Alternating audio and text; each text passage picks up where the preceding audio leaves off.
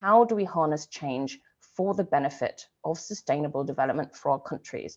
And I really like this quote by Peter Drucker, who sets the challenge really nicely. The greatest danger in times of turbulence is not the turbulence, it is to act with yesterday's logic. And that is the challenge that we're setting ourselves, is to try and understand perhaps the logic of today and tomorrow. So I'm going to do that over the next 10 minutes by giving you a flavor of what are key drivers ahead to engage with over the next 25 years, why horizon scanning and futures are so particular for government and UNECE, especially around regulatory interventions for sustainable development, and also how organizations like UNECE might apply this. As the ambassador from Moldova said, that is a really important question, that capability. We see things, but what do we do? That's critical.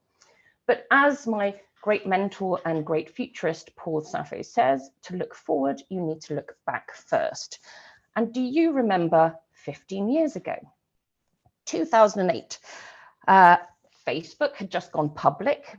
It was after the dot-com boom and bust, and we were coming back out and optimistic about technology, but the financial crisis, the seeds of that were beginning to kind of play out as well. At that time, I was involved in a horizon scan in the UK, asking top experts, mapping out to 2015, 20, 2030, 2050, when might weak signals of change start becoming important? Now look what they said 15 years ago. Issues around resourcing, quenching the thirst, issues about the gig economy, questions around how identity and globalization might play out, the fact that space revived manned space travel. And of course, I couldn't but fail to cheekily include this. They were also talking about a possibility of Brexit. One of them as well, one of these issues that they identified, a wild card, which in our language means we're not sure when it might happen, but it's important, was about pandemic. And in fact, this is the kind of output that you can get from a horizon scanning activity done with a variety of experts put together. You can start exploring together scenarios, what might happen, the likelihood, the impact, and analogies. And my point there is that 15 years ago, those signals of the future were already there. If only we could have acted more effectively on those signals at the time. And that is effectively what foresight is trying to do, is help you give that structure to look out. And we do that at the macro level, as well as at the micro level. Let me just show you what that means. There are mental models to understand change. And my colleague, Andrew Curry, uses the work of eminent futurist Jim Data to explore, who says that there's basically 5 big drivers of generational trends. That's 25 years out to the frame that you're talking about. So what you do is you look at the regional and global trends around these 5 dimensions. So on demographics, it's an aging population, which then drives into economic trends of falling productivity, living standards, less money to do things to fulfill the social contract, and more pressures on government to look at income, wealth, distribution, and migration. A more positive picture on values, where Inglehart indicates that there's a long-term intergenerational transition from authority and hierarchy to autonomy, creativity, and diversity. So as you start having more Gen Zs and then Generation Alphas, as workers in your organization, but also as citizens, they will have different attitudes to how the public world should function and on regulation. Climate change, resources, biodiversity, big pressures to change, and Europe will probably be leading on innovations like zero waste, fully circular economy, and precision mining. And second order implications for government are likely that the age of hands-off government is over. Need to be much more active and intervene in the past 20 years, including with an eye to the long term. We're definitely seeing that now with human security, meaning that much more collaboration with businesses around health, food, energy, and lifestyle becomes important around mental health. So if you like, these are structures that we use to help you be comprehensive, identify your blind spots, and surface these assumptions that you have about how the future might play out. They are not predictions, as I think the ambassador from Finland underlined, but they are ways to help you explore and structure uncertainty. And what this looks like on a micro level, if you start looking at a specific megatrend, is, for example, let's take a look at technology. So is ChatGPT the massive transformational towards artificial superintelligence, the fears that people have had for many decades, or not really? Is it a flash in the pan? Now, in my field, and I have to admit, most of this conversation goes over my head, but I can just about follow it. There are two trains of thought, one of them, and both by people who I hugely respect. Jerome Glenn, this is his life's work, says that this is a huge disruption. The other one basically looks at another set of frameworks to see how change happens, which is the S-curve, and says that actually trends in technology plays out 50 to 70 years. And towards the end of it, once you're in the last quarter, as we are with the current digital wave that started in the 60s and 70s, regulations really caught up and innovation is more short run rather than very long or deep run. And so it's not going to be, it's more like the advent of the typewriter changing our offices rather than the massive disruption that we think it's going to be.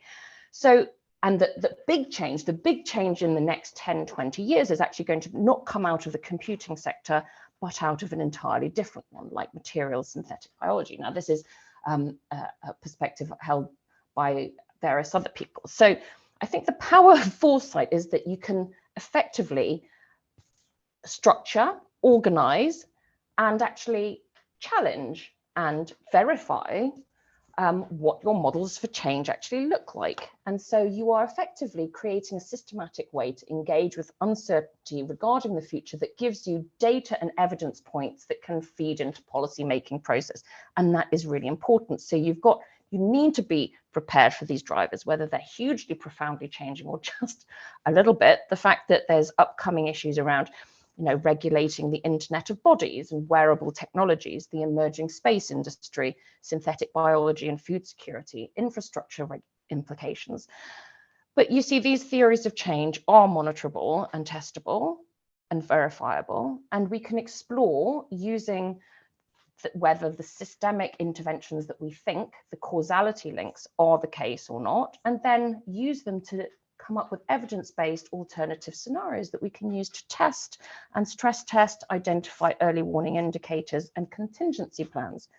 So essentially at the heart, strategic foresight does not just help you manage risk and build your future awareness and preparedness for alternatives and explore what ifs, but it's also essentially importantly about shaping the future that we want for transformation. And as the speakers beforehand said, it's actually ultimately about navigating in the here and the now, an emergent, very changing environment to, for example, have no regret policies that are resilient in all futures, to know how to stress test your current organizational setup and how fit for purpose it is for the future, to really develop different ways of thinking there. So effectively, it's building that center of excellence and that capability and agility within your organization that is, I think, the insight for UNECE. It needs to be a center that's close to decision making. It needs to collect data from member states,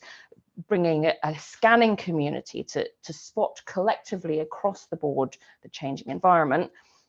Also to sense make and understand the so what's together, and to connect to decision making, whether it's investment or recruitment, but also what should you be convening around? Where should you be commissioning research and connecting to the risk management processes? So the important and valuable thing is to kind of underline that you are not here alone, and there are great peers that are fantastic to be in community with across different dimensions, whether they are in the similarly in the kind of regulation space, WHO, GAO are doing some really interesting work about building capability as well as identifying issues coming up, and sharing that information on how to do that is fantastic. GAO did some great work, for example, 5 years ago on how AI is going to change policymaking, including some deep dives, for example, on how AI is going to change the security space and what that means, and home affairs and social justice. You know, how do you regulate that in the future?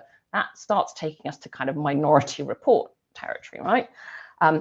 But there's also fellow UN bodies, as you pointed out, and CEPAL, your fellow regional organization. CEPAL has been doing great work on this over the past 8 years, bringing together youth networks and the ministries of planning across the organizations. So doing this together is really important, as well as, of course, your regional counterparts and people, organizations in Europe who are doing great work. And it's fantastic to see the JRC represented here, and they're real allies in this journey that you're on.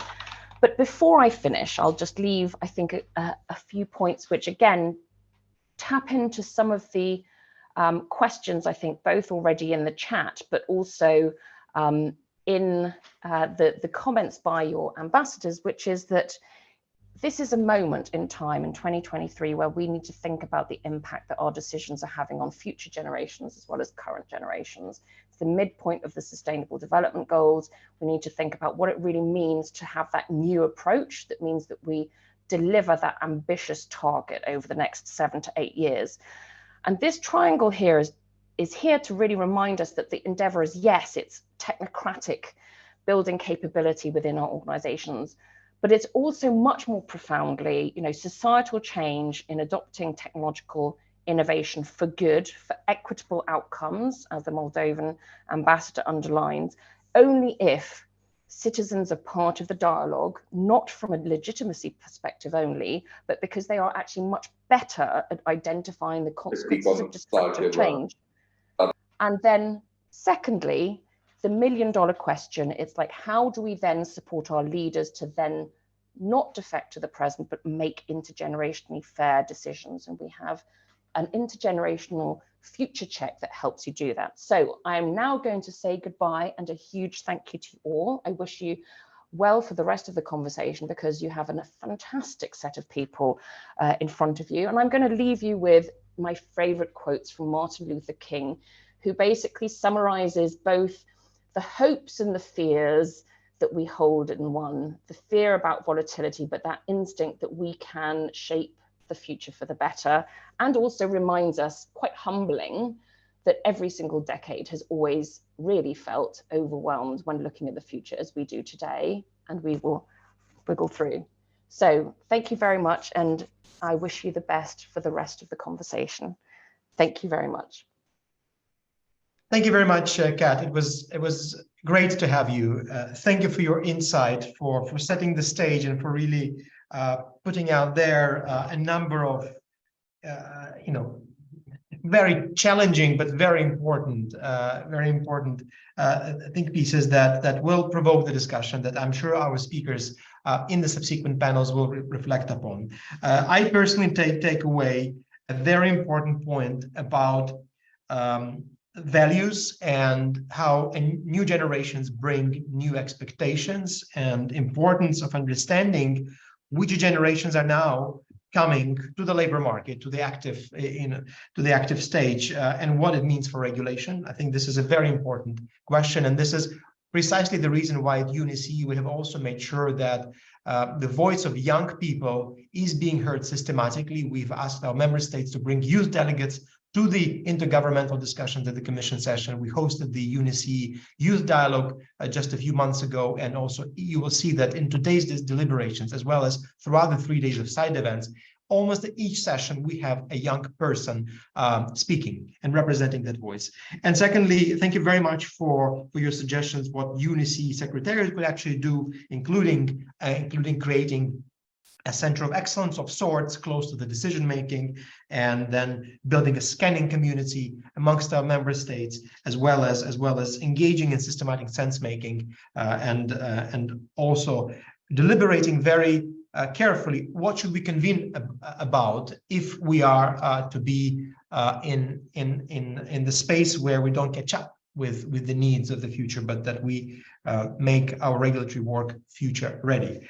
With this, colleagues, our high-level opening segment of today is over. I'd like to thank our distinguished representatives of member states and CAT for their inspiration and for setting the stage for the discussion to follow. And I would like to now hand the floor over to Maria Grazie, who will moderate the first panel.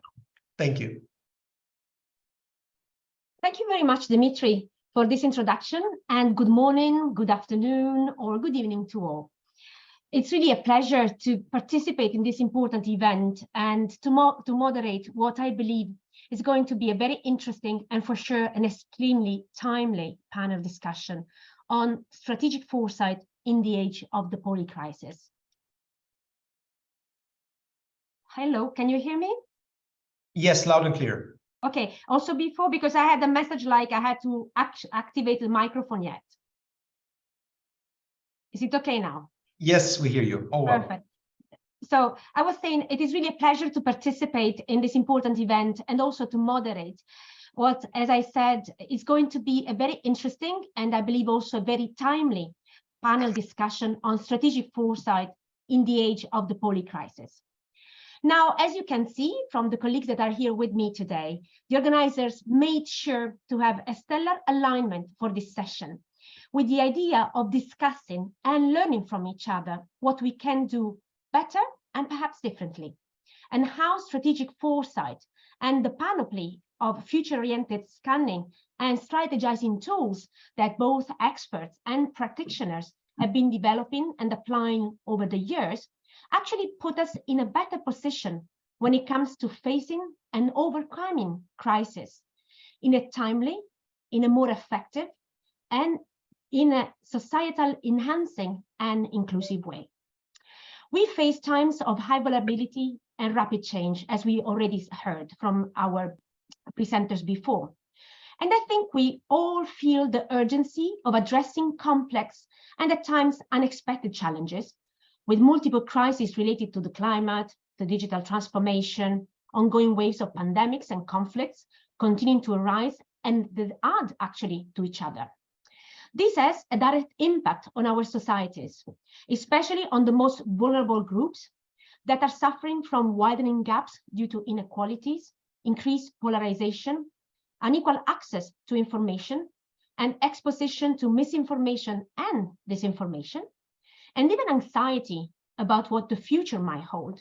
I mean, let's think, for instance, about the climate anxiety that many youth are experiencing and how this is contributing, for instance, to undermine, among others, trust in institutions, or the way in which, after the pandemic, we have seen substantial increases in mental and physical health problems, as well as xenophobia and racism, and unfortunately, an important pushback in terms of gender equality, as well as increased inequality, as I said, and poverty. Now, as Dimitri put it very clearly, it is important really for us and UNESCO, this is key for us, to involve our youth, especially by the time we talk about the future. Because the difficult social, economic, environmental challenges that we are all confronting, frankly, represent a wake-up call to rethink, reposition, and change course, particularly against the backdrop of intergenerational equity, a concept that I really trust is dear to us all, and the need to defend and ensure human rights and human dignity, and put people of all colors and all places back at the center of the discussion. The Secretary General's Our Common Agenda includes a clear call to enable anticipatory action and design and more forward-looking policies and programs. By better understanding the future through participatory approaches to social development, we can learn how to best rethink the present and try to turn uncertainty into an array of opportunities, rather than a liability that nobody knows how to deal with. As many of you might know, our institution, UNESCO, has been a pioneer in this field since more than a decade, in fact. UNESCO's social and human sciences sector has led development and deployment of futures literacy and foresight approaches across the globe, as well as within the UN system, and is the leader coordinators of the HLCP Foresight Network. By continuously advancing research also in collaboration with our 37 university chairs in future studies, we do promote the key competencies that can support and enable policymakers to think long-term, or at least longer term, even in rapidly evolving times, as the ones we are living in. At UNESCO, we believe in capability-based approaches to futures that allow for diversity, can strengthen agency, and actually empower people to use future to rethink the present, democratize, and especially decolonize future processes, and finally open to benefiting from embracing novelty. And UNESCO has advocated for an approach that relies on collective intelligence in this regard, following our approach to include and rely on all stakeholders, which reflects our being a laboratory of ideas. This is why, as UNESCO, we were really delighted to be involved in the ambitious endeavor of the Secretary General Guterres to create a UN Futures Lab by leveraging the synergies among UNESCO, UNDP, UNGP, the Global Pulse, UNDCO, and obviously the Executive Office to serve the wider UN system the best possible way, to promote peer learning, capacity building, and extending debates about the tools, the methods, the approaches that let foresight and future-oriented approaches become a solid component of our actions in the process of designing inclusive policies. The UN Futures Lab will surely rely on a core group, but I'm actually here also to call on your expertise, the expertise really of you all, including from member states, to advance a strategic foresight agenda. In addition, a global hub, basically a network which will take the form of hubs and spokes, is currently being established, one in Geneva, another one in Nairobi, and will be structured around thematic and geographic focuses. In conclusion, really, it's a pleasure to inform you about one recent development, and that UNESCO has been assigned with the leading role of the UN Community of Practice, which is complementing the other communities that have been created by the EOSG as part of the Quintet of Change. As you know, one is on innovation, one is on data, and one on behavioral sciences. And we're looking forward to actively working with you and to exchanging knowledge through this platform. Now, with these positive notes in mind, because here we are really about shaping the future in a better way, let me now turn to the fantastic speakers who I have with me today. So Katri Vataja, that is Director for Foresight, Insight and Strategy from the Finnish Innovation Fund. Tervetuloa, Katri.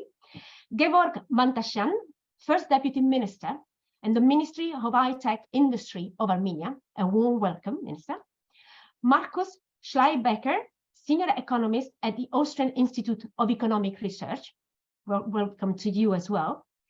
Thomas Emmelgarn, Head of Unit in the EU Policy Lab, Foresight, Design and Behavioral Insights of the Joint Research Center of the European Commission. Again, a warm welcome to you as well. And last but not least, actually my ex-colleague, Rafał Kierzenkowski, that is Counselor for Strategic Foresight, Organization for Economic Cooperation and Development. Welcome, Rafał. So let me start with a question to Katri. Finland, as we all know, and we have also heard right before, has been championing strategic foresight, and Sitra has delivered really cutting-edge work in developing and implementing bold new ideas to shape the future of the country. Tell us, why do you think it is important to understand the big picture and the role that megatrends can play in our uncertain and complex world? Please, over to you, Kat. Thank you, and happy to be here today. So, and greetings from Finland. We have now very interesting times. We just got new parliament members on Sunday, and the negotiation for the next government program have been starting now, and let's see how future-oriented program we will get. And yesterday, Finland joined NATO. That opens up new future questions for Finland too. But now I talk about megatrends. I will say you my presentation, so hopefully you can Can you see it? Now. No, okay. Yeah, it's taking a little second. It's always the case. Okay, can you see it? We see the presentation, but you might want to put it full screen as a Yes. presentation. Now we see. Now. Is it better? It should come on the screen soon.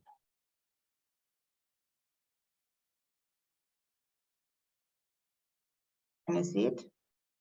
I can see it, but not full screen. Can you see it? We see the slides, but it's not in the form of a presentation yet. Okay, okay. Sorry. I tried again. For me, it seems to be all right, but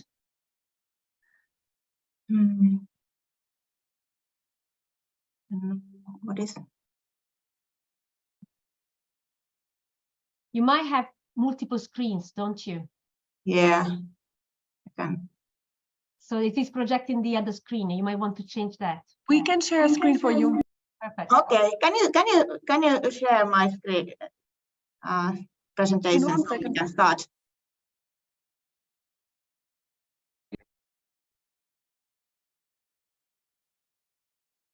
And then, okay, thank you. I'm sorry that. So we live in a post-normal age of surprises, and surprises and crises have become familiar in recent years, really. Everyday life has changed very quickly, and patterns of thinking can change with it.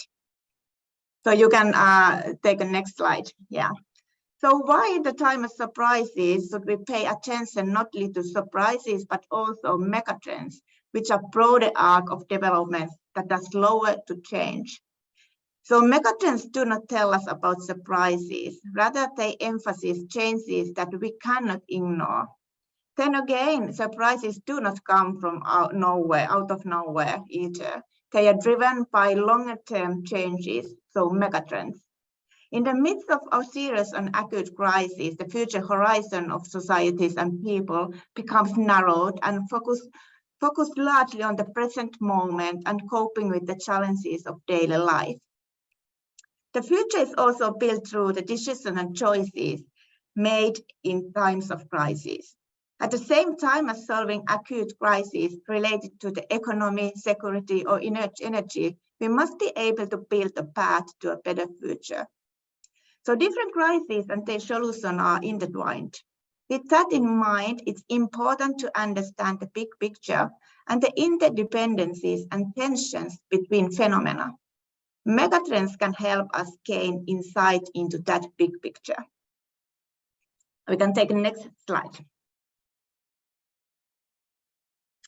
Instead of dwelling on uncertainty and surprises, there is now need to understand the big picture of change, which will help us to act in times of surprise and influence the future. This picture summarizes Sitra's megatrends we published in January. The megatrends should be considered together, as they are not isolated from each other, but mutually interact.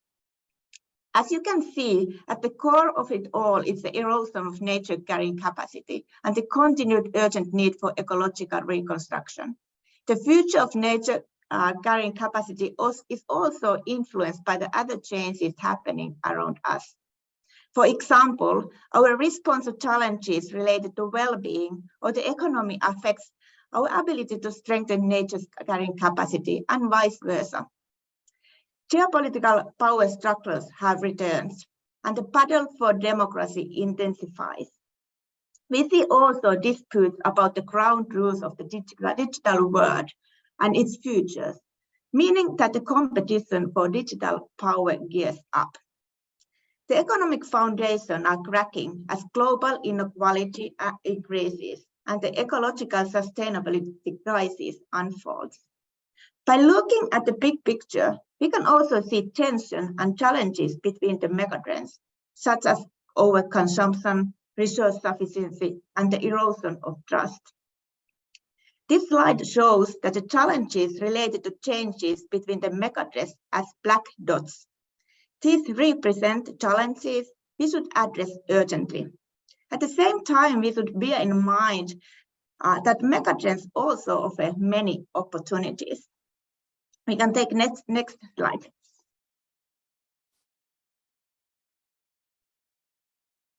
Here you can see that the erosion of the nature carrying capacity can be addressed through the ecological reconstruction. This is one of the opportunities, and there's many more, and it's important to better recognize them. So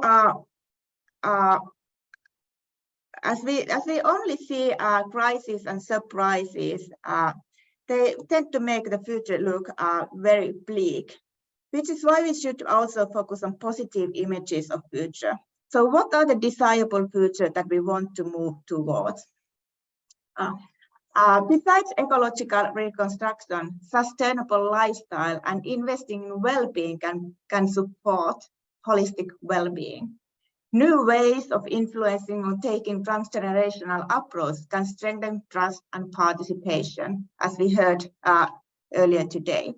Digital Bildung, the digital green transition, and the rules for the data economy guide us toward the fairer digital world. The circular economy and the new approaches to economic thinking can create a stronger foundation for the economy of the future. Still, none of these positive outcomes will happen on its own. We need to take action toward them. Next slide. So looking from the perspective of present, there are many possible futures, and we can influence them. The fact that we have power to influence the future means that we are responsible for future thinking and thinking long term. Next slide. So in addition to focusing on opportunities, here are some tips for thinking about the future. The megatrends describe changes at the fairly general level, so it can be useful to exercise to focus on the implication of the megatrends for you and your community. In a time of surprises, we need to challenge old paradigms and let go of the weight of the past. At the same time, we should think about what kind of future we actually want to build. We don't see and hear too much vision today. Is that idea shared by everyone, or are there different perspectives out there? Ultimately, what is the most important is the action we take now. The future is made together. And next slide. So how to use future's knowledge and megatrends in practice? How to create future-oriented strategies in practice and in your community? Along with the megatrend report, Sitra provides a lot of materials to aid in using megatrends and enhancing future thinking. And you could and you should also supplement trends with the weak signals, because where trends lead us to think what next, weak signals encourage us to ask what if, and it's important in the area of surprises. And something about the tools, you can see examples in this picture. So megatrends cards offer a playful way to work with the trend. It's an easy access to future thinking. We also offer canvases to help to interpret the trends, and more tools for future thinking can be found in the Future Makers toolbox. So if you are interested in workshop aimed to enhance futures thinking and change making, check out the Futures Frequency Workshop method. This is entry-level method for futures thinking and foresight. And all these tools and methods you can see here are freely available on Sitra's website. So this is a nutshell what we are doing in foresight and futures thinking in Sitra. And next slide, and thank you. Thank you very much, Katri. Indeed, rise to shine, because that's what we look forward to, that is a better future.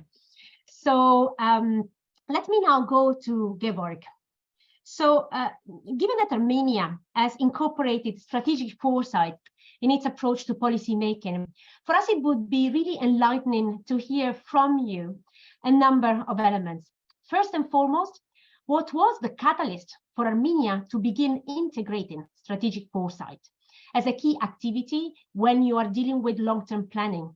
And of course, as a result, what have been some of the challenges and opportunities that you have encountered, for instance, in planning for 2047 and beyond?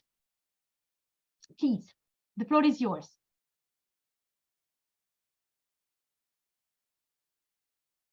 We don't hear you. At least I don't. I think you're still muted. I guess right now you can hear me. Okay, perfect. Thank you very much for the opportunity to be on the screen. Previously we'll say on the stage, but right now it's on the screen of everybody. And thank you much to Dmitry Morasin for inviting me on being in this panel. And I want to reflect on this question, what Katri was saying. And the question first, what was the driver for Armenia to go here? I had a chance to meet the ex-Prime Minister of Finland, Esko Aho, who was talking about the path of the Finland to go to European Union, which he was leading back that time, and showing the example of the population, the people of the Finland, why it was important to innovate, because the environment where you're living was not the best, and to survive and to bring a development, you need to be innovative and to use the existing technologies to create a new environment for you and to a little bit adapt or shape the better environment for everyone who can flourish and grow. So the driver for Armenia are quite similar, being so geographically very different. And in the edge of the polycrisis, this was also shown how the pandemic shaped the different usage and acceptance of the digital tools. And we see how the different countries, the resilience of the accepting and the speed of the digital solutions in the countries were fostered. This we see as an example, how we like to call technology for the good. People start accepting this. And maybe the advantage of the Armenia here is the root is coming from the disadvantage, I can call it this way. And the importance of accepting the weakness and vulnerability is very important, even on a state level as well. We were in a very long period of time, we're trying to, using the strategic foresight, to create the current and acting national development strategy, which after the few tries was not approved by the government. And it opened up the new opportunity for the country. What was the opportunity? Sometimes when we spend the time on strategizing and spending the long discussions to find the common ground, which will be the most important for the country to start leveraging an implication, we spend a lot of time on this. But the life is going. You can't pause the life and say, hey, wait everything to make happen, then we will come. See the pandemic. You can't say, I want to create the health new strategy, then I will fight the pandemic. You need to react, you need to act, and you need to create a plan. So this is creating the new setup in the world, when the decisions making, which usually bureaucrats like to slow down a little bit to balance a few different things, to find the right direction, which will be the best balanced solution. Sometimes you don't have the privilege of having this time, and we need to make the right decisions in a very short period of time. And right now in the government of Armenia, we're still continuing in a parallel of having the comprehensive strategy, which can help to come to this, okay? But in a parallel, we try to put the people who already enough trained on these strategizing processes in a right positions to shape and start implementation of the things which we think it's a crucial. We can even call this the basic for the future growth. Identification of the process of what could be the basic for future growth, we define the following way. They are the basic things, the best practices, which we absorb in different parts of the world, like the increasing the competitiveness of the state, using the frontal services, we call delivery services, digitalizing the public services. And when we say digitalizing the public service, we clearly see that there is a different number of issues when we come to the public service, how we define the public service. And I believe the colleague from the OECD might have a very interesting opinion here as well. There are different methodologies and very well known the practices, but the thing is, it's not only about the decree. It's about the adoption and acceptance in the society and by the bureaucrats. There are different reasons why you say no. Even we know very well the story. In the ministry, I'm responsible for the digitalization policy in the country, but it's a very well-known textbook truth why the different institutions were giving the resilience and not that much happy for the digitalization, different things, because they were losing their, let's say, the influence, maybe the power as well, and maybe the importance. And it was opening up the new challenges and the strange situation in the country. But the pandemic melted this. Pandemic opened up the opportunity for the different countries and different states to go faster.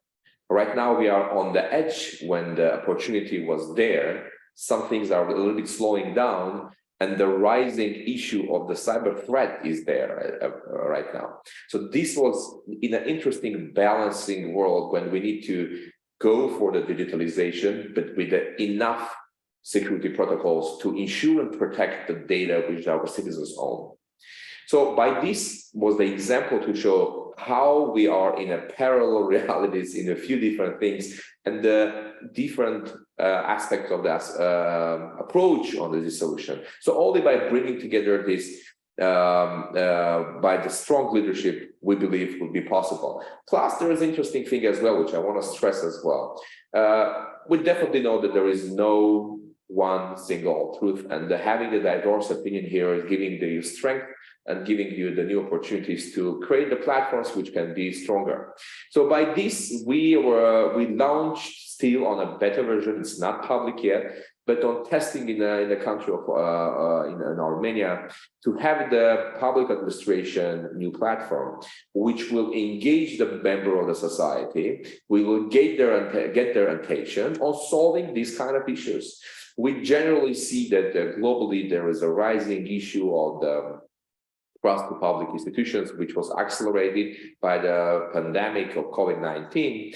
But it's a general aspect of how the technology is shaping the democracy and what is the giving it to access. The speed of decision-making process and accessibility and connectivity in the world is stressing and arising in a lot of questions. And by these platforms, which we believe we can create the new platforms when the member of the society can see their importance. We want to bring the importance to the member of our society. We want to show the importance of their vote, not only during the elections, which is very important, but on the daily life of the circle of the country. If they have something which is touching them, if they are very alarmed or the different things, they can bring the impact, and the state will be near them to together as a organizer of the social life to solve that issues by the crowdfunding platforms, by providing the funds from the state budget and also the private activists. To be short, I know I'm limited time on talking on these topics. So I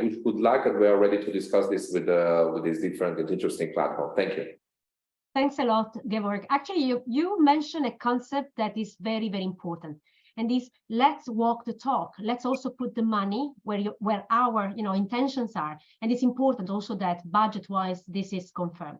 Let me go now to Thomas. Thomas, at the Joint Research Center of the European Commission, of course, has always been at the forefront of the application of foresight for inclusive and sustainable policy making. Actually, now I have to betray a secret, and actually I was part of the JRC more than 20 years ago, so it's really feel very close.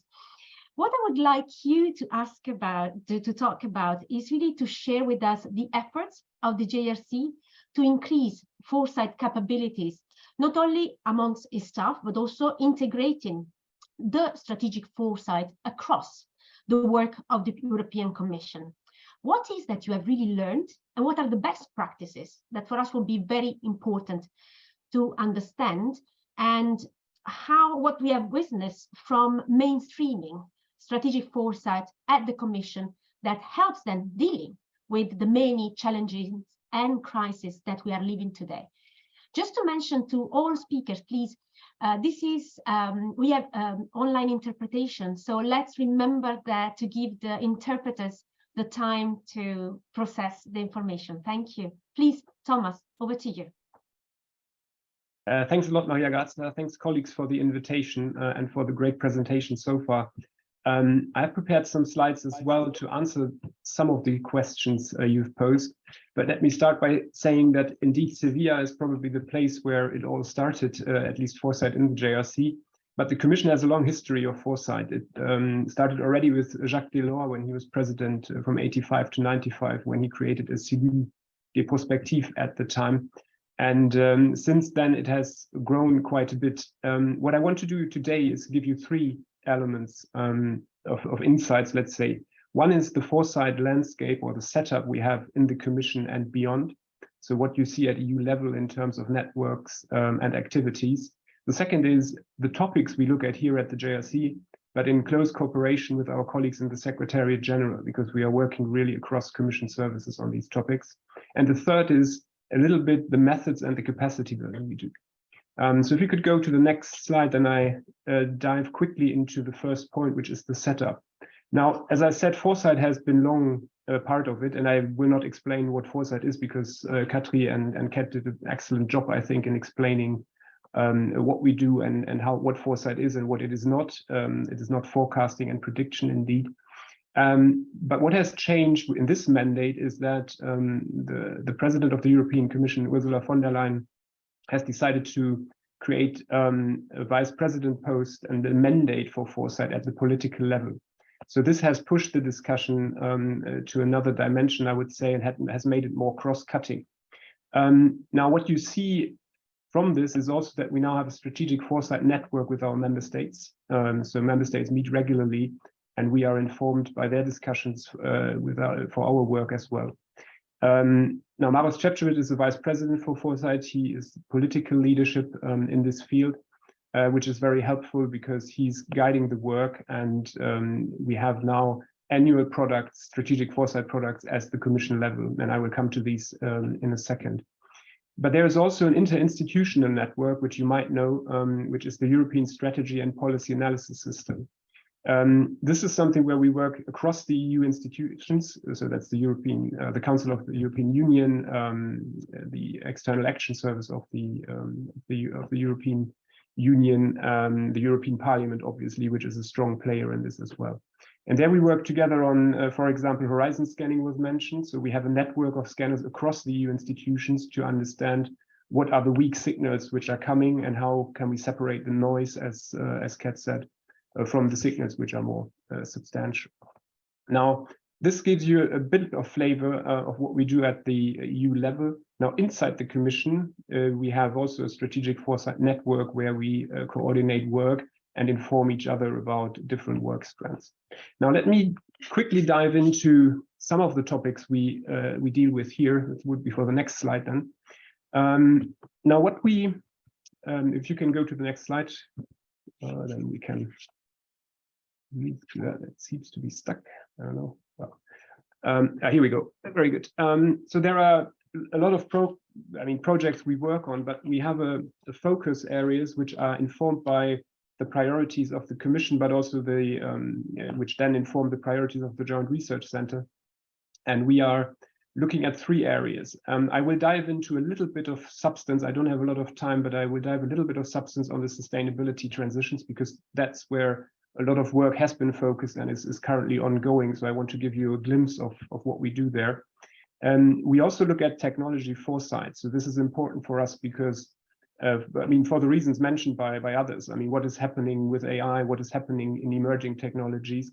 As you know, the Commission and the European Union is one of the biggest rule makers when it comes to standards in the world. So also anticipating technologies in terms of the standard setting issues around them is important. And the last strand, which is embryonic, which we try to work on, is have a process which looks at emerging risks more generally. So that's not just, let's say, climate risks or geopolitical risks, but more broadly a process to look at emerging risks. Now, I want to dive into two products. One is last year's report. If we could go to the next slide. And it very much resonates, I think, with the topic of the whole event today. We looked very closely at what does it need to twin the digital and green transitions. So we had a more, I would say, technology-focused report last year. And we applied a lot of the methods you have been talking about, and we have been hearing about in the last hour or so. And if we go to the results of this, so I don't have time now to give you the whole upshot, but just to give you a few elements for the next slide. We used methodology which is very known in the foresight community.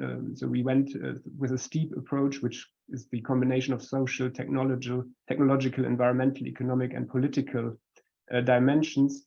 And we went through areas which are most well, have the biggest impact in terms of emissions for in Europe. So that's agriculture, transport, buildings, energy. And we tried then with case studies to look at what would it look like to make real progress in terms of reducing emissions in these sectors by employing technologies, always having in mind the Green Deal objective of net zero in 2050. And here is basically, that's the results slide. So I just want to, because some of the topics here were highlighted also by the member states who intervened before. The big importance of ensuring just transitions. Yeah. So the whole sustainability transition track will not work if there is no social acceptance for it and if there is not a just transition. Another example is maybe important is to have a good idea of data availability and security. Now, this will become more and more important. I mean, if we want to have digital supporting twin transitions, this will be an important area to look at. And it goes back to also what are the standards we have in place to do this. And then just investment, of course, is an important area as well. So I don't want to spend too much time on it, but it gives you a little bit of a glimpse of the type of results we're getting from these processes, and which then inform the policy making and the long-term thinking of the different actors here in the Commission and beyond. If we go to the next slide. So as I said, sustainability transitions is one of our big blocks. And our next report will be focusing less on the technological side of the transitions, but on the economic and social side of the transitions. This is supposed to be published at the end of June, together with the communication from the Commission. And what you can see here is we try to look at economic sustainability and social sustainability. Now, as you know, in sustainability, normally you have 3 dimensions, and of course, we don't forget the environment. But here we zoomed in on economic and social because there was also a question in the chat. I mean, what does it mean for our economies if we were to move to sustainability?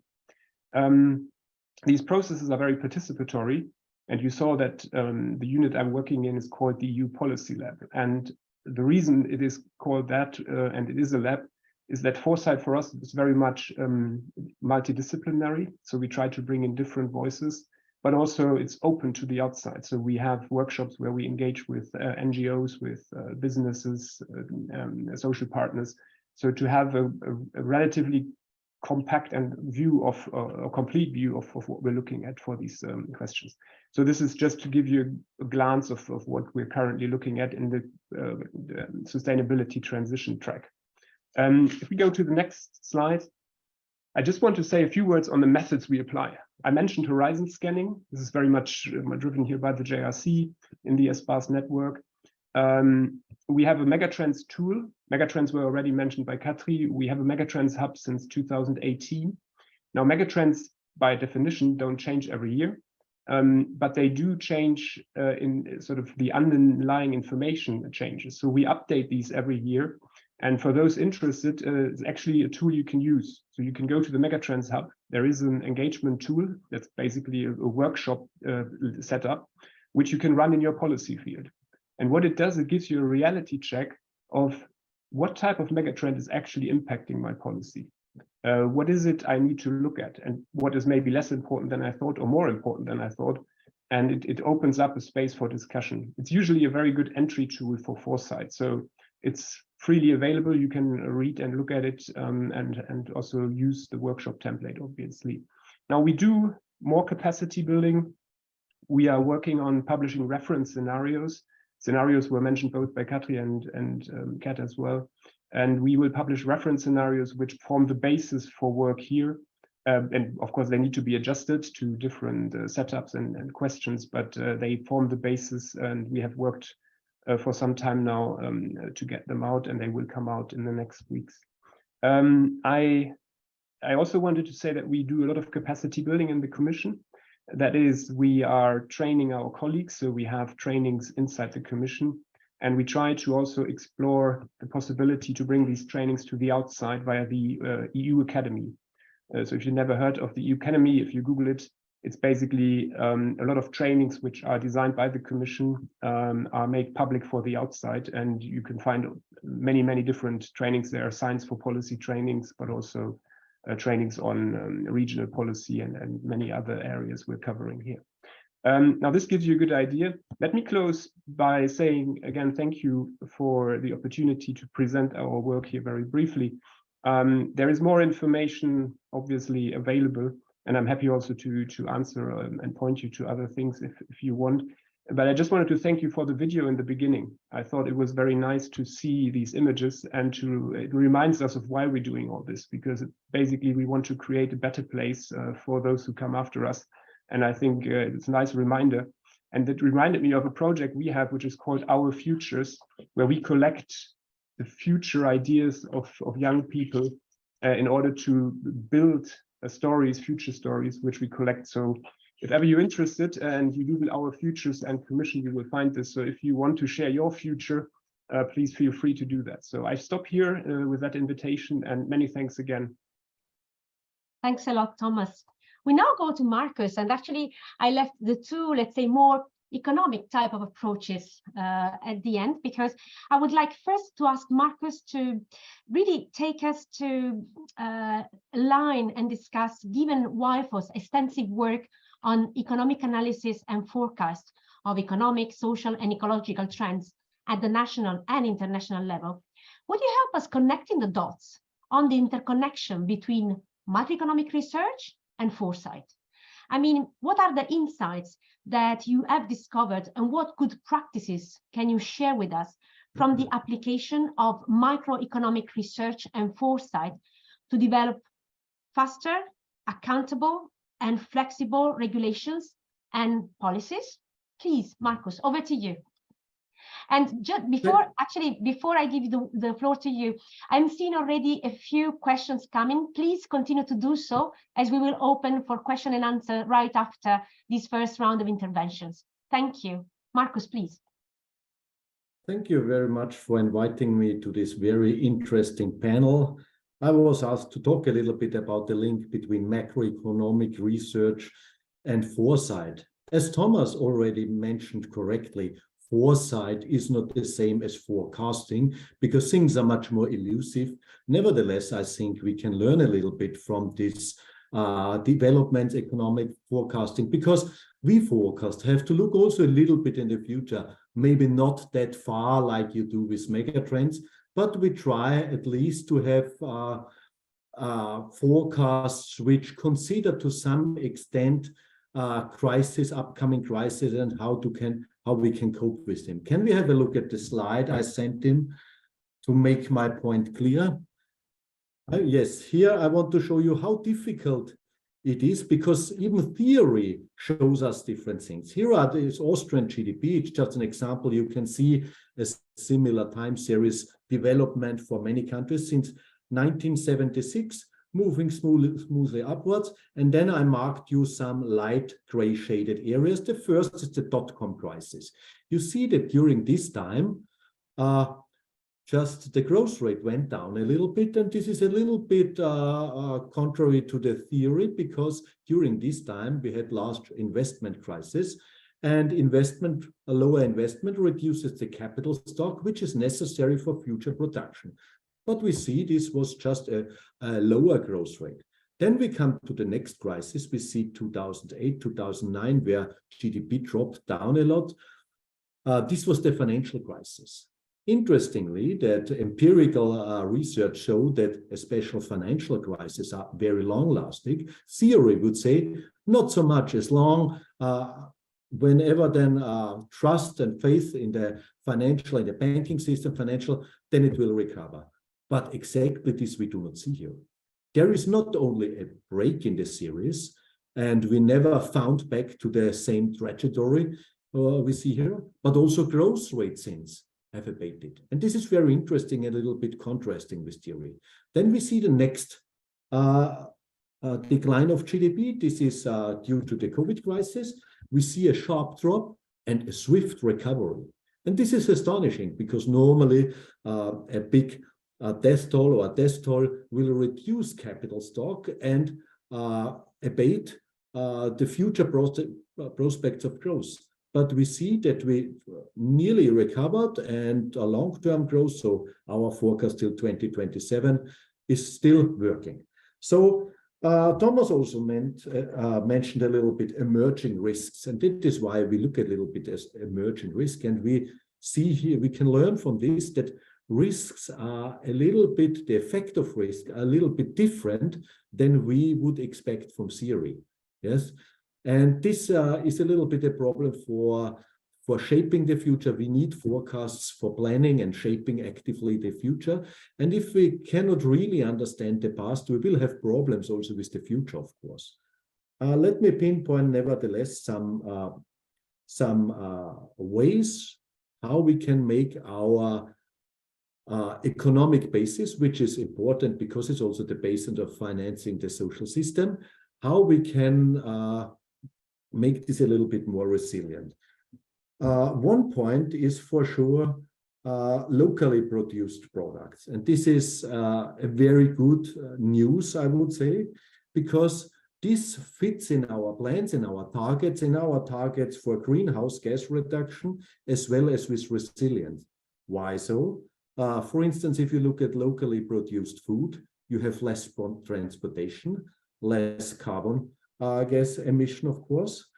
Then from this, you have a lower contagious effect if there are some supply chain disruptions, which we saw right after the crisis. We saw a lot of supply chain disruption coming from the chips industry, computer chips industry, for instance. So we are more resilient to supply chain disruptions. And the third, we can also better control for socially and environmentally acceptable production. Yes, this means, for instance, child labor. As long as this can be better controlled in our proximity, because laws are more similar if this is within the European Union. And the third or fourth, there's a higher commitment.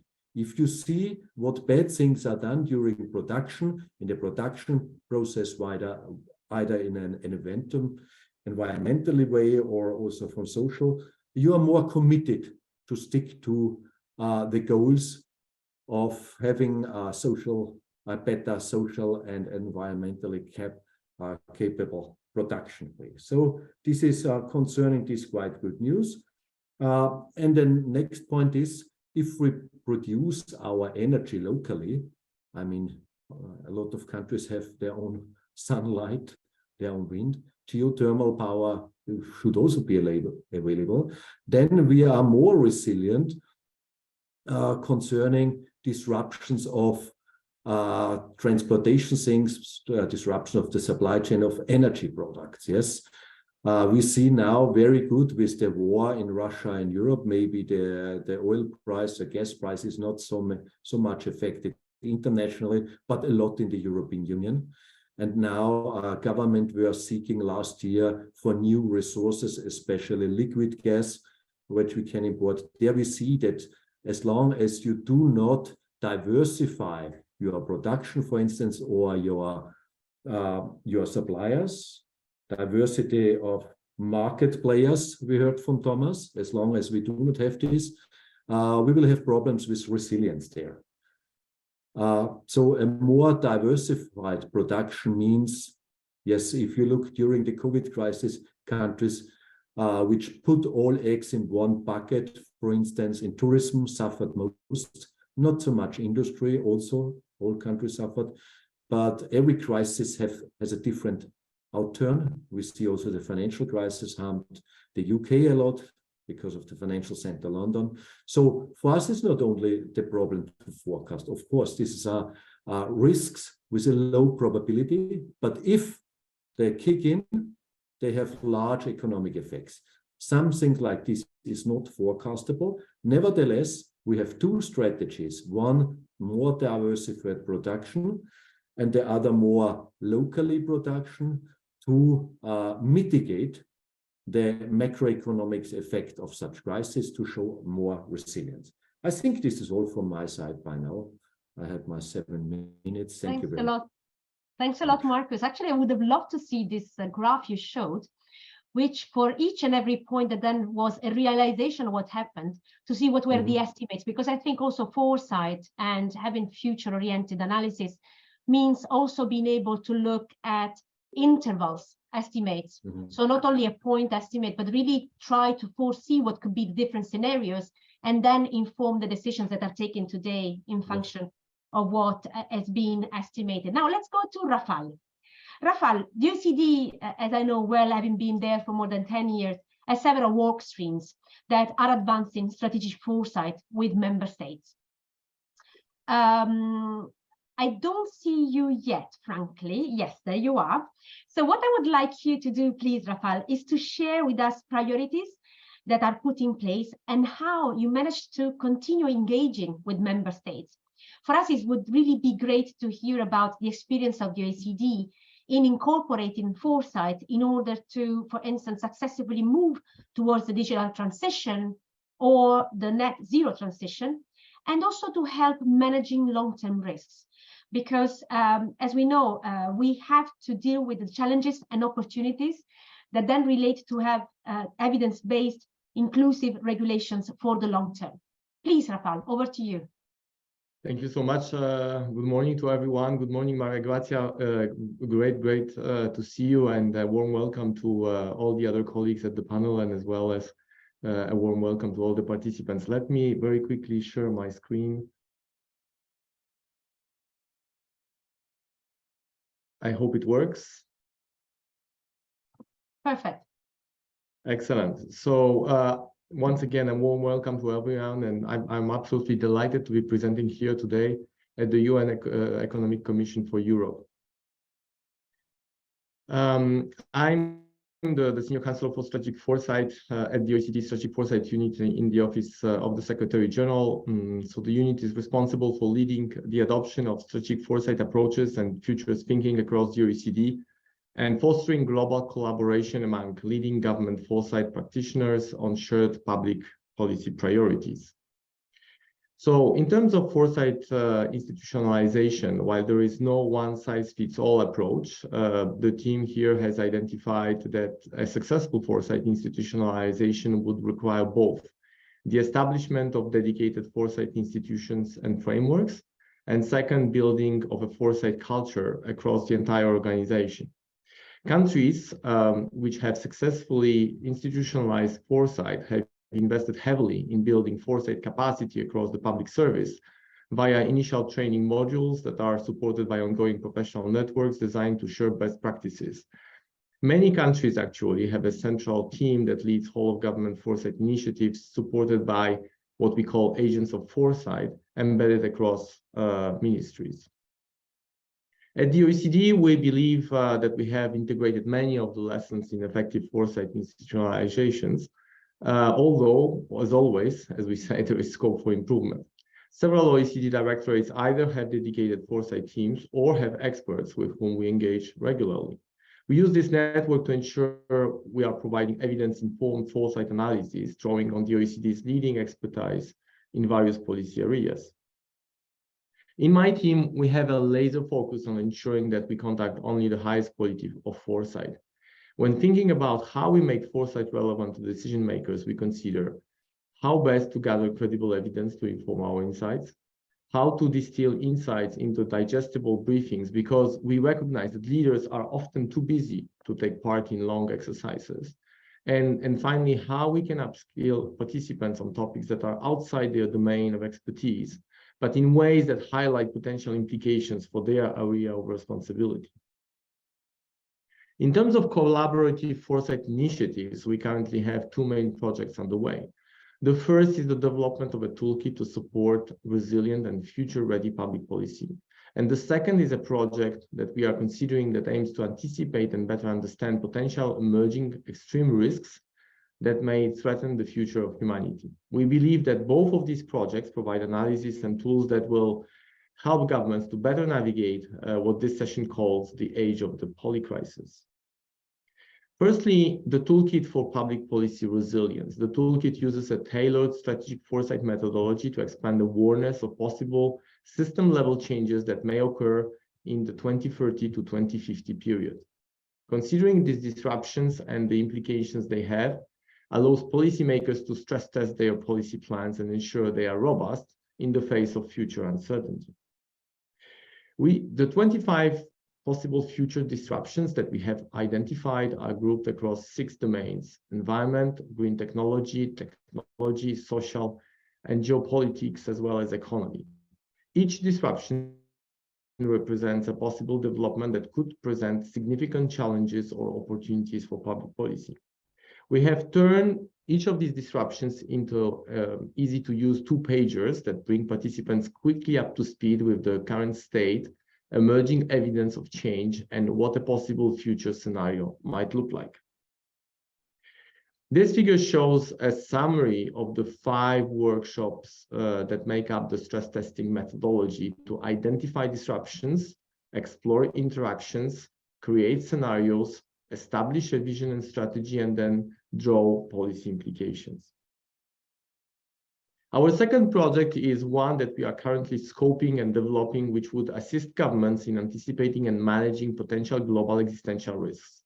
Existential risks can be defined as risks that threaten the survival of humanity or its continued ability to thrive. We all understand that nuclear war and climate change pose this level of threat, but research suggests that new risks are emerging, such as risks from engineered pandemics and advanced AI systems. In relation to engineered pandemics, it is technically possible to engineer novel pathogens as infectious as the flu and as lethal as Ebola. Currently, about 30,000 people globally are estimated to have the skills required to engineer a pathogen, but the cost and difficulty of this sort of bioengineering is falling dramatically. This means that these risky capabilities could spread beyond well-controlled labs and result in a rapid increase in the risk of engineered pandemics. Addressing this growing risk would require coordinated, multi-level solutions to manage. In relation to artificial intelligence, we have seen the widespread popularity of new AI tools like ChatGPT. These continued rapid advances bring obviously many benefits, but they also generate risks because we don't presently have the tools to ensure present or future AI systems behave as intended or to prevent misuse. A continued deployment of increasingly advanced AI systems without proper safeguards could bring misuse risks like widespread adaptive cyber attacks and weaponized disinformation, potentially targeting critical infrastructure or democracy. Addressing this risk requires a proactive management. So these were 2 examples of the types of emerging global existential risks that we are exploring for this future work at the OECD. We believe that this work, as well as our global scenarios work that we did in 2021, that is shown on the screen, is highly relevant to helping ensure policies are future-proof in the face of potential future crises, or the age of polycrisis, as this session is named. Thank you all for your attention. Thanks a lot, Rafal. And actually, that was the brilliant conclusion to a very interesting discussion that we had with all the panelists. And I can tell you that we have received a number of, more than questions, really comments. And if I can synthesize them, there was ISA 2 that put the evidence on 2 things. First of all, and this is open to any panelists who might want to answer, was about, if you want to do so, but more than a question was really thoughtful considerations. And it's about the environmental effects of the digital transformation. So we often talk about the societal and the economic, but seldom address the environmental, which is of course very important. And this is something that here at UNESCO, we have indeed considered in the context of the recommendation on the ethics of AI, whereby the recommendation that has been adopted by 193 member states actually has an entire chapter on the ethics of AI, more generally the digital world in relation to the environment. And another point that is raised, that ISA2 has raised, is about the ethical guardrails of technological development, putting the accent on let's say, the conjunction between digital technologies and neurotechnologies, and underlining the issue of cognitive enhancement. And actually, then we have comments by Aruna that centers around and underline the need for inclusivity, accountability, and responsibility. So we have actually not more than 5 minutes to really close. We were already granted 15 extra minutes. So I would ask our distinguished panelists if they want to comment on or add very briefly on these two sets of comments that were posted in the chat. I don't know whether I should call for volunteers or I can see any. Yes, please, Thomas, over to you. Yes, thank you. I don't have answers to everything. I mean, that's why I'm working on foresight, because we try to understand what might happen. But at least on the, I mean, I agree with the digital and the environmental impact, and it's something we looked at in last year's study indeed. And I mean, the obvious examples of this are blockchains and distributed leverage systems where you have a very high energy consumption. And I think what we tried to do last year is to look at this in a more, I would say, cross-cutting way. So when we look at digital solutions, the type of environmental impact has to be part of the equation. So this is something I fully agree with. But there is a bigger question, I think, around digital, which is, I think sometimes it might be too easy to jump to digital technologies as a silver bullet to fix something. But I think the reflection also has to be, and it's also something we looked at here with the behavioral economists, you have rebound effects. If you have sometimes a good solution, actually the behavior of people is actually going in the wrong direction, because it's kind of okay to use it because it's green, but it can lead to rebound effects. So we have been looking at this as well. And I think that there needs more thinking. Also, and it goes back maybe to one of the questions in the beginning about how does our economy work, and also what Marco said. I think our growth model, of course, might need to have a further reflection. How do we measure economic welfare and well-being at the heart of it? I mean, currently this is done by GDP, as Marcus also showed. We might need to look at this in more detail. So we are looking at this. I think it's not an easy, there's no easy answer to this, but just to say there is some insights in our last year's report on this sort of the twinning of the two, including the environmental dimension. Thank you very much, Thomas. Before going to Katri, I would like to give the floor to Aronsky Yuri, please, from Turkmenistan.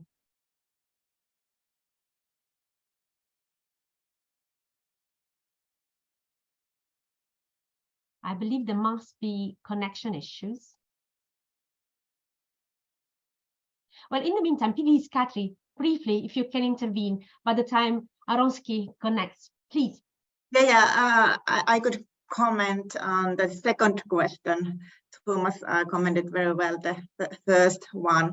So it was about inclusiveness, was it participation, accountability, and I think these aspects are very central, and we have also raised this question to the focus in Sitra's foresight work too.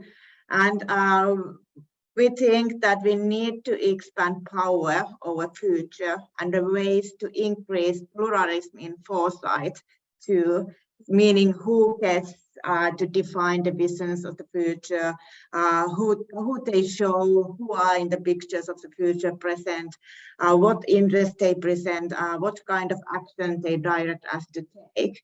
And at the present, power over the future is concentrated among a fairly small number of people.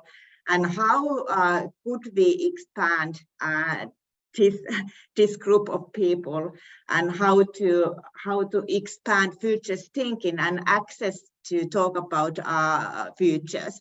Futures is, I think it's not only for privileged people, but it's for all, and that comes to accountability question too. So we must challenge the conquest of future by one-sided views and at the same time consider how we can build futures for more people together. And as we have heard today, we have lots of tools available for that job. Thank you. Thanks a lot, Katri. Georg, I think you wanted to intervene as well. Can you hear me well now? We do indeed. Oh, that's great. So generally, I just want to reflect about it's a little bit slightly continuation of what I was saying during my speech as well. The importance of the slightly and the engaging different parties to go to the slight decision-making processes, and very important to not to just get the attention, but also get the buy-in in this process. I think I'll be very short on this, and it's very important on the reflection on the allocation of the funds. It's very important for not just only going from the top to the bottom, but also having the separate and the parallel engagement levels on these things. I will be short on this. That's fantastic. Our colleagues from Turkmenistan, please.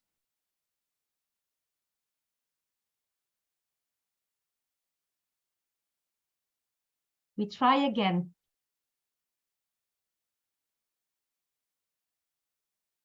I'm told there are some issues with the connection, so we're really trying hard. Вот, конечно, тема очень интересная и очень важная. Of course, this subject is very interesting and very important. You are online. Да, я Yes, please. Yes, I am connected. Вот я хотел отметить, что Well, I just wanted to highlight that the approach that doesn't only have to do with forecasting, but with the future development of what it is that we call the foresight.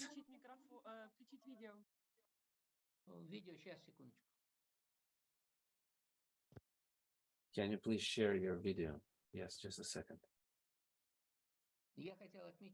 Just wanted to say that this approach having to do with the foresight is of great interest for me, because forecasting is something very conservative, whereas the vision having to do with a more agile approach and foresight allows to consider a greater number of possible development scenarios, providing better proposals, because this is not only important for our colleagues from Europe, but also for the Central Asian countries, as well as for other regions. Thank you very much for very interesting presentations you made.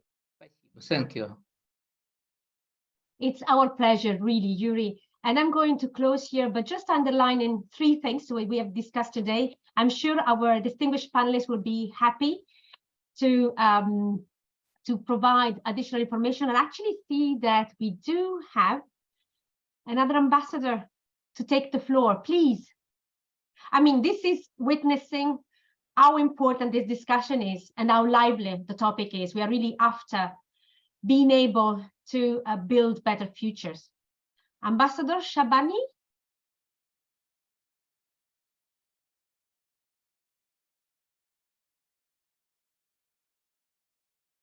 Hello, can you hear us?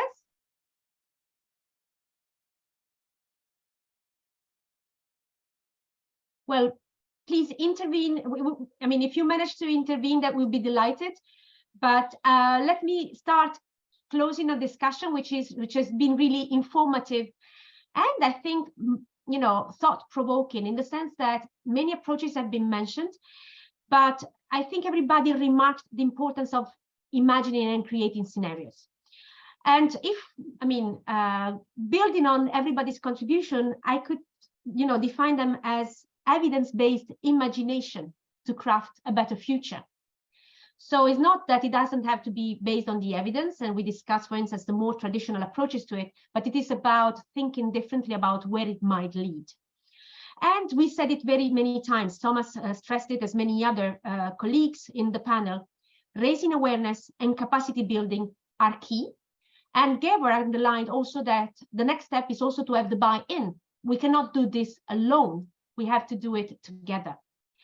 And this is actually what we have, for instance, in UNESCO MOST, the management of the social transformation program, where we have an holistic approach to embedding and relying and leveraging the power of different approaches to be able to inform the social transformation in a positive way. And this is why, for instance, we propose Futures Literacy Lab and also strategic foresight masterclasses. The issue is to understand, to share, and to move forward together to a better future.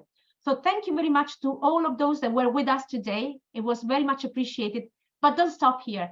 Bring forward these ideas and engage with us in order to all build together something that is better for all people. Thank you very much.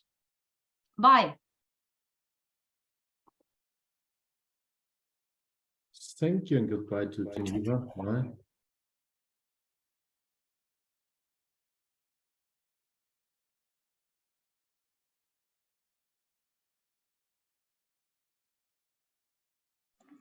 Thank you for your participation.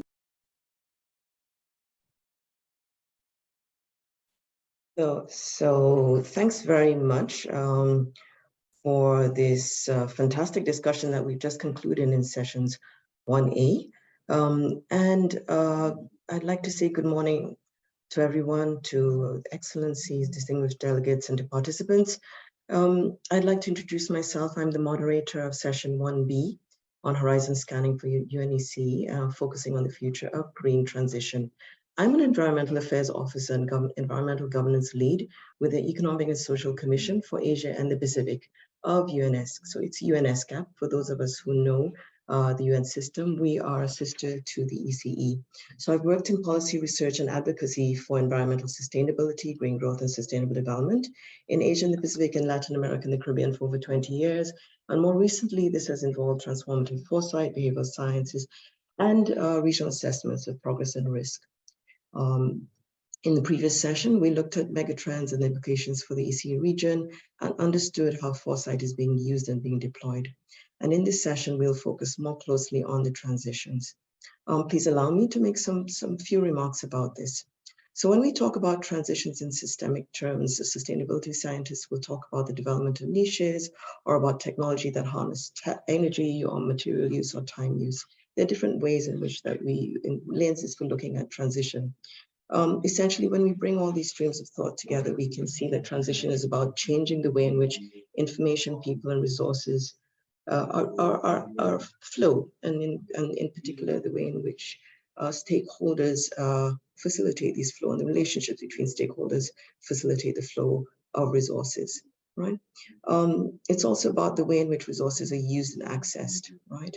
Including not only finances, but also land and other key materials, right? Technology can play a role, but technology is not the only way in which these flows are defined, right? So this is where we come to this question of regulations, having the right regulations in place, regulations which are aligned with the future, which is green. Okay. At the Economic and Social Commission for Asia and the Pacific, we're working on a risk framework for food systems, and we hope that it will have an impact on the allocation and prioritization of land for agroecology. And these kinds of tools are needed going forward, right? Now, what's important is that institutions like the UN need to shift. So we do see foresight as really important for looking at what policies need to be in place. But we also think it's important for institutions to look inward, right? To understand what are the competencies that need to be developed going forward, the way in which problems are defined, which stakeholders need to be around the table. And there's evidence that organizations can shift in response to the demands of the future. And I would like to cite the successful reform in the UN system of development cooperation that brings the UN system together to deliver for its member states as one body. So there, I can see among the agencies in Asia and the Pacific, leaps and bounds of improvement in the relationships between agencies, which has motivated and energized the work at regional and national levels, simply by changing the emphasis on need to collaborate, right? So the point is that institutions need to capture the insights from foresight just as much as other stakeholders, right? Now, how can foresight help? An example from ESCAP can be shared, right? So ESCAP initiated a participatory foresight exercise that resulted in a report titled Asia Pacific Environment and Development Futures in 2040. But this work did not stop at a report. So the backcast helped our internal thinking and further outreach to stakeholders on how we can make multilateralism more effective when dealing with the complex environment and development challenges that we face. And out of this work and further outreach to stakeholders, we developed a framework for reinvigorating multilateralism built around 4 key elements. So around information and data sharing, transparency and evidence for action, accountability measures, economic system and financing interventions, coordinated, networked and participatory action, and solidarity in the middle, underpinning all of these key dimensions of a well-functioning and reinvigorated multilateral framework. This participatory foresight work allowed insights to emerge around the use or the importance of identifying narratives which are no longer useful. So, for example, participants cited narrative like Asia is not good enough, or technology will solve the problems. And these were some of these narratives which stakeholders felt should be shifted to be able to move forward, right? And out of this work, we saw that the future lies in the answers to key questions. How do we manage resource ownership? How do we regulate rural-urban dynamics and the relationships between rural and urban spaces? Primarily, the backcast focused on the way in which countries need to work together. Okay, now I'd like to move quickly to invite panelists to keep their cameras on as we move to hear some very, I think, very exciting contributions from a really good panel of speakers. First, I'd like to invite Stephanie Hansel, head of the Precipitation Monitoring Unit, Germany. Please, thank you so much. Given your experience of chairing the UNSC group of experts on assessment of climate change impacts and adaptation for inland transport and integrating climate change considerations into planning and operational processes, it would be interesting to hear about the predicted trends for climate conditions for 2047 and beyond, the potential opportunities and threats for regional transport, energy and resource use for the region, and your vision of how best to address these threats with examples of action taken nationally and through international policy instruments. Thank you, Stephanie, for your comment. Please go ahead. Yeah, thank you very much for the invitation to speak here on this important topic and also for your kind introduction. I have prepared some slides and I understood that they will be shared. Okay, so there they are. Okay, so I'm going to speak on a topic of the future of where we live and how we move. Will climate change it all? So please, the next slide. Already today, humankind experiences manifold climate change impacts to its economic activities. Droughts, floods, storms, rising sea levels, for instance, are negatively impacting our transport infrastructures, energy and water supply, agriculture, and a lot of other sectors. The list of impacts is listed here is nowhere near complete and strongly depends on the climate region you live in. I want to give now 2 examples for impact complexes relevant for Central Europe. And I would like to start with the complex of drought, fires, and deteriorating water quality, which are all connected to high summer temperatures. So next slide, please. In Central Europe, we experienced some extremely hot summers during the last 2 decades. Those living in this region probably remember the summers of 2003, 2018, 19, and also the last year, 2022. These summers were related with many heat-related deaths. We have seen yield losses. We have seen limitations in the industrial production and also in the energy supply due, for example, to limited cooling water availability. And we have seen restricted shipping at the important waterway of the Rhine. So such summers who were extreme with regard to the historic climate may become normal already in the middle of the 21st century if no stringent international climate change mitigation action is taken. And without climate adaptation and mitigation efforts, the manifold negative impacts we have seen during such hot summers are projected to increase considerably in the future. Next slide, please. To address the challenge of providing climate resilient transportation, national, oh, that's yeah, we have seen that such heat waves and droughts are a topic, but they are not the only climate change impact. That precipitation and related flash floods and river flooding events need to be addressed. It has been observed that also during very dry years, events may occur.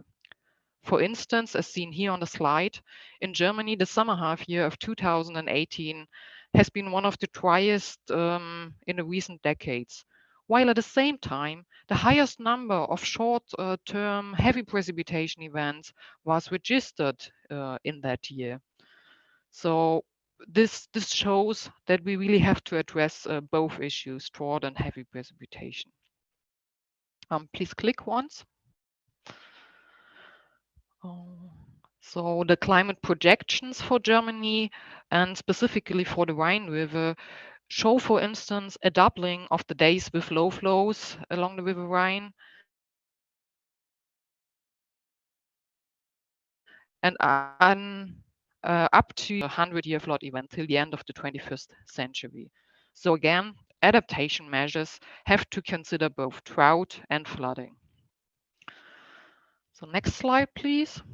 Hi, Stephanie. Would you mind turning off your camera, please? My camera is Your on. voice is not clear. I don't understand. My camera is on, and I hope I'm also well audible. You're audible, but your voice is breaking. So perhaps you can turn off your video. We're sharing your presentation. Okay. Okay, I stop sharing the video and hope that the connection is getting better now. Perfect. Thank you.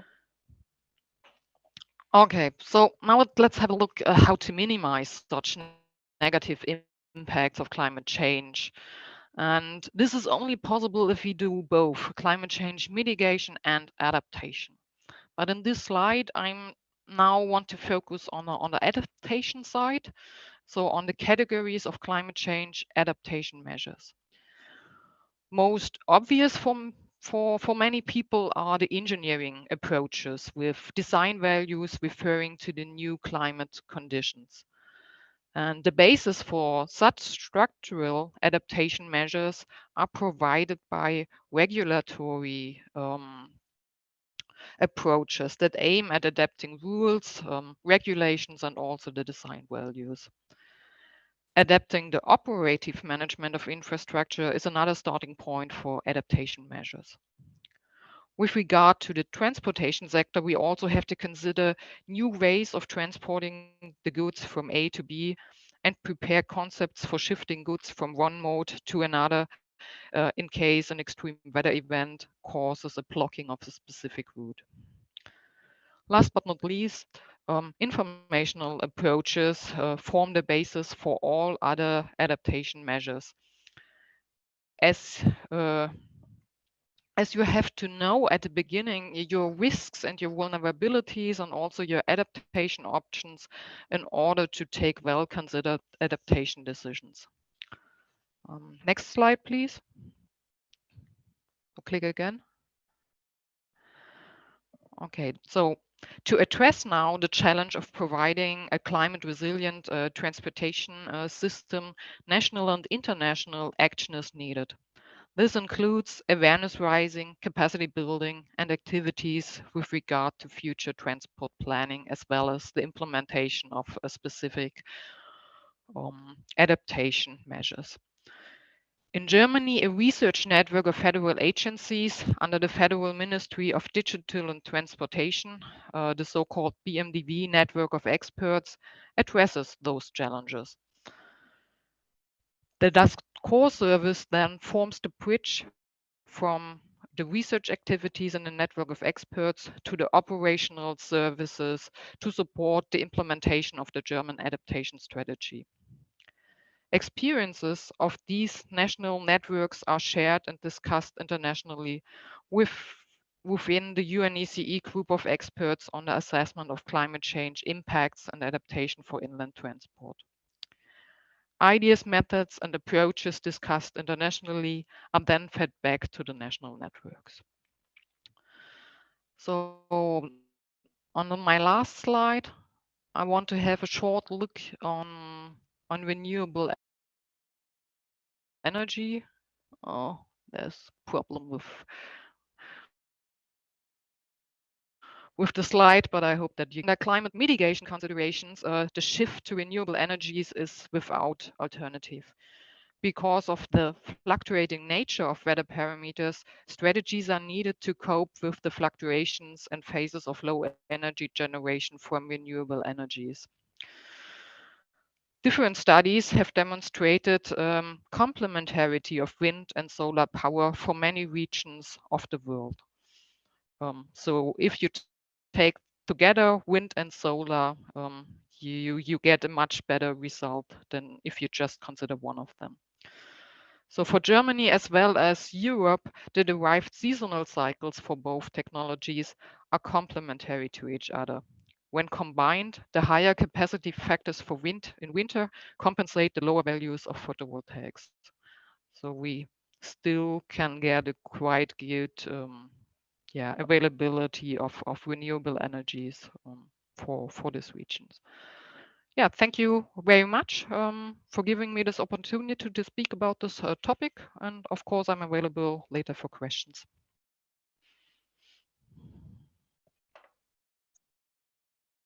Thank you so much, Ms. Hansel, for this really, really good start to this session.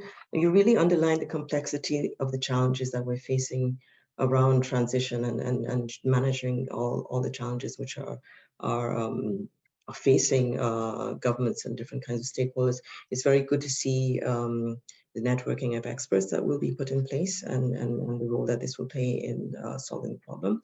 And we look forward to hearing from the rest of the panel different dimensions of this challenge of transition.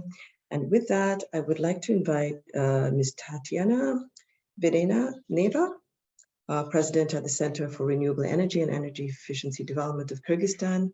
It would be very valuable to hear Ms. Videneva about your vision for the future of resource management in Kyrgyzstan and equitable development for Kyrgyzstan and Central Asia for 2047 and beyond.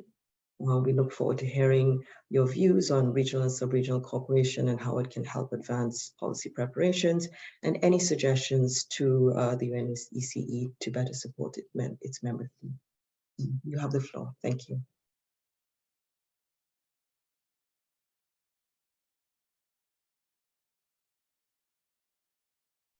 Oh, sorry, I forgot to switch on myself. Thanks a lot for the introduction. I hope you can see my presentation. I was asked to think about how we can reach the equitable future for the Central Asia. So I'd like to start with outlining several trends that we will likely to have by 2050. Obviously, we want to have enough energy, food, and water for everybody in Central Asia. And we know that by 2050, there'll be quite a large population growth in this area, let's say from around about from 20 to 40%, so by 30% for sure. Then, of course, we'll have climate change effects, although it's not quite clear how they will affect water balances and precipitation in Central Asia, because there are such different terrains, and specifically in the mountain areas, different reports vary on whether it will be decreased by 20% or it will stay somewhat the same, but it will shift to a different time of the year, but there'll be changes for sure. Then we'll have a tendency for urbanization and pollution. More and more people are moving to the cities, and with majority of cities using cars still on diesel and other fuel, we have a lot of pollution, also complemented by the fact that majority of houses are still using coal for heating.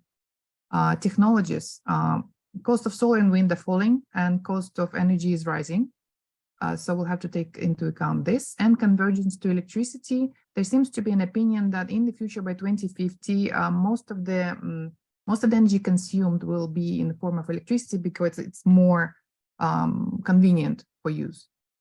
So with that starting point with Central Asia, we have to say that the power system of Central Asia was actually developed during the Soviet Union, and it was developed with thought of efficiency and interdependency of states to be a unified system. So here we can see in this small diagram that it was one system for all of the 5 countries, and it was dependent, they were dependent on each other. So for example, during the winter, the downstream countries would supply Kyrgyzstan and Tajikistan with fuel for heating, and Kyrgyzstan and Tajikistan would actually accumulate water that the downstream states would need for the growing season and for producing food.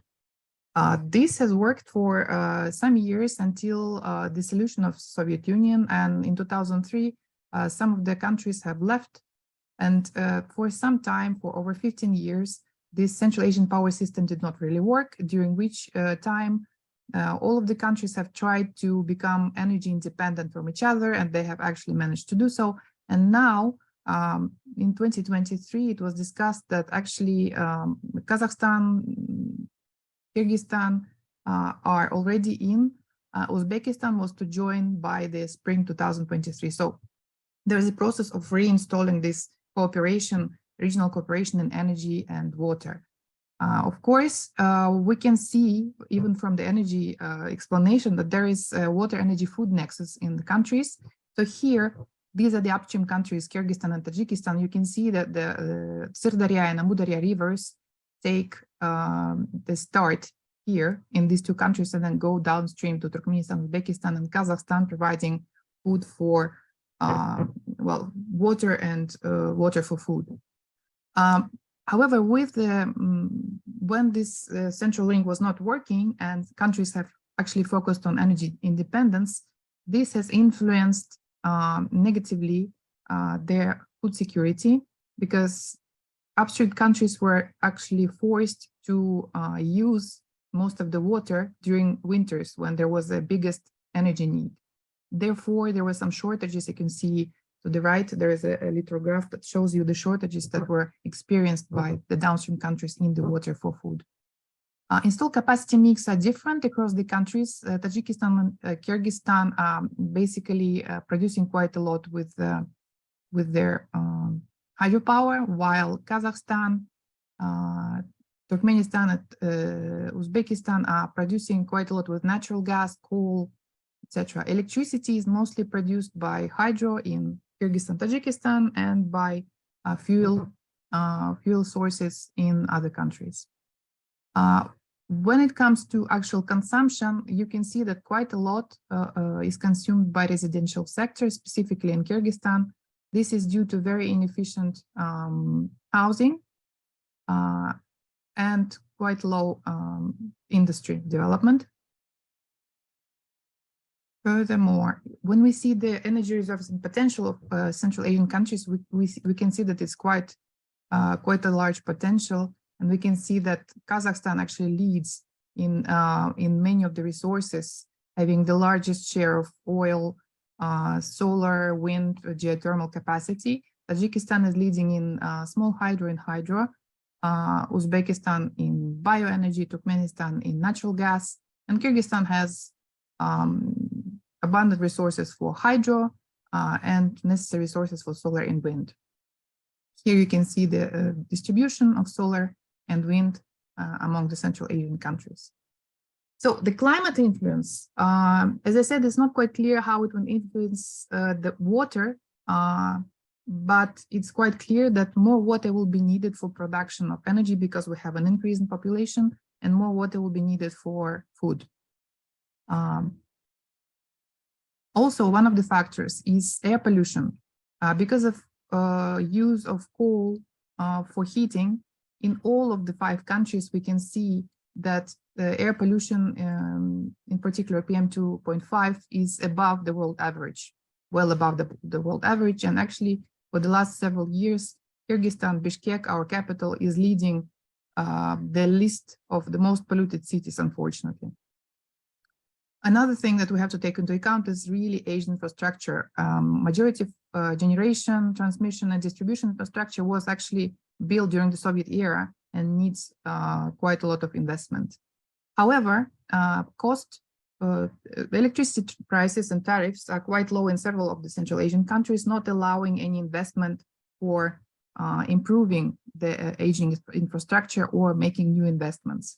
So these are the conditions that we have to think in. And these are recommendations that I actually developed or found in a lot of literature that was actually published in 2022 on energy sector in Central Asia. First recommendation would be to improve monitoring, cross-regional monitoring, data verification, exchange, knowledge sharing, joint monitoring, joint forecasting for water and energy resources. This is actually building on previous panel.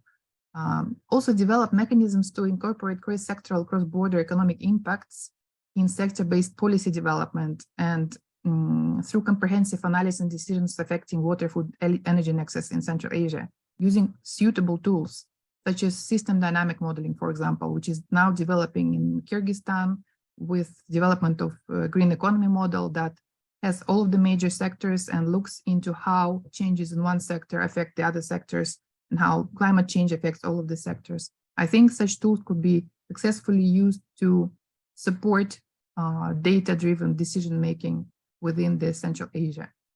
Another recommendation is reinstatement of regional energy trade through CAPS, Central Asian Power System, and development of energy market, which is actually planned to be started from 2025 within the Eurasian Economic Union. It's also recommended to lower barriers to trading food and agricultural goods, promoting their more cost, water, and energy efficient production and exchange within the region.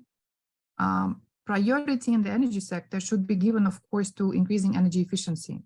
So the easiest way would be minimal energy standards, supporting transition to public transport, hybrids, and EVs, all of which are planned within the strategic document of Kyrgyz Republic and other Central Asian countries.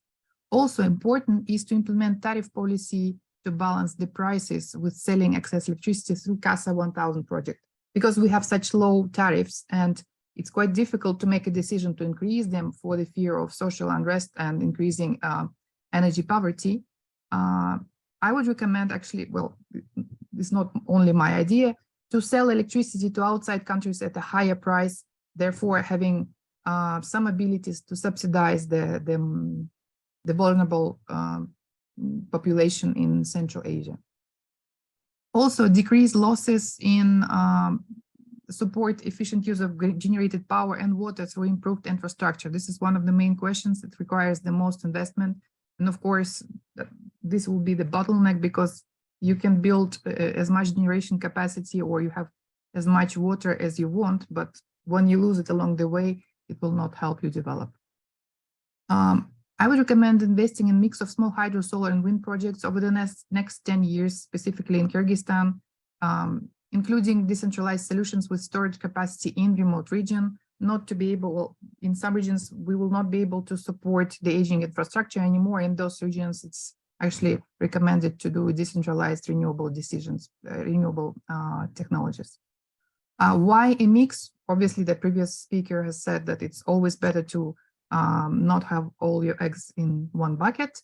And small hydro is also, there is a possibility that the precipitation will decrease and we'll have more, well, less water for producing energy.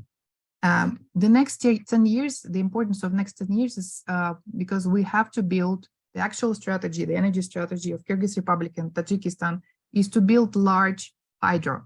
But these are long projects, they're like 10 to 15 years. And therefore, within this time, while we already are at our generation capacity already, we're at the maximum. So we have to think, where do we get our needed energy from? And in this period, we could really heavily invest in renewables until we get to the Ms. Vedeneva, apologies for interrupting. Could I ask you to start wrapping up? Thanks so much. Yes, I am wrapping up. Thank you. I would also propose to support solar microgeneration, net metering in all of the countries, and provide improved technical and environmental assessments to determine the long-term viability of hydropower plants, because it's not quite clear what kind of effect climate change will have on it. In the short term, it's possible to decrease emissions by using efficient coal stoves, and later to shift from heating with coal to heat pumps and gas. And also we have to look into energy storage technologies such as pumped hydro, fuel cells, hydrogen, as well as CSS for possible coal plants like Karakichi in Kyrgyzstan. For non-seismic areas, it's possible to consider nuclear power, not in Kyrgyzstan though, probably in Kazakhstan. And of course, we have to consider skill gap for renewable and water efficient technologies and support education system to prepare local labor force. These are my recommendations for us all to reach equitable future by 2050. Thank you for your attention.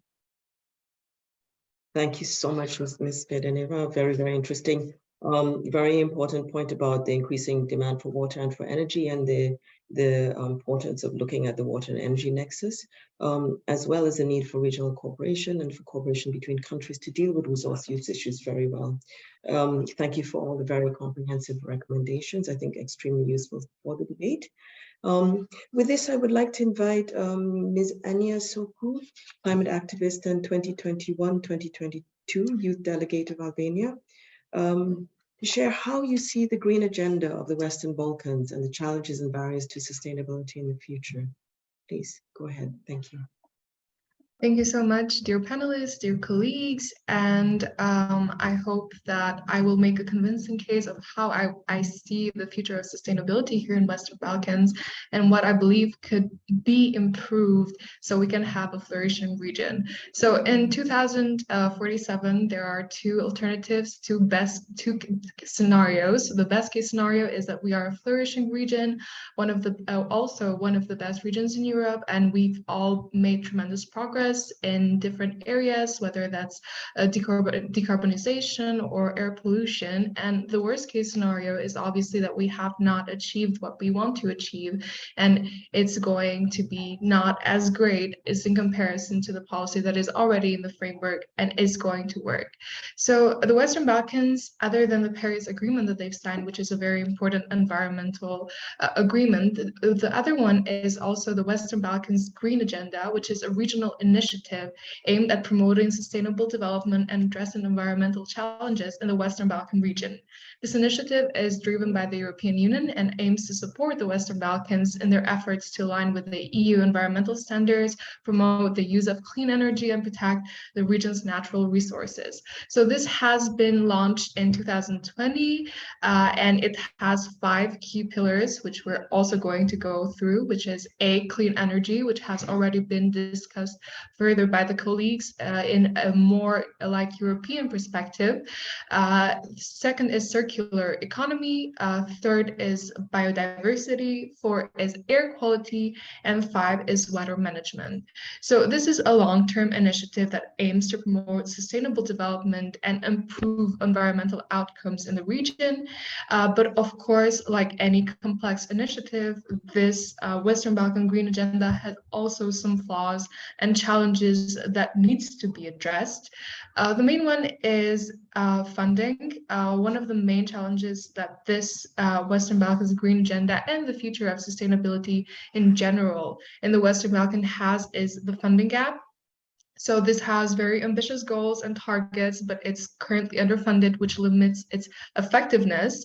and more investment is needed to support the implementation of the initiative. Second is the implementation. We have really good framework and policies and everything else, which is essential to the process in itself. There have been made very good progress by each Western Balkan countries in implementing the laws and regulations required to have this initiative in place, but yet we lack at the implementation. And other than the sector of implementing the laws, any other factors such as air pollution, water quality, circular economy has degraded and has not made significant progress since the launch of this initiative. The third is the political will. There is a bit of difficulty while progress is being made. There is still not enough political will in ensuring that this agenda goes forward. I think this also comes from the history that the Western Balkan region has in itself, and how there is a lot of other primary issues that the country leader sees. So maybe environment is still not considered as a main priority yet. But there have been made significant progress in trying to move the environment in the list of priorities, and I hope to see that in my lifetime. The fourth one is, of course, stakeholder engagement, which in my opinion is one of the most important facts of any policy, but especially such a complex initiative, which is the Western Balkan 6 agenda. So there is a part of engaging stakeholders, especially civic society, the private sector, and local communities. And there is still needed significant process to be made in order to engage all the relevant stakeholders, especially the civil society. And as a young person, I will also have to say that especially young people should be involved in the processes that will affect their future, undoubtedly. And the fifth but not the least is, of course, a monitoring and evaluation process. While there is a monitoring and reporting framework in place for the Western Balkans Green Agenda, there are again some challenges for the data availability and quality, which can make it difficult to accurately measure the progress. But here comes a part where I'm here, and what I think can be made better in trying to achieve not just the Western Balkans Green Agenda, but also to achieve the future of sustainability in the region, and also in correlation with the topic and the sense that is already made in place by the UNSC, which is digital green transition, and which I believe that the digital green transition can play a key role in promoting sustainability and addressing environmental challenges in the Western Balkan region. First, we have the part of energy efficiency, which digital technologies can help improve energy efficiency in buildings and industrial processes, and other factors through the uses of sensors, automation, and advanced analytics. There is renewable energy, which is already, especially in Albania, it's a booming sector, and relatively it's starting to spread in other Western Balkan countries. And this digital technologies can help support the development of renewable energy projects. A third is smart mobility. This is seen almost throughout all the Western Balkans. There have been the digital technologies that have helped promote sustainable and smart mobility solutions, such as electrical vehicles, ride sharing, even like electrical buses. But I would also say that other than the digital green transition and other aspects, there is a very important fact that we should play a role, which is the role that as a young person is the brain drain that plays in the future of sustainability and green transition. So we cannot create innovation and sustainability if we do not have a force of people that stay behind to do those things. So other than focusing on green transition at the Western Balkan agenda, there should also be an intersecting policy so we can address the migratory tendencies of young people and other young professionals going through different countries instead of staying in their countries to help support, promote, and innovate the already existing sustainability. And of course, the last but not least is that there should be an intersection between gender and climate and any of the policies that have already been established in the Western Balkans, because since 41.3% of women work in the agriculture and fishery and other industries, it's very important to see that while we all are affected by climate change, not all of us are affected in the same way. So necessarily there needs to exist intersection between these policies, and for the moment there is not an intersection into them. Thank you very much. Thank you very much, Ms. Soko, for these really important points. We hear that you're underlining the need for political commitment, right, and for youth participation. The Green Agenda provides a really, really strong framework, and I understand that there is really need for supporting its implementation. And thank you for sharing also the examples of the way in which digitalization is supporting a green transition, and for your recommendations. Thank you so much.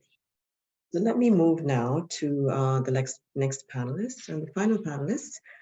This is Paul Ekins. I'd like to welcome you, Paul, to the screen. Right, Paul is a professor of resources and environmental policy at the University College of London, Institute for Sustainable Resources.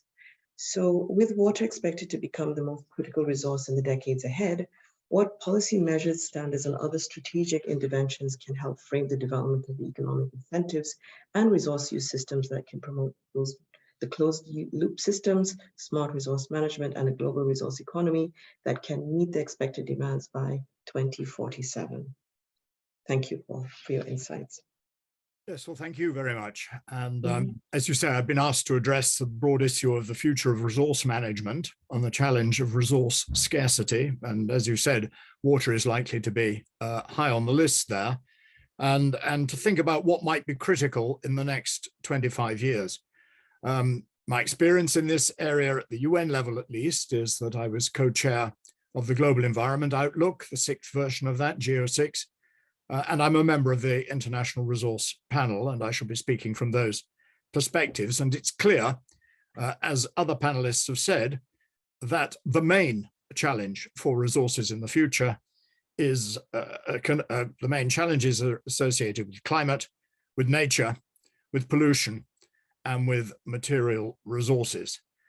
The next 25 years, of course, are completely impossible to predict. And in the earlier session, we had lots of people advocating the use of scenarios, which are obviously a very important way of thinking about the future. But it can be worth looking also at the last 25 years and to think, how have resource scarcities manifested themselves in the last 25 years? And overwhelmingly, that's been through war. And in the last 20 years, 25 years, we've seen Western countries' invasion of Iraq. We've seen many civil wars, Syria, Horn of Africa, and most recently, obviously, the Russian invasion of Ukraine. And all those wars have led to huge resource scarcities manifested, as economists would expect, through huge price increases. And so my first recommendation for dealing with resource scarcities in the future is to find ways of resolving our disagreements that don't involve war. That's a pretty ambitious recommendation given human history, but we can only make resource scarcities worse by fighting each other. If we think apart from war, then I think resource scarcity or otherwise will come about through a kind of race between population growth and increasing incomes, which leads to increasing resource consumption, and technological change. This, of course, is not a new agenda. We can go right the way back to 1800 with the insights of Malthus, who felt that the world would not be able to feed 1 billion people. And yet here we are with 8 billion people producing enough food for all of us if we could distribute it less unequally. Similarly, we can see the huge resource consumption that has taken place over 1970 to 2020. The International Resource Panel estimates that resource consumption has increased by a factor of 3 until it's now around 90 billion tons per year. And on current trends is likely to double again by 2060 to something like 180 billion tons a year. So far, with technological change, we've managed to keep ahead of these resource scarcities despite the reduced concentrations of many minerals and metals in their ore. But of course, there's no guarantee that that is going to happen in the future. And as many other speakers have said, we're now faced with a number of new and quite different challenges. So we've already had the climate issue discussed in some detail. The main solution to the climate issue that the world is moving towards at the moment is the use of renewable energy technologies. And these technologies require very large quantities of minerals and metals that are currently not produced in anything like enough quantity for the kind of technological transitions that are being envisaged. I'm talking about copper, I'm talking about lithium, I'm talking about manganese, I'm talking about nickel, all these, I'm talking about rare earths, all these are required for the technologies that many other speakers have called on and have envisaged for the future. And the production of those, the extraction of those is going to have to increase dramatically. The International Resource Panel is producing a report on this subject that's likely to be published later this year, which I'm leading on.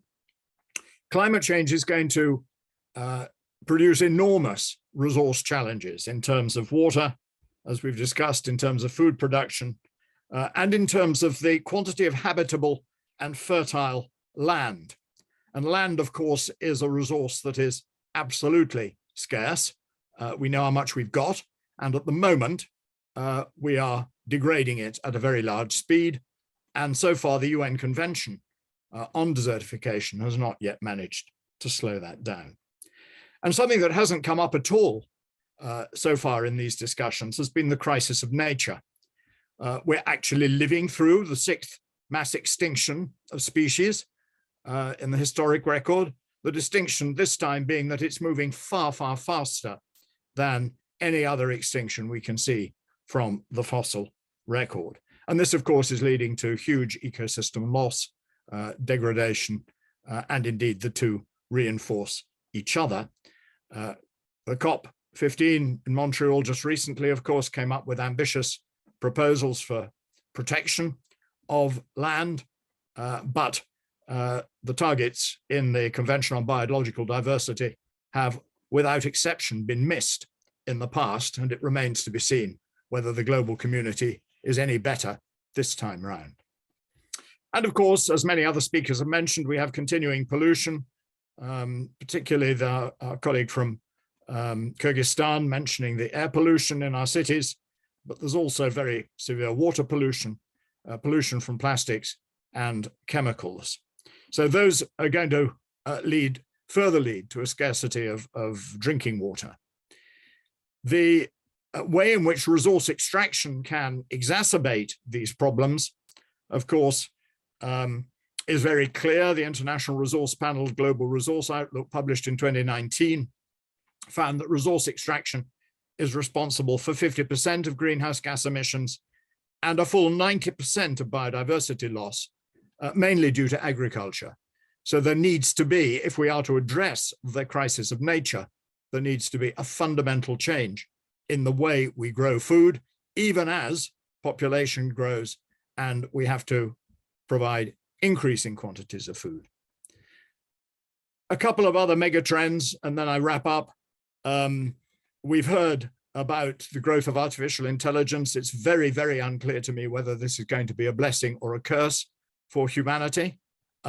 So far, the regulation of artificial intelligence is far, far lagging behind the speed of its development, and we can be absolutely certain that it will be used by bad actors as well as good for their own purposes. And so that's something where we really need to catch up.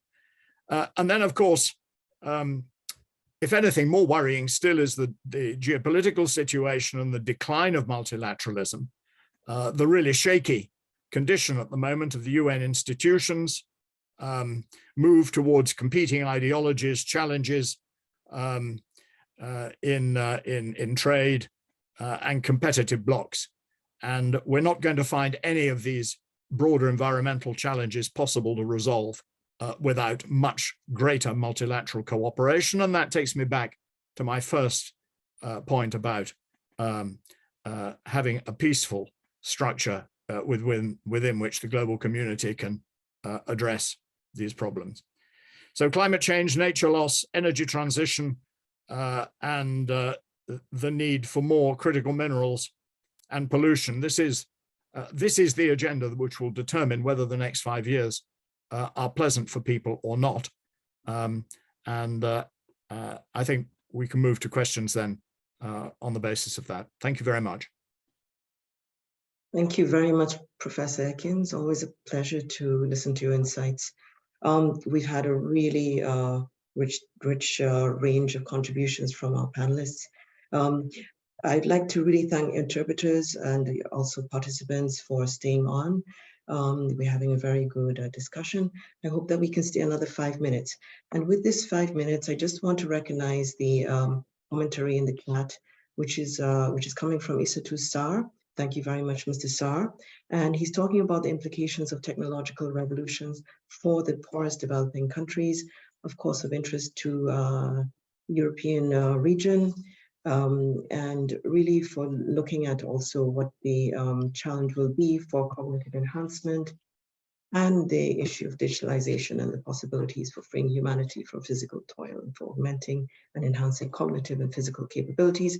I encourage you to go to the chat and read them. But I would like to really take our last 5 minutes to ask our panelists to give us 1.5 minute soundbite on what you think are the critical watchwords for institutions as they move to 2047, a scenario in which European community, in which the globe is peaceful and well-resourced and prosperous. What, in just a few words, would you say are the key issues for institutions? Let me start by inviting Professor Ekins. Well, thank you, Chair. I think the first thing is for us to recognize the urgency of the situation. This has come out very clearly from the IPCC. It comes out repeatedly from the UN Secretary General, but actually countries just seem to ignore it. And we get a soundbite, the newspapers report it, and countries go on their way with their populations as they already have. If we're talking about the need for transformation, that is a big change, and we need to start now, or we will not address the world's environmental challenges. So that's number one. And once we recognize the urgency of it, as indeed we did recognize the urgency of COVID when it hit us between the eyes, then we need multilateral cooperation that goes beyond ideologies, beyond competitive practices, beyond strategic game playing, actually to address these problems as a global community, because the problems will not be resolved with anything less than that kind of approach. Wonderful, thanks very much. Ms. Sauku, could I have your few words on this? What? Yes. For me, there are only 2 words that come to mind, which is essentially collaboration and transparency.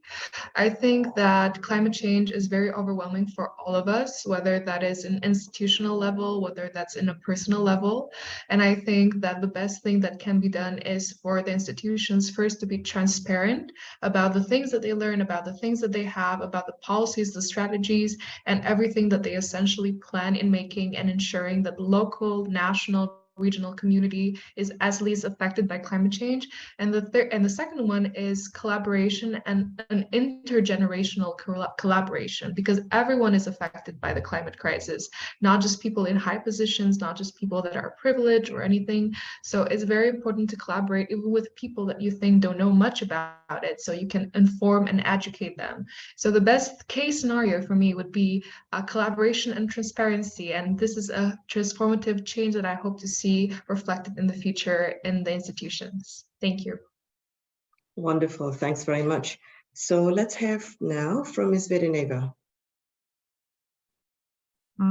Thank you. So I would agree with the previous two panelists. Of course, this is a problem of management of shared resources. I think it's really, yes, it's really, really important to have a participatory approach and to show the consequences for the country really clearly. Because it's one thing talking about climate change, and it's another thing to show how it would translate into problems in different sectors, in agriculture, in energy, etc., etc. Because even now, maybe there is not enough communication or information sharing to the government, because I clearly see that they do not understand the issue well enough to be able to cooperate and take decisions to, to mitigate and adapt to climate change. Thank you. Wonderful, thanks very much. Ms. Hansel. Yeah, I would like to stress additionally that we really need this integrated thinking, not thinking in silos. So not saying I'm just focusing on the adaptation issue, and another one focuses on the mitigation issue, and another one on the pollution and on resources. We have to think all those aspects together. Otherwise, we will miss some very important points, and we risk kind of maladaptation or wrong allocation of resources. So we really have to think all those things together and look at the interdependencies and hopefully also synergies between all those different challenges. Wonderful. Thanks very much. Thanks to all of our panelists. I think we've had a really, really rich discussion, and I would like us to invite us to stay on for the rest of the discussions for the rest of the days. Thank you so much.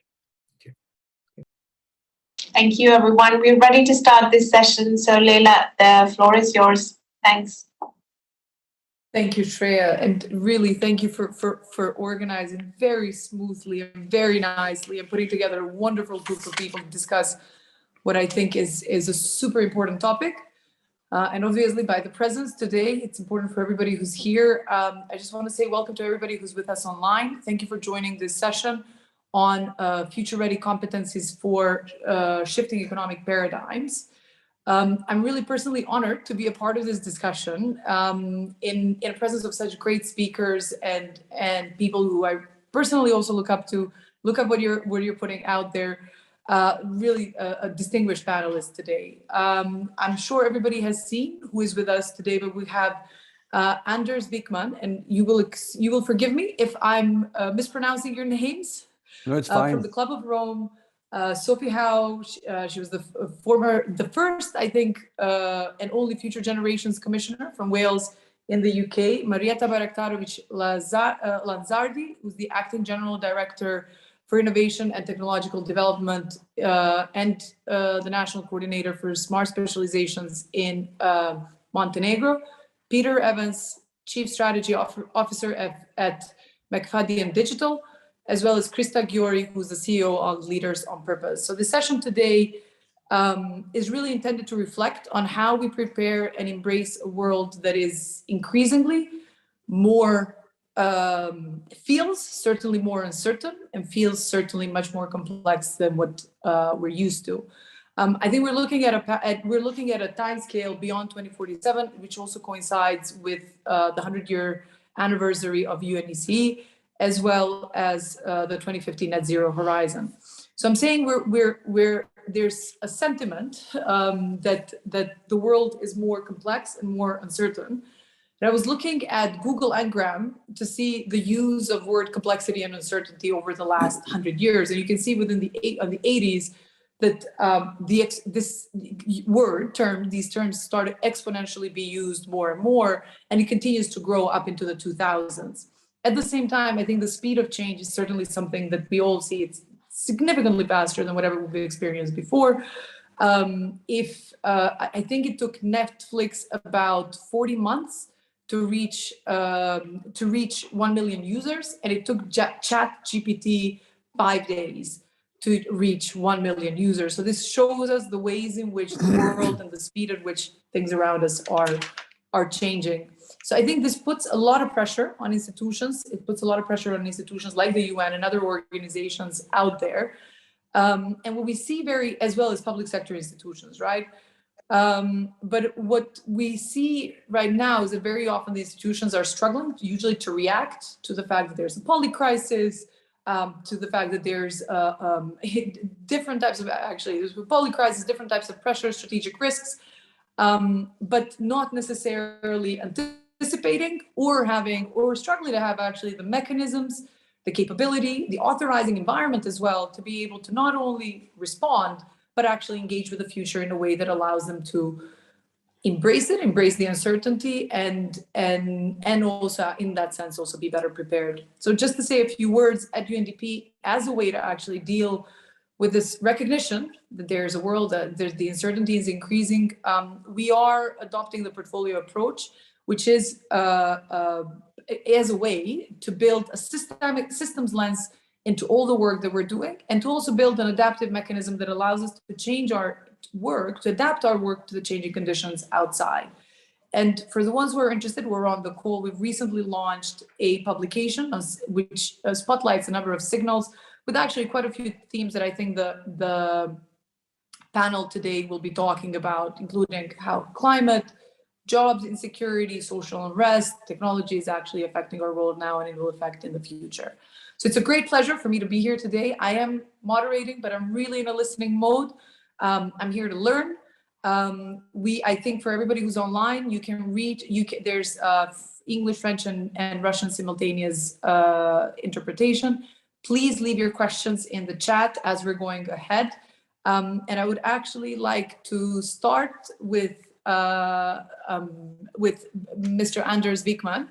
And if you could kindly reflect on, based on the work that you're already doing, how do we prepare and how do we start acquiring the competencies and the ability to respond and to work, to function in a reality of 2047, whereas that is essentially more sustainable and more equitable for all. Thanks a lot, Ledja, for that opening. I'm stepping in for Sandrine Dixon de Clèves, the president of the Club of Rome. I used to be president before her. I'm also a member of the International Resource Panel, so I deal a lot with materials and resource efficiency related issues. But let me give a little bit of background. The Club of Rome, in close cooperation with a number of other institutions like the Potsdam Institute for Climate Impact Studies, the Stockholm Resilience Center, and the Norwegian Business School, we launched an important report a couple of months ago called Earth for All. The report is sort of a follow-up to Limits to Growth, which was launched 50 years ago, or more than 50 years ago, and which warned that growing populations and growing economies organized in the form of conventional growth could lead to increasing risks in the future, in terms of excess pollution and in terms of resource depletion. Now 50 years have passed, and I'm afraid to say that the follow-up analysis that have been made, they show that the risks are, if anything, increasing. So in Earth for All, we asked the question simply, how can we develop policies that provide well-being for the vast majority of the world population without destroying the planet? We call it a survival guide for humanity in a situation where we face a number of challenges, not only climate change, ecosystem decline, but also a lot of social ills, inequalities, and of course, a technology revolution that offers opportunities, but also risks. Earth for All is, in my opinion, both an antidote to despair and a roadmap to a better future. The modeling, which is unique, shows that unless we act decisively, well-being for the majority will be falling in the coming decades and social tension will increase. And this will happen in a situation where the planet is getting warmer and warmer. And we will see the consequences, not only in low-income countries, also in Europe. The most recent drafts is an example. In the report, we look at two alternative scenarios: too little, too late, which is really business or policies as usual. I mean, we make efforts to control climate change and biodiversity loss. We address poverty, but far too little. And then in the other scenario, the giant leap, we really perform much better. And we focus on 5 transformations. We address poverty forcefully. We address inequality forcefully. We empower women.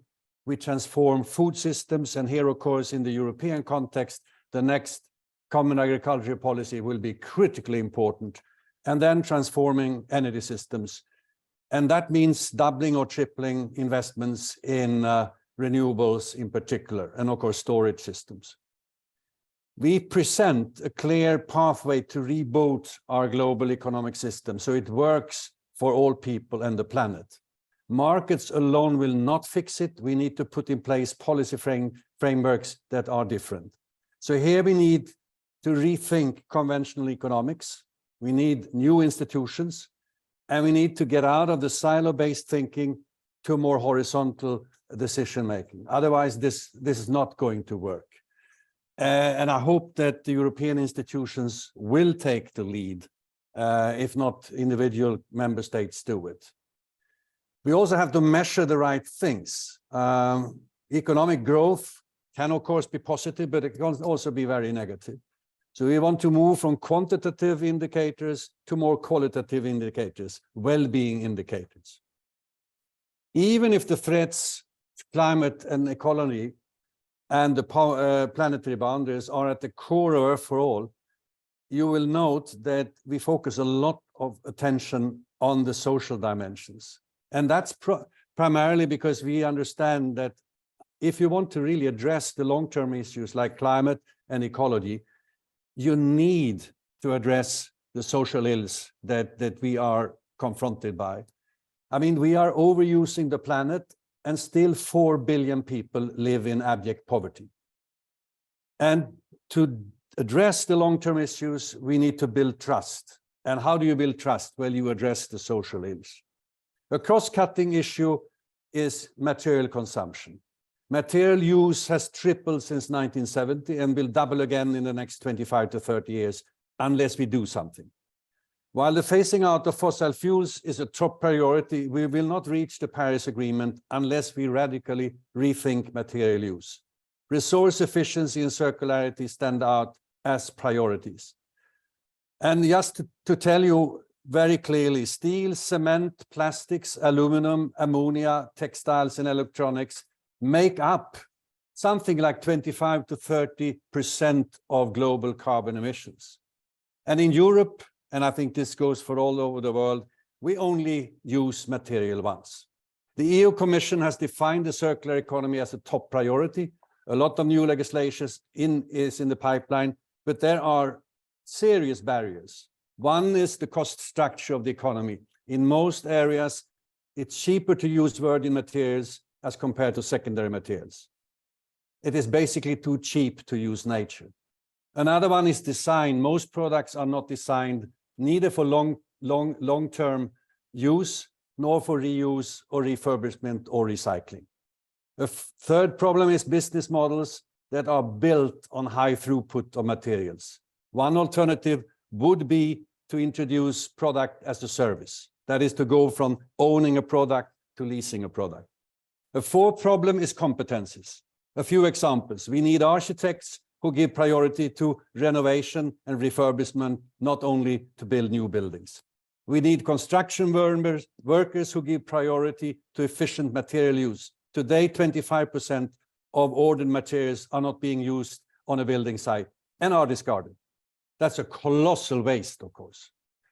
So on the positive side, of course, there are new opportunities to implement the circular economy through digital technologies. Many new technology platforms offer good opportunities. And I know that Peter Evans is going to dwell into that later on.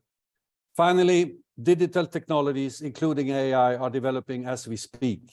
They are generic in nature and will have an enormous impact on almost everything in society. Hence, they are labeled as exponential and disruptive. They open up many opportunities, but they entail serious risk as well. So far, governments have done far too little to explore what the changes will mean and what the long-term consequences might be. And I just want to refer to the statement last week by a number of leading researchers which asked for a pause in giant AI experiments. I don't have time now to quote from the statement, but basically they say we should know better before we launch a technology. And I couldn't agree more. In other areas like genetics, medicine, aviation, it would be unthinkable to allow new technologies without texting first about the consequences. Europe may not be cutting edge when it comes to technology developments. The US, China, and probably Israel are much ahead. But with regard to the necessary regulation and policy frameworks, I believe we should and have a crucial role to play. Thank you. Thank you so much. Thank you so much for that call to action and for the role of Europe in this space in terms of setting the norms, the standards. Sophie, as a Future Generations Commissioner, you're one of the few people who's worked in terms of both integrating and thinking about what is it the young people who are very often actually left out of these discussions need to be ready for the future. So could you maybe share a little bit of your experience on what were some of the ways in which you've involved young people and what are some of the practical ways in which the participants on this call can think about bringing young people on board and thinking about giving them voice, as well as what are some of those competencies that are required to include those voices in the legislation as well? I think the first thing that perhaps we need to discuss is some of the ways in which our current leaders, those taking decisions at the moment, have been brought up, if you like, or the competencies that has been valued as far as they're concerned, and the climate that they're operating in. So they're operating within short-term political cycles, they're operating often within short-term budget cycles, they're generally governed and performance managed on short-term performance cycles. If we think, for example, about our much-loved National Health Service in the UK, the performance measures are how long did it take for your ambulance to turn up, how long did it take for you to see a doctor, when actually a better question to ask is why do you need to see a doctor, or why do you need an ambulance in the first place, and what could we be doing in the long term to prevent some of those issues. And also, I think that we have this tendency to want easy fixes, which is why in terms of the climate crisis, for example, we are not shifting to the radical action that we're needing, which is some of the very difficult decisions in terms of dismantling some of the economic system, which perpetuates the climate crisis, in terms of some of the difficult decisions that we need to take around policy change and the impact on individuals, but instead preferring to focus on technology being able to solve all of our problems. So we are operating in this sort of volatile, uncertain, complex and ambiguous, a VUCA environment. And I think that in terms of our current leaders, they do not have the skills and the competencies necessarily that our future leaders are requiring of them. So they will never, or they probably will never have experienced climate anxiety, perhaps in the way that our young people do at the moment. Mostly they are not digital natives, so they haven't been brought up in a kind of digital world and everything that entails.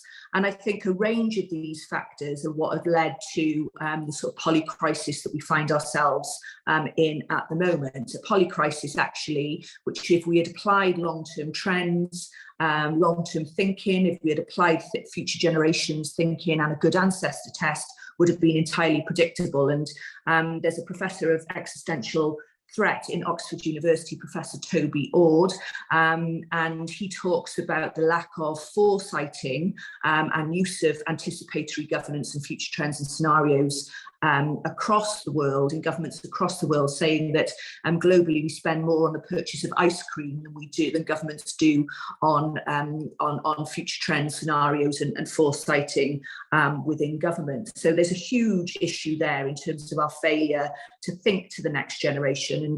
And a philosopher called Roman Knarek, who wrote a book called The Good Ancestor, describes the world almost as colonizing our future generations. When we talk about future generations, of course, we're talking about the younger generations that exist at the moment, but we're also talking about those yet to be born. And if we look at kind of current projections in terms of population, if we look 50,000 years to the past, there's around 100 billion people who have been alive and are now dead.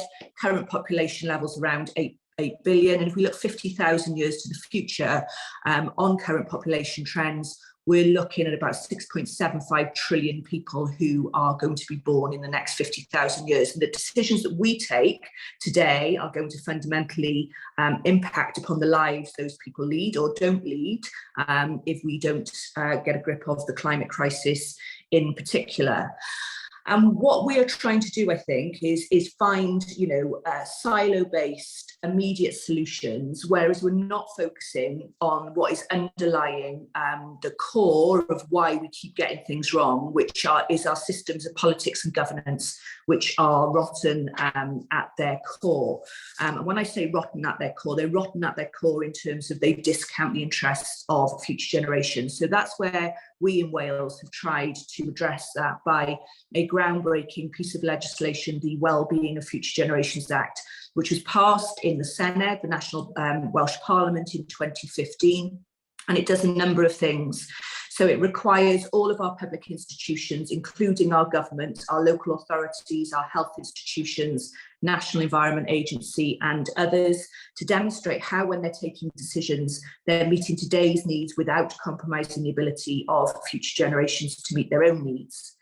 It also sets out 7 long-term wellbeing goals. And these goals are, in terms of their titles, are not anything that perhaps you would be surprised by. So the goal of a prosperous Wales, a more equal Wales, a healthier Wales, a Wales of cohesive communities, a globally responsible Wales, a more resilient Wales, and a Wales of vibrant culture and thriving Welsh language. But actually what these goals are aimed to do, when we look at the statutory definitions beneath them, is to prioritise all of our decisions on the basis of these wellbeing goals and metrics. And if we look particularly, as we're discussing the sort of shift in the economic paradigms, if we look particularly at our goal of a more prosperous Wales, it talks about a productive, innovative, low carbon society, one which uses resources efficiently and proportionately, one which acts on climate change. So very much replacing prosperity within planetary boundaries. And I think that is taking us off in a fundamentally different direction, perhaps to other parts of the world. But of course, wellbeing economics is a growing movement in many other places. The legislation does 2 other main things, which sets out 5 ways of working, so known as the Sustainable Development Principle. So requiring our institutions to demonstrate how they've considered the long-term of the long-term impact of the things that they do, so that good ancestor test being applied, requiring them to prevent problems from occurring or from getting worse. So we're trying to get upstream of issues that are coming, integrating our actions, so making sure that we're recognising the connections between all of our policy issues. Now that is critically important in terms of the current climate that we're in, but it's even more important going forward, because we're seeing a big focus, arguably not big enough, but a big focus on reaching net zero. But if we reach net zero without applying a wider wellbeing lens around what does that look like in terms of a just transition, we may reach net zero, but actually exacerbate inequality. So we need to recognise the connections between all of these things and choose to do the things that are going to make the biggest positive contribution across each one of the wellbeing goals, and avoid doing the things that make those negative contributions. An example of that is thinking about health, for example, which is obviously a major global priority. And yet doctors and medics and climate scientists are actually saying one of the biggest threats to global health is the climate emergency. If we look at the healthcare system as a sector, it's the 5th biggest emitter in the world. So we need to be making the connections between sort of policy agenda and what we're doing within our organisations on a broader set of issues beyond just what's immediately in front of us. The Act also requires collaboration between organisations, and it requires involvement of citizens, and a little bit more about that just in a moment, specifically on young people. And then finally, it establishes an independent Future Generations Commissioner. So I held that role for the last 7 years, and my job is to be the guardian of the interests of the future generations of Wales and to hold the government and others to account on how they apply our groundbreaking legislation. Specifically for young people, obviously, that principle around involvement, those principles around how we need to transform the mindsets of current leaders so that they are future focused. That means we need to both engage young people in a different way, and also we need to ensure that we're not recreating the problems of old by making sure that our young people are able to be educated in a system which will equip them with the skills that they will need to do a better job perhaps than our current generations in the future. So in terms of involvement, Wales lowered the voting age for young people to 16. We have established a youth parliament. Every single school has to have a statutory youth council and also an eco council. There are a huge range of programmes and projects where young people are involved and engaged, particularly our young climate ambassadors. And from my perspective as Future Generations Commissioner, one of the most impactful things that I did was to set up a programme called the Future Leaders Academy. This was bringing together the brightest and the best future leaders across a range of sectors. So from engineering to community activism to arts and culture, leaders across all of these sectors, bringing them together to collaborate and find solutions collectively to some of our big societal challenges, but also to reverse mentor our current leaders. So each of these 50 leaders so far have been paired with chief executives of organisations across Wales, where those young people mentor those current leaders, because there's something incredibly powerful about a young leader, a young person questioning in a safe environment our current leaders about why they're doing the things that they're doing in the same way that they've always done them and why they perhaps might be maintaining the status quo. The final thing that I want to refer to is reforms that our Future Generations Act has led to in terms of our school curriculum. So it's certainly the case that across the world, many of our education curriculums are still educating children, young people for an industrial age, not anticipating and not focusing on the skills that we're going to need to meet future challenges, both for work and for life. So future challenges such as the worrying trajectory in terms of poor mental health. Most enduring mental health conditions start before the age of 14. Increasing trends, emerging trends around AI, automation and so on, and how therefore we will need to focus on the human skills. Issues around polarization, issues around critical thinking, issues around collaborative problem solving. So our education curriculum in Wales focuses on a number of core purposes which reflect these skills which will be needed in a future world.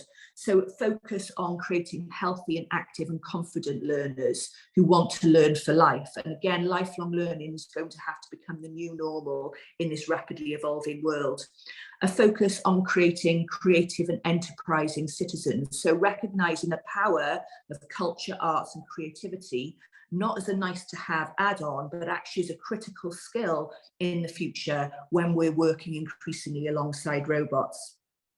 And the final area is around being ethical and informed global citizens. Now imagine if every one of our current leaders had gone through an education system which equipped them with the skills, the knowledge, the capacity to be ethical and informed global citizens. Would we be in the crises, this polycrisis that we're in at the moment? Would we see the income disparities between the global north and the global south? Would we be in the middle of a climate crisis? Maybe we wouldn't. So I think that there's something that we can learn from Wales. There are opportunities with the UN Secretary General's Our Common Agenda, proposals for the creation of a special envoy for future generations and a UN declaration for future generations. And I think that that is absolutely fundamental in terms of getting the underpinning governance right to ensure that the decisions that we're taking today are fit for tomorrow. Thank you.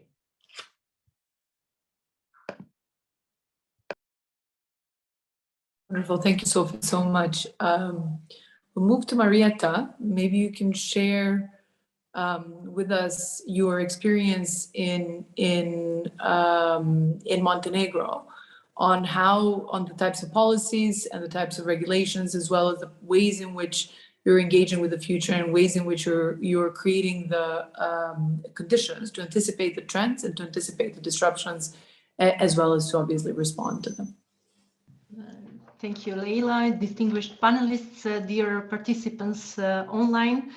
It is really my great pleasure and honor having this opportunity to share today with you the experiences and the thoughts about this very important topic. And I do believe that we all agree of the utmost importance for the development of the modern society and economy of today.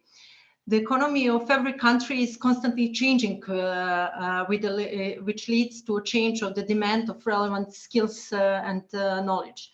Education and training play a key role in the development of young people competencies and the provision of for requisites for their successful work and life. Therefore, the main goal of every country would be to equip people with the knowledge and skills, making them more competent and more confident in order to increase their opportunities for leading healthy and productive lifestyles on one hand, and but also making them more flexible to acquire additional skills in order to better adapt to the constantly changing environment. We witnessed last years how different crises can significantly change our lives, pushing us, and here when I say us, I don't mean only decision makers, but society as a whole, to react fast and to find quick and effective solutions in order to respond to current reality, but also pushing us to think in advance in order to predict somehow the future fluctuations and developments and to think already about the future solutions. That's the point where education, research, innovation, technologies take lead. They are adaptable to the new realities and they are constantly seeking the new solutions. By facing the crisis, digitalization, including innovation, demonstrating that it is not an option. It is a necessary condition and part of our everyday life, and that the whole world need workers with the skills required to master the green and digital transitions. That's the reason why competencies should go hand in hand with all developments, focusing particularly on the sustainable development, equal distribution, and ethical aspect of these developments.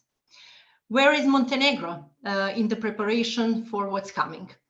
Our milestones recently was the adoption of the concept of smart specialization starting for 2019, because we as a European Union candidate country adopted this EU strategic approach, which combines research, innovation, industrial education, and labor policies to identify and select priorities for knowledge-based investments, focusing on their comparative advantages.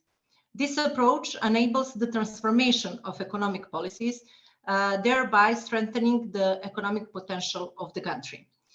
Focusing on sustainable development and economic prosperity, which includes gender equality, Montenegro is promoting the same goals as the United Nations Economic Commission for Europe, particularly when we are talking about the same priority areas: energy, sustainable development, circular economy.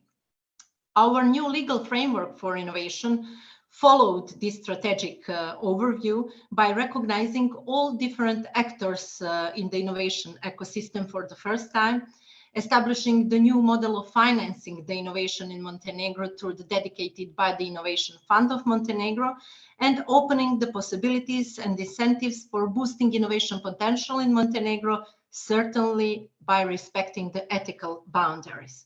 On this part, we are not alone. Apart from the European Union, we have a lot of support from the UNDP office in Montenegro. Importance of the competencies in this strategic framework is highlighted, and it is recognized as one of the 5 strategic goals of this smart specialization strategy. It implies continuous work on upgrading and improving qualifications of the existing and of the new human resources in order to achieve the goal of the more innovative and competitive economy based on knowledge.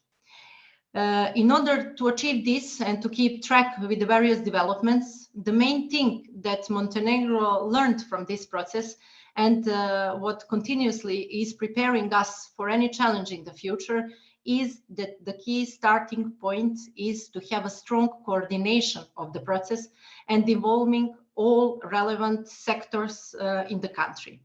Without that, there is no systematic approach to the common vision of the future development. This implies a very hard task to the decision makers to establish strong and inclusive ecosystem and to maintain the motivation of the various sectors in this process to participate constantly in the consultations, to challenge current priorities and policies, and to identify the new ones. We adopted the particular implementation framework for smart specialization and innovation. And by that, we managed, you probably know that at the moment, Montenegro is facing different political changes. So this new framework managed what we are talking here to have not only short-term wins, but to think about the common vision and to keep the continuation, even though we have different political changes. So Montenegro recognized the importance of working together on the future visions. And therefore, we already have different coalitions between government, private sector, and university, especially working together on the skills development. Development of the competencies starts with kindergartens across all levels of the formal, general, and the vocational education, with a special rule of higher education in this regard towards lifelong learning programs, and must be open to changes, open to labor market needs, open to current challenges. We cannot use any more excuses of the slow administration, because education systems, both formal and informal, are living matter at the moment, and the foundation of the knowledge base for the economies, and therefore should be flexible and adaptable for arising needs. On the other hand, Montenegro is a very young economy and is facing a lot of challenges that some of the developed countries faced many years, even decades before us. So our orientation is also to learn from their mistakes in order not to make the same ones, and to use the transfer of the best practices in order not to lose valuable time, because we do not have a lot of time, and to be more prepared to create also the tailor-made approaches for Montenegro. Apart from working together, which is very important within our administrative borders, it is important to work with organizations, regions, countries that are sharing the same challenges and priorities. And it seems that there are more and more common denominators for the whole countries in the world, which leads us to the importance of working together at all levels, because only this way we can really go faster and better in the future and face the future with the new adaptable approaches. To conclude, the future is already now. We are already using the benefits of the rising new technologies, even though their applications cannot be fully imaginable and are unpredictable. And we are facing world's long-term common challenges, such as climate change and various environmental challenges connected with that. But there is no future without people, skilled people, ready to face the changing world. And this implies very important things: prioritization, collaboration, continuous learning, and inclusion. Thank you. Thank you so much, Marietta. If I can, this is great. I think it gives us a lot to think about, and thank you for emphasizing also the need to collaborate across. Peter, if I can also kindly ask the panelists just if you can stick to your time, so we leave a little bit of time for questions and for discussion at the end.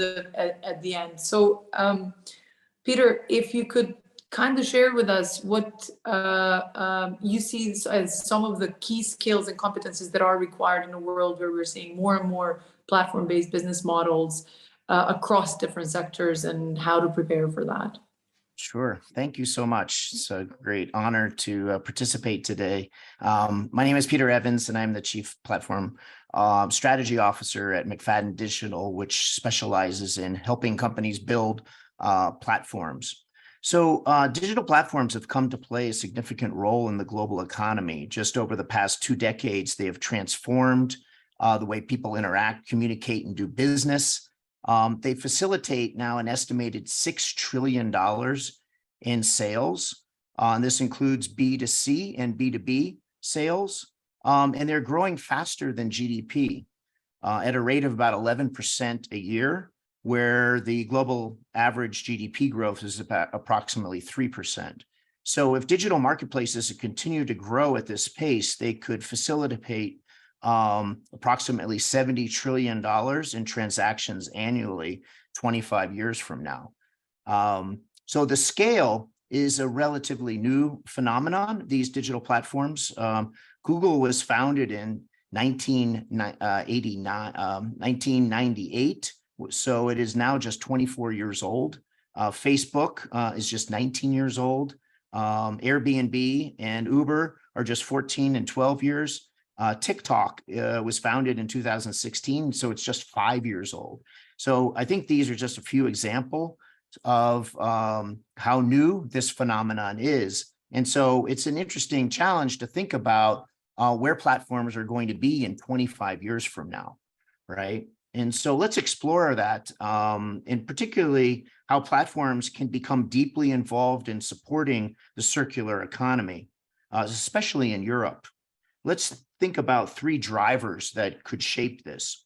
One are environmental policy drivers. Digital platforms can facilitate more efficient resource utilization, collaborative consumption of goods, and reduce the need for new products and minimize waste.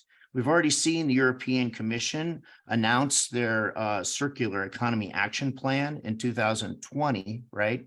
And I think we could see these policies being actually achieved and implemented by strengthening them and using platforms as a catalyst. One area that's particularly important is raw material scarcity. Digital platforms can optimize the use of resources by improving inventory management, supply chain operations, and logistics. They can reduce waste and the need for imports, right, of increasingly scarce raw materials like lithium for EV batteries. In this way, the circular platforms can embrace those concerns and vulnerabilities associated with these imports. They can also spur what some people call the flywheel economics. Economic platforms make them very attractive to businesses. Many digital platforms benefit from what they call network effects, which means that their value increases as more people use them. For example, platforms that specialize in refurbished goods become more useful as more people participate and create more value and scale. And so it'd be very powerful if these flywheel effects come to drive circular activity. So we could see that Europe could embrace more circular platforms, and but this would not be without areas of controversy. One area would be competition policy concerns, right? Already there's a lot of attention to the role of platforms as becoming what policy authorities in Europe call gatekeepers. And so that could lead to some concern. Another concern is the institution of potentially a platform circularity score, so that we could see how much circular material activity these platforms are promoting. And so you can imagine in the future, policymakers making a mandate that platforms adopt a circularity score, and this score would take into account various factors such as the percentage of products sold that are designed for durability and repair, the percentage of suppliers with sustainable and transparent supply chains, and the percentage of products that are sold that are properly disposed of or recycled at the end of their useful life. And so this mandate could see that platforms would have to display the percentage of circularity. Another issue that I think is important to consider is how a more circular economy or policies that promote that could create global trade tensions. You can imagine that the material exporting countries could react strongly if Europe promoted more circular platforms. They could heavily criticize these kinds of policies for being an unfair restraint on trade.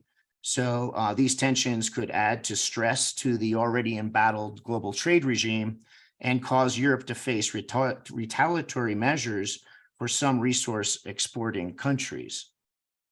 So, but I think that it's very plausible that Europe would still, despite these kinds of concessions, press ahead and establish itself as a global pioneer in cultivating circular platforms, and help to close the loop on electronics, EV batteries, lubricants, apparel, steel, and other important industries. In fact, these could yield some very important benefits over time. Collectively, they could make a very major contribution to reducing waste, improve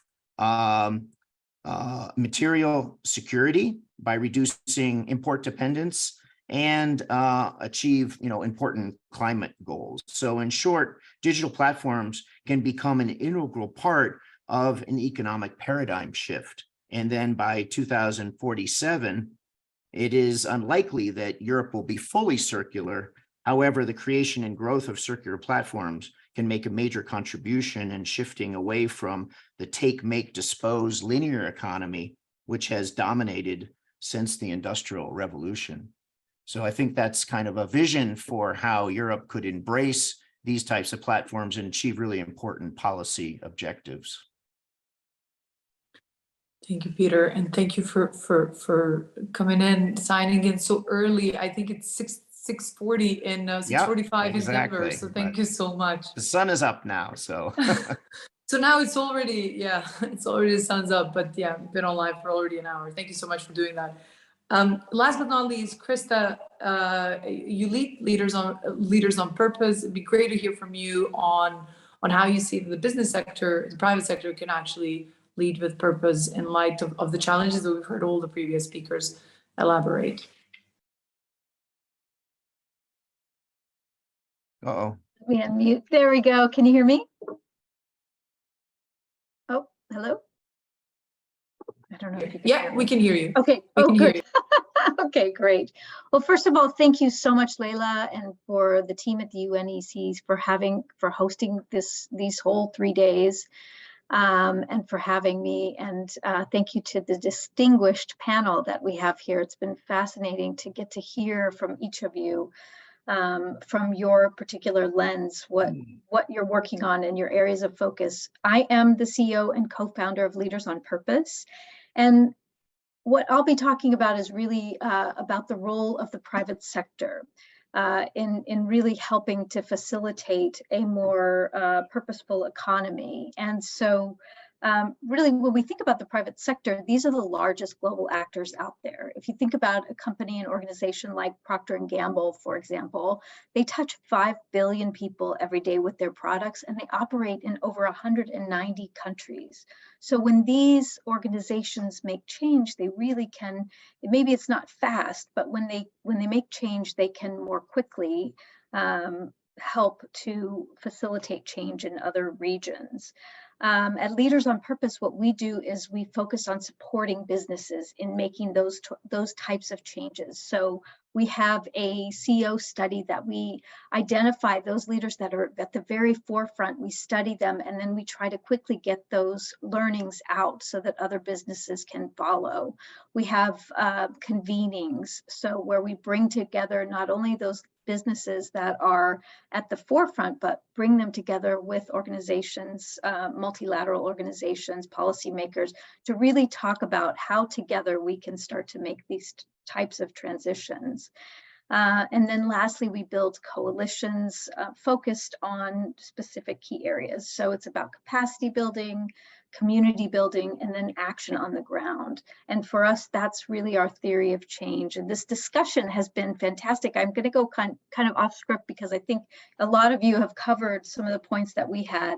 Really, Anders, and when you spoke about the need for policy, you know, that's something that certainly is something that we agree with. In 2020, when the world was sort of coming together and governments were thinking about Build Back Better, we put together a letter with a group of multinationals focused on what are policy recommendations for governments to support businesses to become better actors so that we level the playing field. And I guess one of the things I probably should back up. And so when we think about purpose-driven businesses, our definition of a purpose-driven business is businesses creating market-based solutions to public problems without causing more public problems. So we think about that, that's really different than the sort of traditional view of what business does, at least from the 1970s on. But in the past, business has always addressed, that's been the role of business, right? To address the issues of the community. So this, we're just saying, adding a finer point on that and saying without creating more public problems, but that causes a need for a transition. And so when we think about recommendations, building really on what we've heard, recommendations we have certainly concur with many of the panelists here around the role of policy. So even though businesses are making this transition, not all of them are. And without policy, we can't level the playing field. And without a level playing field, we really are not fully incenting business to be a force for good in the environment. I love the discussion around new measurements. So we talked about, there was some discussion around qualitative measurements. We certainly concur with that. So the idea about rethinking how we measure what a successful business is, and the idea about that circular, you know, a circular score, I think is a brilliant idea. So really rethinking measurement. And one thing that we'll be doing this year with our study is really rethinking how do we measure and how do we rate these businesses that we select to be part of the CEO study. Collaboration. So this panel, you know, with all of our diverse voices, is a beautiful example of this cross-sectoral dialogue. And this is where the UN is so brilliant and so needed right now, as we live in a time when, you know, there's the trust between sectors has broken down in a way that I think we haven't seen for some time. And then, you know, capacity building. And I know the next session following us is about capacity building, and that is a critical skill. We're all moving into uncharted territory. And so building capacity is a lifelong learning, as we've talked about. Sophie talked about that. But I think that, and all of this sort of with the ethical backbone, realizing that we just have one planet. And at this moment in time, if you are an adult, we are living at a time when no other generation has had this type of responsibility. It's on our shoulders. What happens not only with the next generation, but the next and the next. And so I think by working together and addressing all of these areas, we can see a path forward. And Anders, the book that you talked about, Earth for All, I'm a huge fan and really appreciate the pathway you've laid forward with that. So with that, I'll turn it over. I know we have a little bit of time left for Q&A. Thank you so much for having me. Thank you so much, Krista. So maybe just to recap, I think in fact, before I do that, I see that we have a question in the chat. It's from Gilson Leite. I'm sorry if I'm mispronouncing your name. How can we involve young people in circles or platforms to create opportunities and, I assume, generate big investments? So how do we bring young people in? I'm gonna, since we don't have this question for anybody in particular, I'm actually gonna call in on Sophie to start with, if you want to reflect shortly on this. Yeah, I mean, I think that this is about building in the voice of young people at every level of decision making. And I mean, whilst I think that, you know, having a seat for young people on boards, having, you know, young people's councils and so on are good things, I don't think that we can say that our work is done if we've just done those things. So I think that there's something around, if you're an organisation, how are you using the voice of your younger members of staff, not just as sort of entry-level positions, but how are you actually recognising them as, you know, experts in their own right?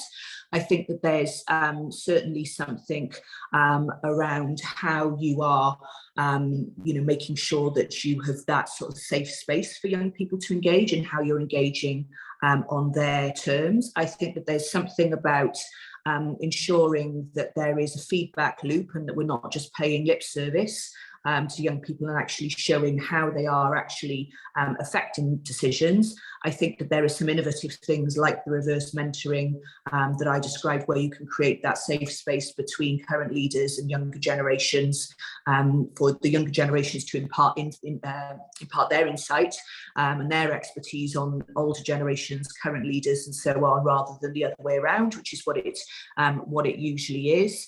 I think that there's you know, proper engagement with organisations that represent young people. So I suppose the main point that I'm making is that there's no one, you know, silver bullet in terms of working with young people. It has to be a range of different things at every level of the organisation and embedded in everything that we do. So things like having, you know, in Wales we have young commissioners who will sit on, you know, panels awarding tenders and contracts for services that they're involved in. And we have to recognise that the skills and experiences that they are bringing are just as important, in fact, possibly more important than anyone who's got, you know, 20, 30, 40 years experience of finance, risk management and governance, for example.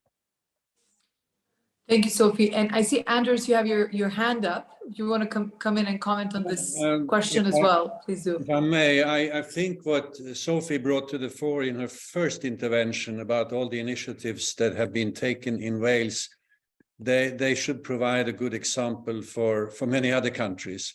Because I think it's, as you said, it's not one thing we have to do. We have to be active on a number of levels and in many areas. And I think this idea about having in parliaments a mechanism, maybe a Senate, that would have as a responsibility to have a long-term perspective in their analysis and be sort of a watchdog about long-term consequences of short-term decisions. I mean, some of us already touched upon the fact that our economies and also our political systems are very short-term in nature. And how the hell do you take on long-term issues if that prevails? So I think we need some institutional mechanisms here.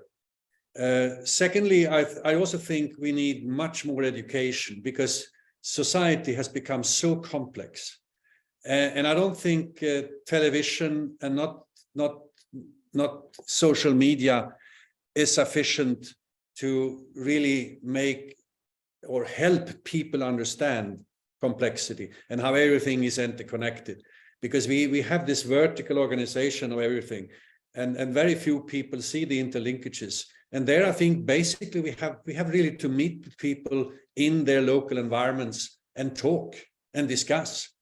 And we have to bring in young people in particular, but of course also the older generation. So there are two things I would like to touch upon.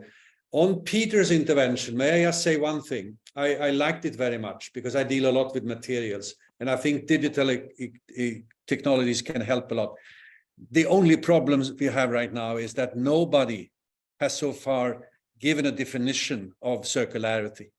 So it means very different thing to different peoples. And I think we need to define this. And it's not only circularity, it's really resource efficiency in all its aspects. And it's not primarily recycling, it's really to prolong or extend the lifespan of products, is reuse, refurbishment, etc. It's a whole list of issues that we find much better. Otherwise, I don't think we will move in the right direction. We need a definition.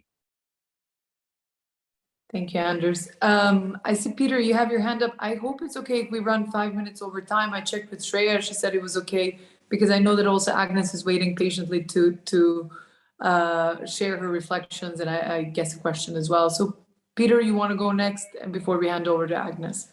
Sure, I just make two brief comments. One is, if indeed we're going to see platforms doing $70 trillion worth of transactions in 25 years from now, there's going to need to be a lot of people who understand how to manage and run those. So I would say to young people, there's actually a tremendously interesting and exciting career opportunity in learning how platforms operate, getting involved in learning how to become part of managing platforms, not just using them.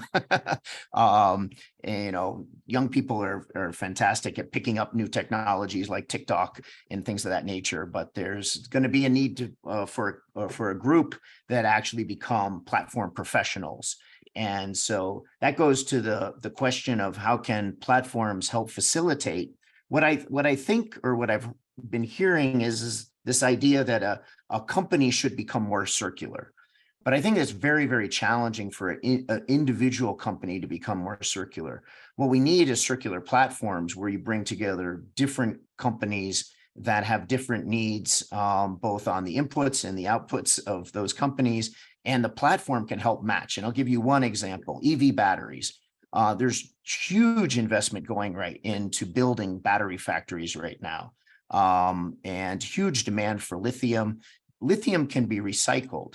But what's interesting is that once it's been used in the automobile industry, a second use can be in the utility industry as stationary battery power. These two industries don't connect very well right now. A platform could help match the used batteries with stationary applications. It's just one example of bringing together two industries through a platform that would be able to match the supply and demand. So I think there's lots of ways. And yeah, I hear that we need a better definition, but we also need to just do things. So let's get on with it. And platforms, I think, can really help with driving circularity. Wonderful. So we have an intervention from Miss Agnes Gutsiamani, right? Sorry, who is an advocacy manager from Youth and Environment Europe. Over to you. Thank you very much, and thank you so much for giving me the space to talk. As we're talking about youth right now, I'm very happy to be a youth representative here on behalf of Youth and Environment Europe. So I have been hearing the entire conversation since the beginning, and I find very interesting the horizontal decision-making, the social impact that we should talk about, the climate anxiety that as a future generation, we're experiencing, and we're going to experience even more year by year. And also what I saw that it was highlighted, it was working together, promoting collaboration and transparency. And I couldn't agree more with all of them. But I want to raise some points as some recommendations as a youth perspective regarding first, what are the competencies that we think that they are most important to highlight that we need to gain, which is adaptability, as we're living in a world that is changing so rapidly. We need inclusivity. And when we mean inclusivity is that youth, we need to include youth, but youth is not a homogeneous group. So we need to consider what is youth and to actually reach out to marginalized communities, to people, to youth that they don't have voice, and we shouldn't leave them aside. And also digital literacy is something very important, and it shouldn't be taken for granted, because there are people that and half of the population doesn't have access to digital tools. which we are talking about platforms that they are very important, but we shouldn't leave aside these people. And not to take most of your time, as I know we're running out of time, I just wanted to make the recommendations to bridge the intergenerational gap that we are seeing that is existing, actually, and in order to promote youth participation in policy and decision making. And this is for example, it could be the creation of an online platform under UNEC, which would actively notify on time national youth agencies from all the member states and regional youth organizations with the opportunities to engage in public participation in policy making and decision making. This platform should also entail the relevant information and documents to ensure effective and transparent public participation. Also, the UN is providing free online workshops on how young people should exercise their rights from the Aarhus Convention. And this should continue and be supported, as capacity building and raising awareness should not be left only to the civil society, but should be left also from the institutions as well. Through this way, we can ensure that misinformation is combated and young people can use these tools effectively. Also, there should be an online list with contacts that could provide the relevant information regarding the topic that is being decided and discussed, such as national focal points with whom young people could discuss and express their views effectively. Through this way, we could achieve inclusivity. And to conclude, speaking about inclusivity, as digital tools, as I mentioned before, are not available in every corner of the world, technology should be used as a complementary tool to existing forms of public participation and not as a primary and leading tool. Therefore, practical support, such as funding and an embedded seat at the decision-making tables for young people from all over the parties of the Aarhus Convention, for example, is crucial to achieve inclusivity and effectiveness. And as I said, youth is not a homogeneous group, so do not take this for granted. And thank you so much. Thank you, Agnes. Really appreciate that. So, and we're 4 minutes over time, but we'll finish right on time. I think just to wrap up some of the key ideas, and I'm sure I'm leaving a lot out. I think what we heard today is that our current economic model is simply not sustainable, and we know this. That it's also destabilizing our societies and the planet, and this is obviously from Earth for all. That we need to bring in considerations of equity, planetary boundaries, and how we measure at the heart of what we do. And this requires us to think long term, and this requires us to engage with young people and to engage with the future differently, provide space not just for participation, but also to drive, but also for agency and to drive decision making. I think what we heard across the board is that there's a need for more collaboration across different sectors and to build ecosystems as a way to actually build more resilient systems as well. We've also heard that there's a need to have more transparency and more collaboration and different ways of thinking through how can we effectively and efficiently move to circularity in a way that is just and doesn't leave people behind. So for everybody who's online, who's interested in this topic on how we become good ancestors, and Sophie has provided a lot of references. We also wanted to bring up Roman Krznarik's book, Good Ancestor, which I think has a lot of this thinking in it as well. So thank you, everybody. Thank you for joining the call today. I hope you enjoyed this as much as I did, and hope to see you at the next events. Thanks so much. Thank you so much. Thank you. Thank you. So, thank you very much. I hope you hear me all right. Then I want to welcome you right to the next session, how to build competencies for the regulations of the future. My name is Jakub Samochowicz. I am a senior researcher at the Gottlieb Duttweiler Institute, a think tank in Switzerland. And I have a cold. So I will try to keep my inputs short, as it's kind of annoying to talk and probably also a bit annoying to listen to me. Therefore, I would like to start right away. And if I understand correctly, we will have the first input by Lomna Schiebinger, Professor of History of Science at Stanford and Director of the EU-US Gendered Innovations Project. which will be in form of a video. And so I hope that somebody out there starts to play that video, if I am correct. Yes.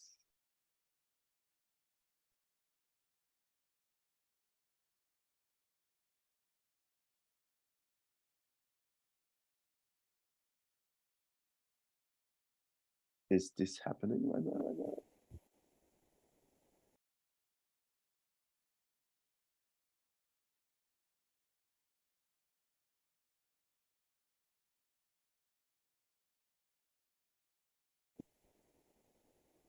Hello, I'm Londa Schiebinger from Stanford University. It's a pleasure to be here with you. Today, we will explore gendered innovations and how integrating social analysis into technology research can lead to standards and regulations that foster social equity and environmental sustainability. Doing research wrong costs lives and money. Research can fail and fail more often for women, non-binary people, and others. But doing research right can save lives and money. This is crucially important to get research right from the very beginning. And this is the goal of gendered innovations. Gendered innovations develop state-of-the-art methods of sex, gender, and/or intersectional analysis and provide case studies to illustrate how these type of analyses lead to discovery and innovation. In the next few minutes, I'll give 3 examples of how doing research right can support standards and regulations for the future. The first gendered innovation here is crash test dummies and national traffic safety regulations. Crash test dummies have been used for automobile safety since at least the 1970s. And here you see the male crash test dummy that represents the 50th percentile of the male population by height and weight. The female dummy represents the 5th percentile of the female population. But the female dummy is simply a scaled down version of the male. Significantly, it does not model female typical biomechanics, spinal alignment, muscle and ligament strength, and other female typical characteristics. Consequently, belt-restrained women are 47% more likely than belt-restrained men to be injured in a car accident after controlling for weight and body mass. Again, this is because crash test dummies model the medium-sized male body, leaving others at risk. And here we have a great gendered innovation. Astrid Linder, an engineer at the Swedish National Road and Transport Research Institute, has created Ava, a 50th percentile female dummy that properly models the female body. With this innovation, we have the possibility to reform standards. In March 2023, just a few weeks ago, the U.S. Government Accountability Office recommended that our National Highway Traffic Safety Administration adopt strategies to protect demographic groups, women and the elderly, currently at risk. The NHTSA agreed to do so, meaning that the 50th percentile female dummy should soon be considered for use. This is a coup for automobile safety for women that has been decades in the making. We expect similar new regulations to be adopted across Europe, North America, Central Asia, and other parts of the globe. My second innovation has to do with machine learning and artificial intelligence and changing the way computer science is taught. Let me prime you with just one example. In computer vision, a photograph of a traditional US bride dressed in white is correctly labeled bride, dress, woman, wedding. But a photograph of a North Indian bride is mislabeled performance art, red, costume. So why is that? ImageNet is a database fueling image recognition. Problems arise because 45% of the images in ImageNet come from the US, even though we represent only 4% of the world population. By contrast, India and China together contribute only 3% of ImageNet data, even though these countries represent 36% of the world's population. We need data sets with appropriate geodiversity and sensitivity across cultures. In this case, computer scientists did not consider who would benefit from their technology and who would be left out. As a consequence, they inadvertently amplified global patterns of discrimination. The intersectional innovation here is embedding ethics or reasoning about social consequences of technologies directly into technical courses in CS so that no student can graduate without understanding how to analyze the potential risks of their work. Failure to consider the social, political, and economic dimensions early in research can lead to harm. The U.S. National Academies of Sciences, Engineering, and Medicine released a report in 2022 to do just that, integrate social analysis into CS courses. The National Academies emphasized that, quote, with computing technologies increasingly woven into our society and infrastructure, it is vital for the computing research community to be able to address the ethical and societal challenges that can arise from the development of these technologies. Since 2017, universities have been developing what was first called at Harvard University embedded ethics, or responsible computing, that integrates social analysis into core CS courses. These courses are typically taught by a team of technologists and social scientists. This ensures that computer science students who graduate and move into industry jobs have the skills to identify potential risks before launching programs and services into society. Generative AI is a good example right now that requires care and ethical guardrails. So that's computer science.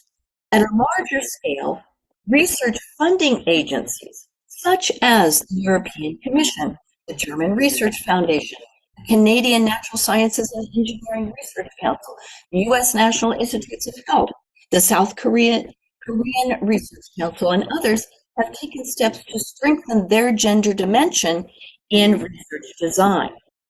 At some agencies, applicants who seek research money are now required to integrate sex, gender, and/or intersectional analysis into the design of research, or to justify that it is not relevant. The idea is, and this is important, the idea is that if taxpayer money is to be used, the research should benefit everyone across all of society and safeguard the environment. To support policy in Europe, the European Commission published this policy review in 2020. This book is easy to find and download, and it's free. So to foster these developments globally, we at Gendered Innovations did a study of 22 national funding agencies across 6 continents to identify emerging practices across regions. For agencies that wish to develop quality policies and practices in this area, we provide a policy roadmap. You can find the interactive roadmap at genderedinnovations.stanford.edu under Policy Recommendations and then Major Granting Agencies. So these are only 3 examples of innovation that can support your preparations for 2047 and beyond. I wish you a fruitful meeting and much success in the years to come. Thank you very much. All right.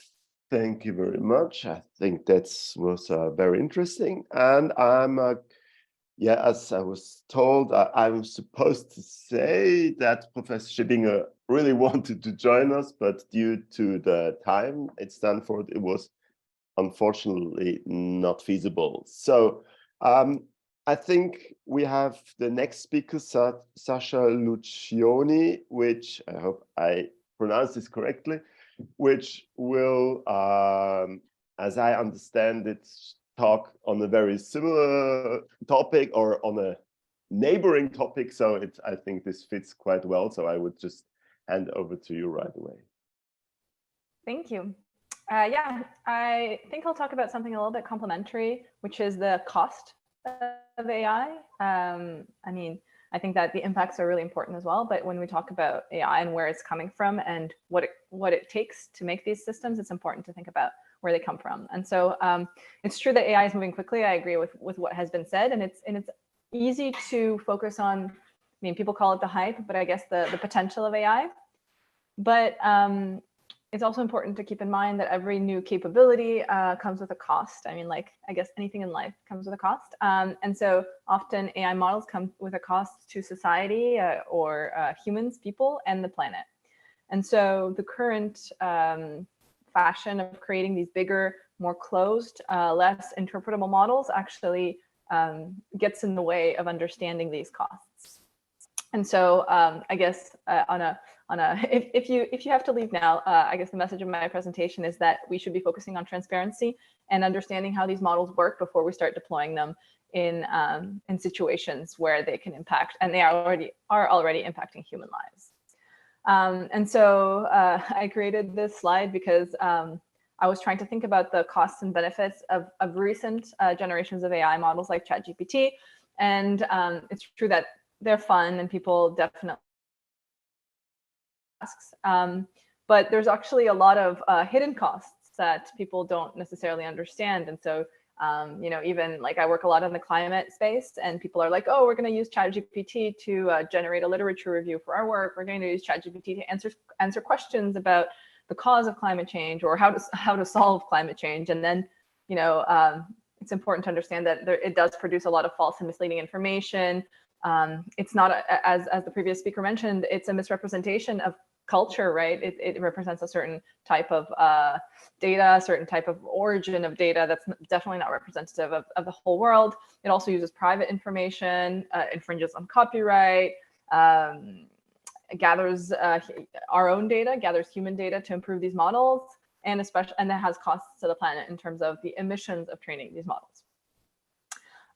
This is work by Irene Suleiman, one of my colleagues at Hugging Face, and it's interesting to see that, I mean, this is kind of the end of the graph, but in recent years, these big AI models, especially language models, have gotten more and more closed and harder to access. A couple of years ago, a researcher such as myself, you know, when a new AI model comes out, I can download it, I can stress test it, I can do research, I understand the model I'm working with, I know the version, I know to some extent what data it was trained on. Now that's almost not the case. All these new models are completely black boxes. And so they're increasingly complex. So the y-axis on this graph is actually size. So the biggest models are the most closed models. There's a lack of documentation. For example, the recent report about GPT-4 didn't say anything about where the data was coming from, didn't say anything about the size of the model, didn't say anything of the architecture. So there's very little documentation. And increasingly, we need very specialized hardware to run these models. So once again, there's a barrier to entry that means that only the richest labs, organizations, or companies can do this kind of research. And so this really creates a divide, even in our field, between the people who can and the people who cannot, right? And the people who can are mostly in big tech companies or startups with a lot of money, and people who cannot are in university labs or in countries with no access to a supercomputer. So what can we do? I think it's important to get informed about these models. So as policymakers, you have the right to ask questions. I mean, anyone as users of technology, we have the right to ask questions. And I think that, I mean, there have been different proposals, people or model nutritional labels. So, you know, if you're eating a piece of food and you want to know what's in there, you want to know vitamins, calories, what have you, you can ask the same thing of machine learning models, of AI models. You can also develop in-house literacy, consult with technical stakeholders, right? If you're drafting legislation, if you're even discussing the impacts of these models, like I thoroughly enjoy, you know, spending an hour talking to people, just talking through what the impacts of AI technologies mean for them particularly. And so this can be anything from education, this can be policy making, this can be anything at all. Calling upon experts, usually we're pretty happy if we have the time to take the time to discuss, like, the limitations, like what this means. Do you even need AI? It's a good question to ask.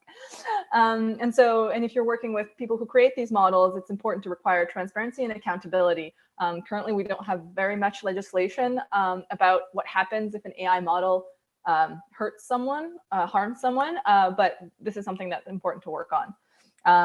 And also, something that I work on particularly a lot is the cost of AI models. So when you're saying, oh, look at this amazing model, also saying it took 1 million hours of GPU compute. I used, 2 megawatt hours of energy, and I deployed, I emitted as much carbon as, 500 flights between New York and Paris. It's important to disclose this information. And it's also important to use this information when you're making trade-offs, right? Because if a system like this, for example, ChatGPT, is deployed constantly and it's responding to millions of queries a day or a week, that really adds up. And if we favor more efficient models, that really makes a difference in the long run. So something of a conclusion is that AI is definitely a powerful tool for sustainability, but it's kind of a paradox. It can also contribute to the climate crisis. And so my work is kind of to try to make trade-offs. I'm not saying that we should stop doing AI. I'm not saying that we should stop, building these systems, but I think it's important to consider the costs and the benefits, as with any decision. And so just because AI is so impressive, we shouldn't ignore the costs. And so I think that policymaking is a very, very important part of this, especially international policymaking, especially like connecting countries and organizations, because of course each country has their own culture or norms, but it's important to build these bridges. And so I think that we can really work together to build future-ready competencies and enhance multi-stakeholder cooperation. I got that from some UN document. Thank you. Thank you very much. Yes, that was very interesting. I always was thinking that when people talk about AI being used to fight climate change, that this is a bit weird. For example, there was some, I'm not sure if this is still the case, but some years ago, like all the Ivy League university people went to finance, to work in finance. And so all the organic intelligence kind of went into work for finance. And therefore, why should the artificial intelligence not commit to the same like market rules when there's no boundaries to that? And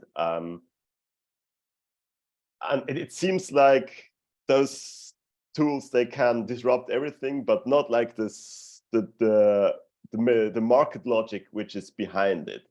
Or do you feel that this could actually, like, could it also disrupt this financial incentives? Or is this just like on a different level which it does not touch? Oh, it definitely can. Yeah. I mean, I think that when companies use AI, it changes the market balance with regards to companies that don't use AI and how they use AI. I mean, there's a lot of dynamics at play. Yeah, but it always follows this market logic. So AI will not disrupt the market logic itself. That's what I meant. Or no. Because that's a given, it seems. So capitalism is always there. Yeah, okay, you can say it like that. All right. So I would like to continue and give the word to Eckhard Ernst, Chief of Macroeconomic Policy Unit at the International Labour Organization. Please. Excellent. Thank you very much, and great to be with you all. I was very impressed already by the presentation that we heard so far. Just put this up full screen here. 1 second. Excellent. So I would like to share with you some complementary views to what we just heard before, which is simply building up on the two previous speakers or with their excellent remarks, and looking specifically into the relevance of all these new technological developments around AI with respect to the world of work. My name is Eckhard Ernst. I'm in the research department of the International Labour Organization, and I take Dr. Lucioni's call for international collaboration and cooperation, obviously particularly at heart. So, I mean, we heard already that there's this recent new hype about generative AI tools, ChatGPT. I guess some of you, or most of you, have already tried it out. You see, since the last 2 weeks or so, increasingly varying comments, letters going around about how we should stop or kind of at least pause the developments around these tools. And obviously, the more hype there is, the more we talk about this. And you know, in our world, in the world of labor and world of work, obviously people are concerned what it means for their jobs. And so we started looking into these issues from our perspective, obviously, as well. And you know, when you start kind of going into these issues more deeply, then you realize, I mean, as was already mentioned before, there is cost and benefits, and it's not always clear to what extent we really see this kind of major shifts in labor markets that some people are afraid of happening. So obviously, it's a great tool. These generative AI tools, it's great to summarize large amount of information. You have a natural interface. I mean, it's always amazing, I find, to see how people anthropomorphize these tools very quickly when they have some kind of feeling that there's almost like a human being in front of them, and you can detect new relations, hidden talent, etc. And as I said, some people believe there's large productivity gains, especially for knowledge workers, and we will see a bit in a minute what I mean with that. But then the problem obviously is a lot of these tools, and I don't want to denigrate or limit this issue. The energy cost is important, but I think the tool itself has actually enormous problems in terms of what they actually produce. So especially these large language models tend to hallucinate. They make up things, they make up references, or produce completely illusionary relationships. You can easily manipulate these tools as well. So if you want to use them to kind of spread false information, that is relatively easy to do. What's funny actually is that they're not good at math at all. I mean, now increasingly there seems to be some kind of interactions, interfaces that have been used, but the basic tool that has been made available is actually quite poor at math. And there's obviously a risk of dual use. And I think most importantly, there's really no ethical grounding because these tools rely on a large input of public or privately available information. And so you know, some people have started to kind of think about, so what are the particular tasks that we can use these tools for? And so as I here kind of showed on the right hand side, you know, for things like brainstorming or evaluation of ideas, providing counterfactual, etc., it might be useful. Synthesizing text. Funny enough, one of my colleagues started using ChatGPT to summarize long meetings that we have at the ILO to kind of be able to reduce the amount of time that he has to go through meeting transcripts. So that's certainly useful, but it is not particularly helpful for many other things, including, let's say, as I said, mathematical formulas, or even coming out with completely new ideas outside the realm. So in a sense, the tool can be complementary to some of the tasks, but it's certainly not for the moment at the stage where we can have to be afraid of large substitution of labor across the world. But by being complementary, it still affects quite a number of workers. And so we kind of calculated with colleagues here how many workers would potentially be affected. And I mentioned before knowledge workers, and here's a breakdown of what we can count as knowledge workers, as mostly white collar workers, so people like you and me. But some other that are working in adjacent occupations that could also be affected by these new tools, including in manufacturing, for instance, or in construction. And you see that depending on the world, the region of the world you're looking at, you're talking about between 35 and 50% or over 50% of employment that could be potentially affected. And in total, we talk about sometimes in some regions up to 400 million people that could potentially be affected. Interestingly, with a lot more female workers potentially being affected than male workers, at least in high and upper middle income countries. So clearly, it is a concern. So we should get ready to not embrace change, but to we make sure that we see changes coming in our workplaces, and be ready to address this. And I think that at the ILO we kind of have tried to identify three main kind of topics that we feel are particularly strongly about this. First of all, is actually for policymakers in particular, is to identify relevant skills, which means to say that we need to make sure that we actually equip our workforce with skills that are complementary to machines. So it's no point to try to beat these machines at coding. You will never be as good as coding at this machine. You will never be as good at some other task than this machine. As I said, summarizing text or so, the machine will always do it faster, or transcribing, for instance, or translating now increasingly.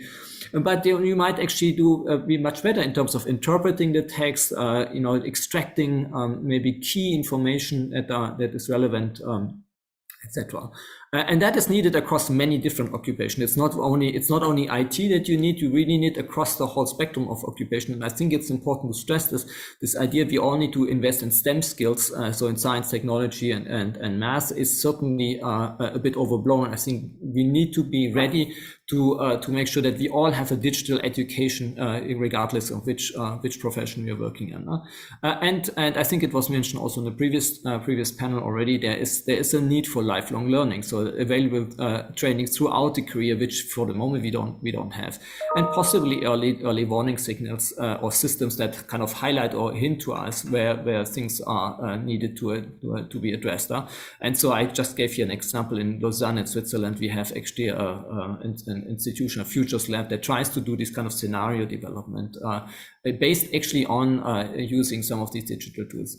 The second, I think, most important point is support transition. So there will be jobs will be affected, some jobs will disappear, but also some people will need to transit to new occupations, and we need to make sure that we provide career guidance and protection. So social protection is obviously key, but it's also kind of a support in terms of moving towards other occupation actively, not only passively providing social protection, but actively providing guidance and support for transition, and including early reorientation towards new occupations and facilitation of existing competencies, especially from a lifelong learning perspective, where some of these certifications are still missing. And here I wanted to stress especially that there's a need for develop a skills ecosystem, which includes both policymakers, businesses, and education institution.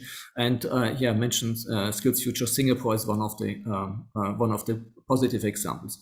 And then the last point, I think, which is really dear to my heart, at least, is, we need to make sure that there is a global inclusion in this whole process. I think we often forget that there's a huge amount of underemployed workers in a large part of this world, in Latin America and the African continent, in Asia.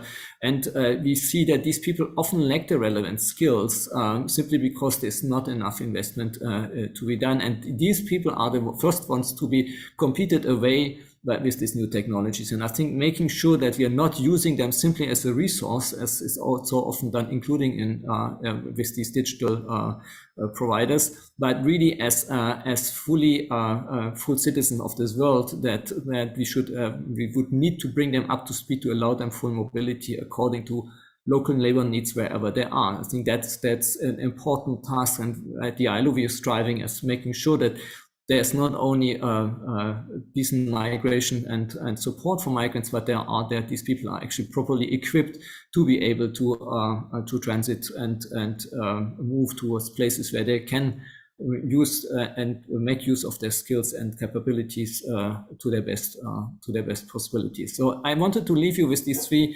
main points, and I share with you some publication that we have done in this area in the past. And thank you very much. I'm looking forward to your questions. Thank you very much. So as I understand, we are running a bit short on time, but what I always think about when I hear this is actually the music producer Dave Rubin, who produced several great albums, from the Red Hot Chili Peppers to I don't know, but really some famous bands, and he has no idea about music. He has no idea about technology, about how to use a soundboard, but he just somehow is there to inspire those bands, and they all want to work with him.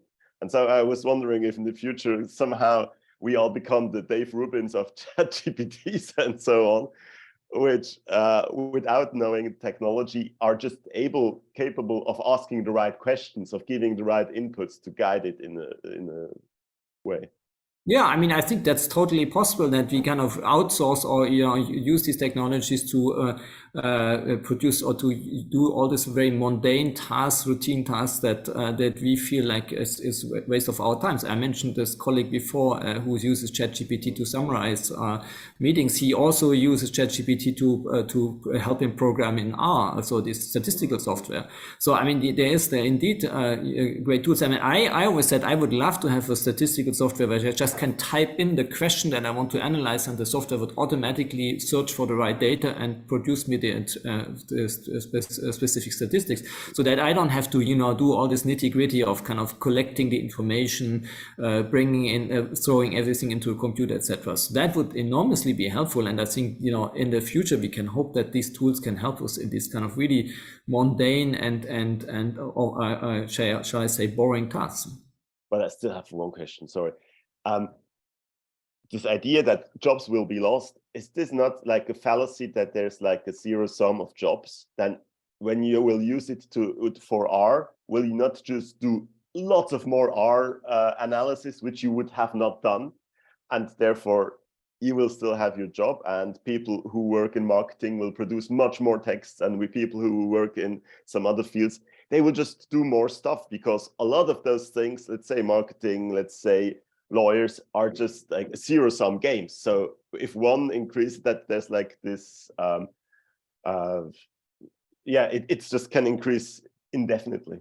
Yeah, so I mean, this is indeed what we observed in the past. I mean, in the past, technological progress has destroyed jobs, but it hasn't increased unemployment, absolutely. But the problem really what we have right now is that the overall productivity growth is not fast enough. So in a sense, we don't create enough new demand for new alternative occupations and jobs and sectors. And I think that's where we kind of have the challenge right now, that our economies are suffering from a lack of growth, for various reasons, partly related to population aging, especially in advanced economies. And so we might fear, or we might see that challenge, that some of the jobs that will be lost will not be replaced by jobs somewhere else.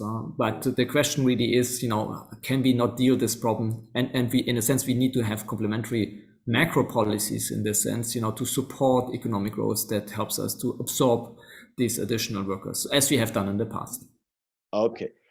Thank you very much. We will continue to the next speaker, Manana Ratini, professor at Ilia State University at School of Education in Georgia. Please.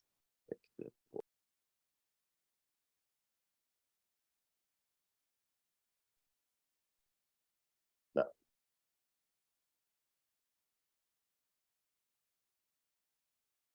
Can you hear me? Okay. So, hello everyone. I want to continue as the previous presentations were about artificial intelligence. I also tried to apply AI while preparing to this presentation, and I chatted a lot with GPT chat, and it was very helpful to be serious, because it suggested a lot of things, and it's act like critical friend of mine. And so, as it said, we have a time and new industrial revolution. That's a stage of the personalization when a cooperation between human and machines will be needed.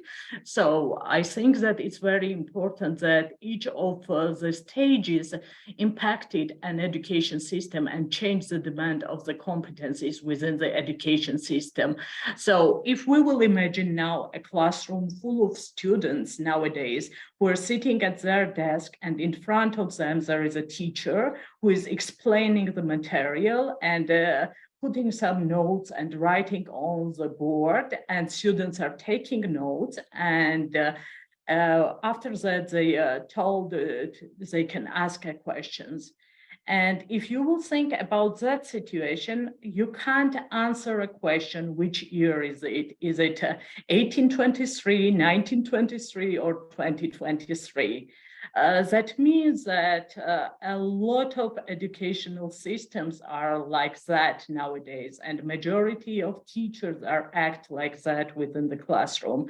And that means that there is a rapid changes in our society. Technologically, we have digitalization everywhere and globalization, but still the classrooms remain the same.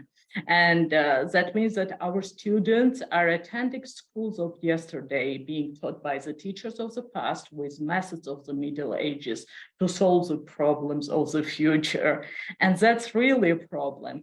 But it's not a teacher's fault, because they are not supported adequately by the local or national authorities to change their competencies and to make those critical changes, because they need to firstly they need to change, and also they need to be supported. And if we will not think about that, we will have by 2030 more than a half a generation. It's approximately 800 million people out for young people out of 1.6 billion children and young people globally that will not have needed skills for the changing global job market. And that's really will stack our economy, and also it will lead to the crisis in different economical crisis, to poverty and to income inequality. And we all are speaking about how to avoid that situation. And so when we are speaking about the education system, for example, Wayne Gretzky, who is a top scoring ice hockey player, he said when he was asked about his success that other players tend to race to where the puck is, while I went where it was going to be. And that's important because most of the educational systems are acting in the same way. They are functioning in a way that they used to act, and simply they are reflecting all the challenges they face, but they are not changing education system as a whole and with tomorrow on mind. And because of that, it's really problematic, and we need a collaborative effort from government, educational institutions, and also individuals.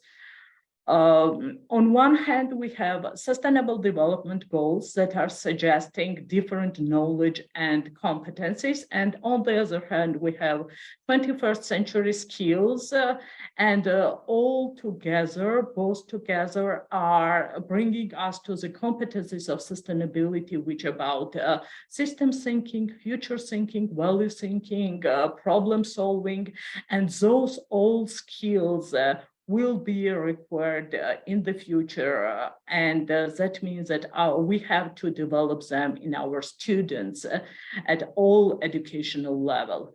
And how to make it? Yes, it's important to speak about our teachers, because no school system can be better than its teacher is. And because of that, in other words, we have to invest really in the competencies of our educators. And when we are speaking about competencies and how to develop those needed skills for our educators, I think that very helpful, effective, and efficient competencies were developed by UNEC steering committee group on competencies on education for sustainable development. And it has three main pillars, which are very important for the future thinking, I think. The first one is thinking holistically, and that means that for a sustainable future, we all need to have a greater awareness of systems within the interconnected nature of the world, and seeing the whole picture as well as being experts locally. The second pillar of the competencies is also very important, and it's about envisioning changes. And that means that we'll need to plan together to work collaboratively, but not forget about our past and learn from the past, and also act actively in our present, and also to explore alternative futures. And the third part is also very important. It's about transformation. And transformation is not only on the national level or education system, but we have to start from ourselves. And it's important, firstly, to unlearn what is unnecessary nowadays and relearn what is necessary for the future. And I think that those competencies are working in different parts of the world and countries of our region differently, but those are very flexible and adaptable, and different countries are using them in different ways. So when we're speaking about the regulations of the future, it's really very difficult to say that one fits all in the system. So we have regulatory landscape which is constantly evolving, and that means that it's driven by the factors such as technological changes, advancements, globalization, shifting the values in society, and because of that we have to take into consideration the potential risks that are in the world, and we need different parts and different aspects to be in place. Firstly, it's to develop sustainability focused curricula. That means that sustainability topics should be incorporated and embedded in at all levels of education, starting from early childhood and elementary schools with a higher education in place, and also it should affect all the subjects, and all the subjects should have really topics about sustainability. And on other hand, when we're speaking about each and every subject in curricula, it's important also to foster a culture of sustainability in schools.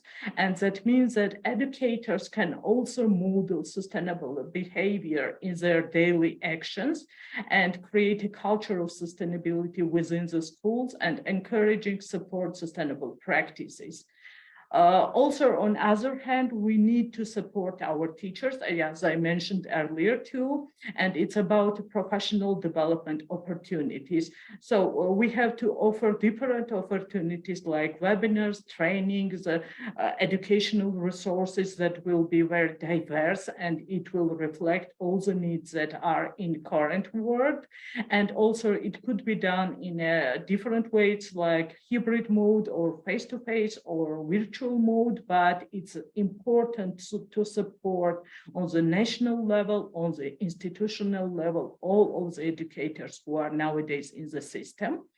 And also, I think one of the main directions is to promote sustainability-focused research, because we all need in the modern world new knowledge, and to create that new knowledge, we need to have a sustainability-focused research. And in that direction also should be a support, like research projects should have, and we have to provide more funding for them, and we have to have different awards for sustainability focused research, and also they have to share this new knowledge in different conferences. And I think that's important, because our world is changing very rapidly. Also, we need a monitoring and evaluate sustainability efforts, because we have to identify changes when they are needed, and to have more flexible and adaptable regulations it's also important. And finally, I want to finish my presentation with recognizing artificial intelligence in education system. So we can't reject that new developments and innovations in the world, and education system should be opened to that new innovations. And it will help us a lot. It will save our teachers time also, and it could assist in a different way, but we have to explore that, and we have to have all of above-mentioned regulations in the world. So thank you for your attention, and if there will be questions, we can answer later on them. Thank you very much. Yes, I'm afraid time-wise will be a bit tight for questions. Just one thing which I liked very much is to envision the future, envision the change aspect. as it reminds me of a statement, a quote by Rutger Bregman, the historian, who said, "The problem of our time is not that we are not doing well or that we will do worse in the future, but that we can't imagine anything better." So I think this envision and the change is really important. But I'm afraid we have to stop this here and give the floor to the next participant, Simon Tertelea, coordinator of UN youth programs. So please. Hi, thank you. I'm not the coordinator of the UN youth programs, but I am the coordinator of the UNEC ESD youth platform, which is much linked to what Manana was just talking about. And I'm going to make a little break from what we were just talking about from the competencies, because I was also asked to give a little bit of a feedback and a look back at youth dialogue, which was organized by the UNEC in December last year. The aim of the youth dialogue was to enhance the engagement of the UNEC, so as an organization with young people to better address their needs and to co-create innovative solutions to regional challenges. So it does tie in quite well with competencies, with AI, and with looking towards the future. But what happened was more than 100 young people came together to discuss a variety of topics. These included the future of the environment, the future of digitalization, the future of mobility and road safety, future of energy, and the future of cities. And when I started looking at this, I first looked at the future of the environment, because this was something that kept coming through all of the topics that discussed. And we have from a youth perspective, we have two very worrying aspects. The first is a quote, and this was said by somebody during the youth dialogue, which was, "I feel the world is getting gray." And that is something very sad to hear. And the second is actually a little bit more uplifting, which is the environment in 2072. So they went a little bit further. They looked 50 years into the future, and which was all damage has been reversed. Sustainable development is at the core of every aspect of life, and well-being and synergies are fostered. Citizens and youth are taken serious. And so what I'll do throughout the presentation is I'll look at each of the topics that were discussed, look at the difficulties that people encounter for change, and some things which were brought forward. So at least for future of the environment, as I said, the main thing that came out of it is young people are sad. They feel the world is getting gray. But to change this, we can adapt. And to do that, what came out was mainly that we need to help most affected states, people, and the areas now, and that we also need to focus on just transition, which also means looking at the past, seeing what didn't work, looking at where finance needs to go and actually implementing it. And to make all of that possible also is reskilling. Then if we move on to mobility and road safety, a second issue which came up and which was also recurring, obviously, is always cost, because anything related to large-scale projects is always related to costs. And one of the things that came out there for the youth participants was that people do not always consider CO2 emissions when choosing to drive or fly, take a train or a bike. For many young people, their mode of transport is environmentally friendly no matter what, because they don't have access anyways to a private car, to a diesel locomotive, to an airplane, because they have to live within their own communities. It's only once we start working that this changes. One of the recommendations specifically for mobility and road safety was ensuring that there's good connections between lines and adaptability. And obviously, the European region is very privileged in this aspect because the rail networks work quite well. You have a lot of different companies who have invested in it. Think about Euroline, for example, which also has a lot of buses in the end, but still buses which make travel across the continent easy. But then when you look towards the global south, Latin America, Africa, There are no trains, there are no bus lines, infrastructure is very bad. And so that's also something very important. And if infrastructure is not good, then road safety will not be good. And so that was also very important when we're looking towards the future, that we also need to think about adapting our way of mobility, which is not building cities. And here I tie into the next one, which is not building cities around cars, but around users. And so if we build a city with, for example, more car lanes, then obviously there are not going to be more bike users. However, if we think about it differently, and here AI was one of the topics that was mentioned, let's stop only looking at how it was worked in the past, but let's ask an AI model, how would you envision public transport being changed? And using that knowledge also to transform a city, a region in being more efficient. For cities, then on top of that, there's the whole aspect of, again, environment, which was a cross-cutting theme, related to waste management, accessibility, pollution, and the lack of gray spaces. In richer countries nowadays, there is large focus on including more green spaces. However, when we look within cities, what happens is that richer areas have more green spaces than poorer areas. And so there is already a big divide within cities in already rich countries. Then when we talked about digitalization, here one of the issues that stood out was the fact that marginalized groups keep being marginalized. So people with disabilities, ethnic minorities, women and girls are not jumping onto the bandwagon that is digitalization because there are no opportunities for it. Age in this is also obviously a factor, and they are starting, I mean, older generations are starting to be the marginalized groups in this because they don't have experience using digital tools. At the same time, we have youth with little access to digital tools, so they cannot learn it either. And so we constantly face this dichotomy of we are moving forward, but we're not.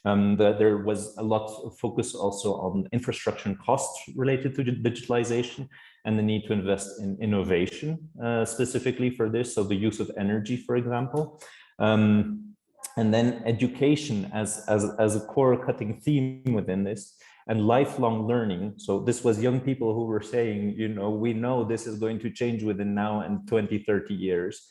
Once I stop university, once I stop high school, I still want to continue learning to be able to adapt. And so education is key to empower disadvantaged groups, young people, older people, to develop necessary skills to engage in digitalization processes.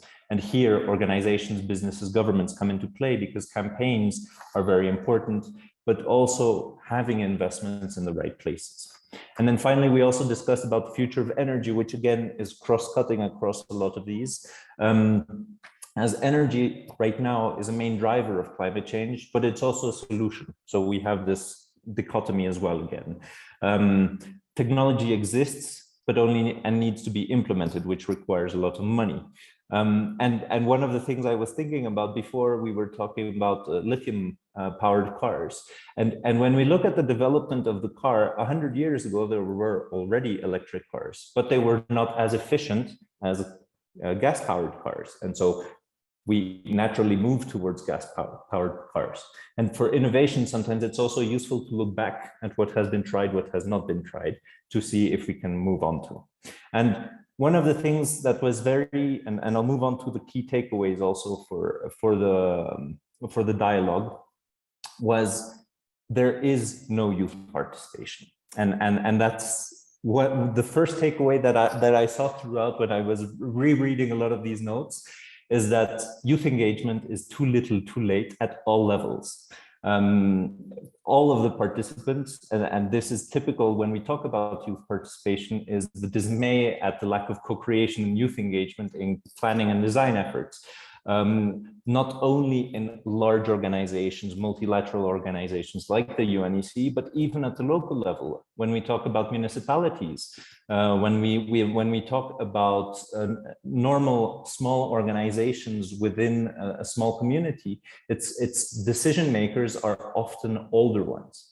And in this aspect, there are clear gaps. And this is kind of also linked to what I said at the beginning. The young people look at the world as being gray, but they also always look at a bright future. And so there are opportunities to shape the region to include young people. And for this, and this was something in the previous panel was discussed by Agnes from YEE, is young people have a right and the capability to self-organize, which means they possess agency, which means we don't only work for young people, we have to work with young people.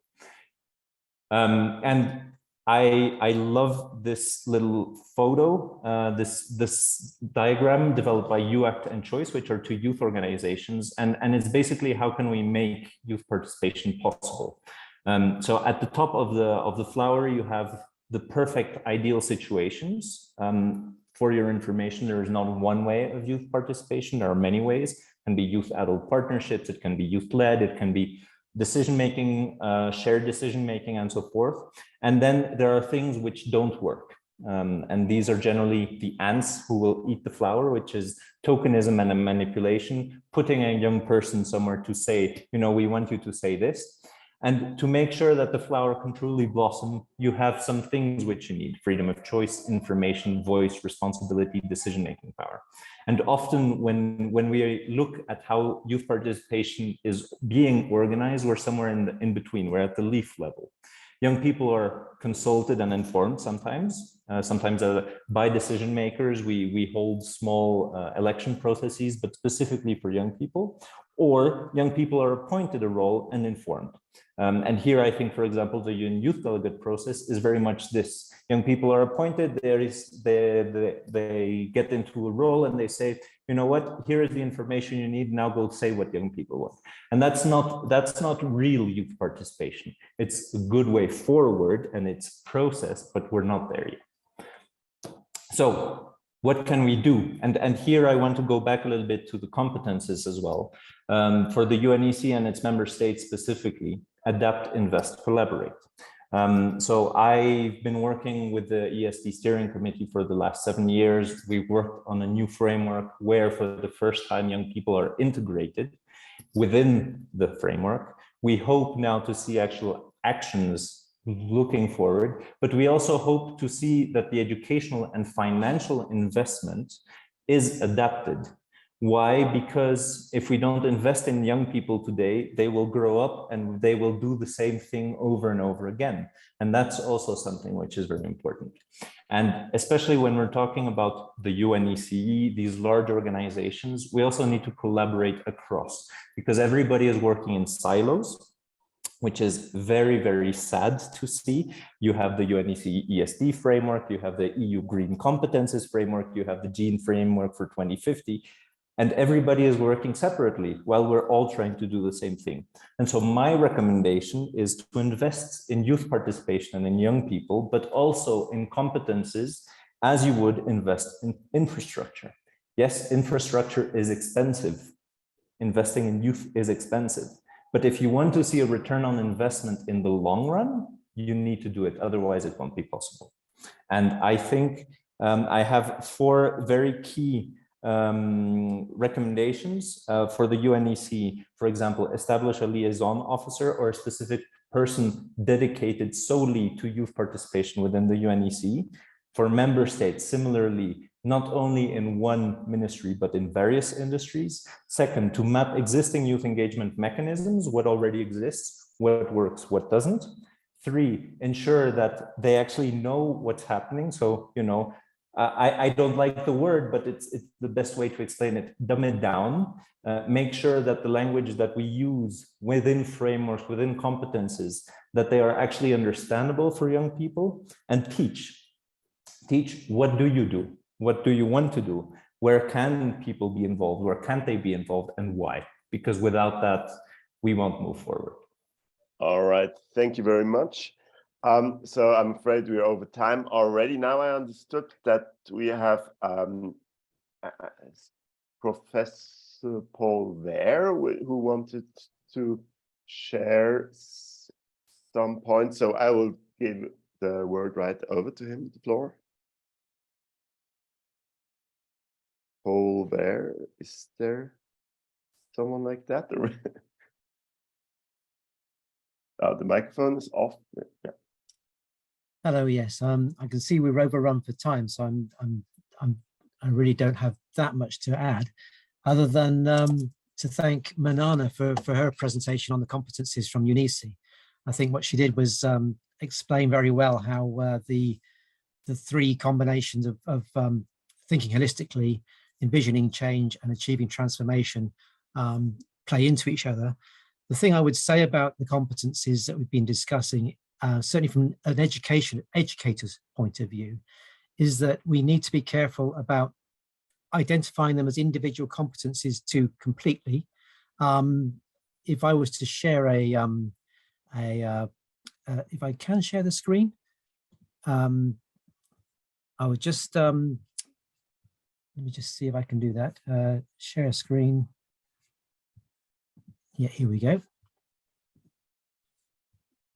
A project we did a while back was with some members of the UNICE expert groups.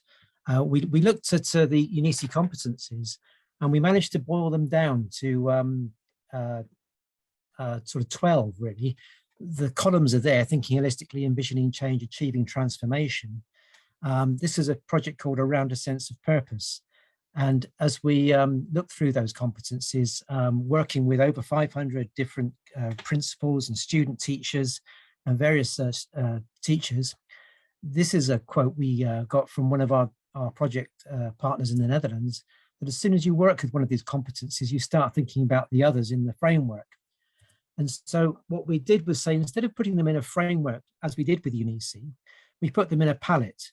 And the three headings are there in the color coding. But actually, the important thing to notice as an educator is that you don't use a competence in isolation.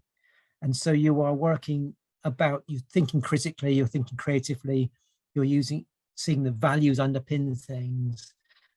You think about systems, but you often use it in a combination, and the combination will be determined by the students in the room, by where they are in the program, by who you are. As every teacher knows, it's not necessarily just a science of teaching, it's an art.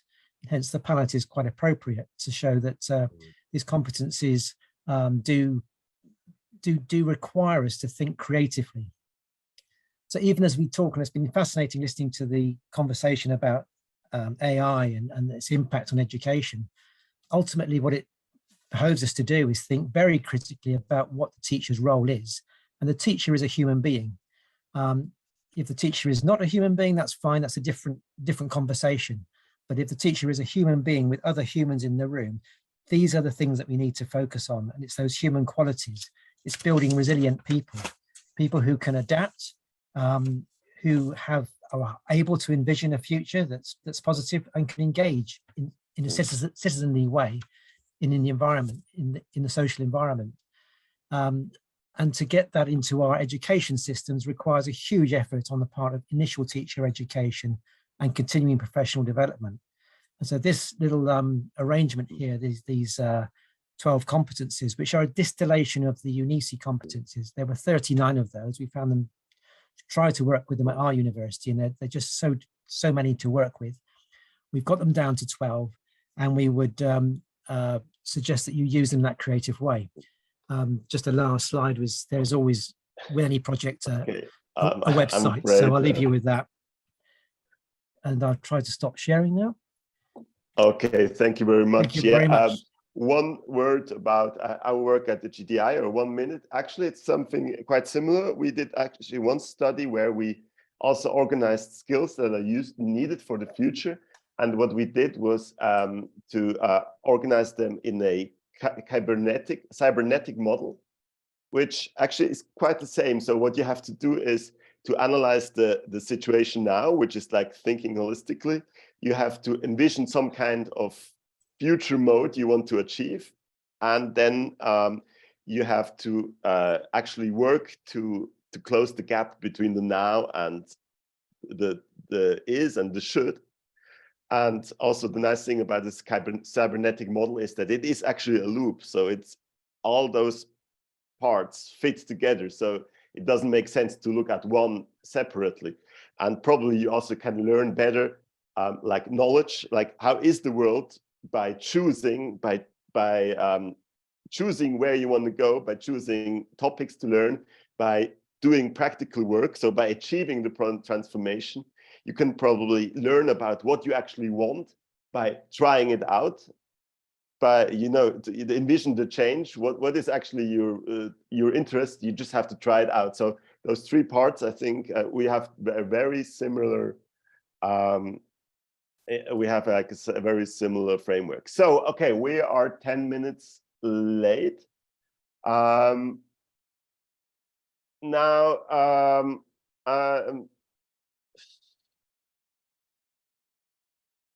is there? Oh, now it feels like a natural point to end this somehow. I was asked to bring in other participants, other panelists. I had one question I would actually want to ask Sasha still. And do the companies that create those AI models, do they actually know what they're doing? So it's not about, can the company that is called OpenAI, that they won't tell you what they're doing, but do they know themselves anymore? And so I was wondering if we need something like psychologists that are actually trained in finding patterns inside the black box. They don't care too much about the specific substrate where the mental processes are working on, but they just create abstract models. So do they know it, or do we need like a new model of a new type of work as psychologists that do actually psychological studies on AI models?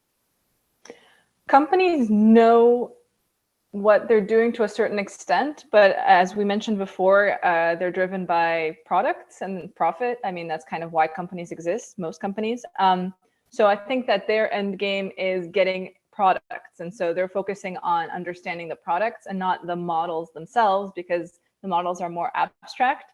And I would say that people like me are the psychologists, but we need access to the models, because the thing is that unless you can really see the code, test the code, right, see what changes, you can't work with a patient. And if it's just a black box, it's really hard to understand a model that's and what its limitations are.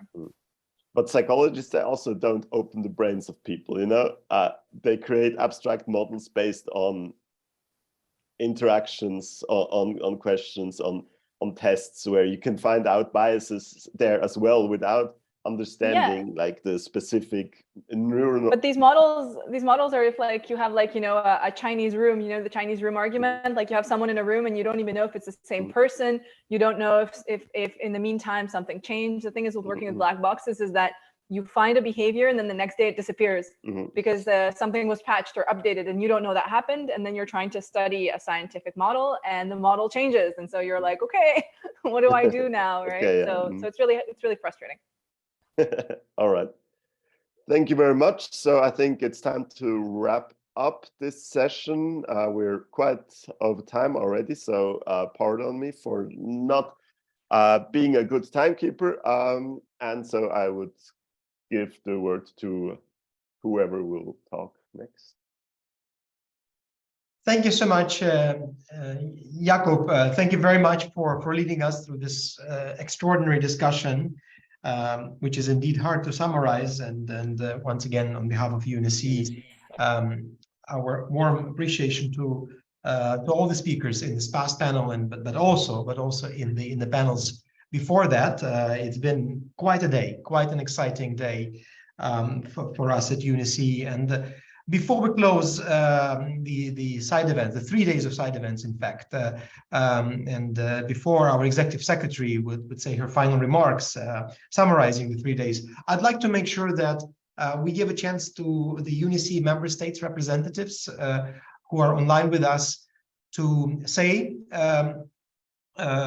what they think about what they've heard, in case there are some wishing to take the floor. So distinguished delegates of the UNSC member states, I'd like to make sure we give you an opportunity to take the floor now. Floor is open.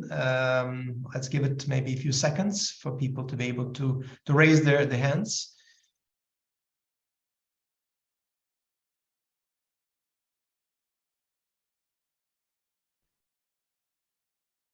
If that is not the case,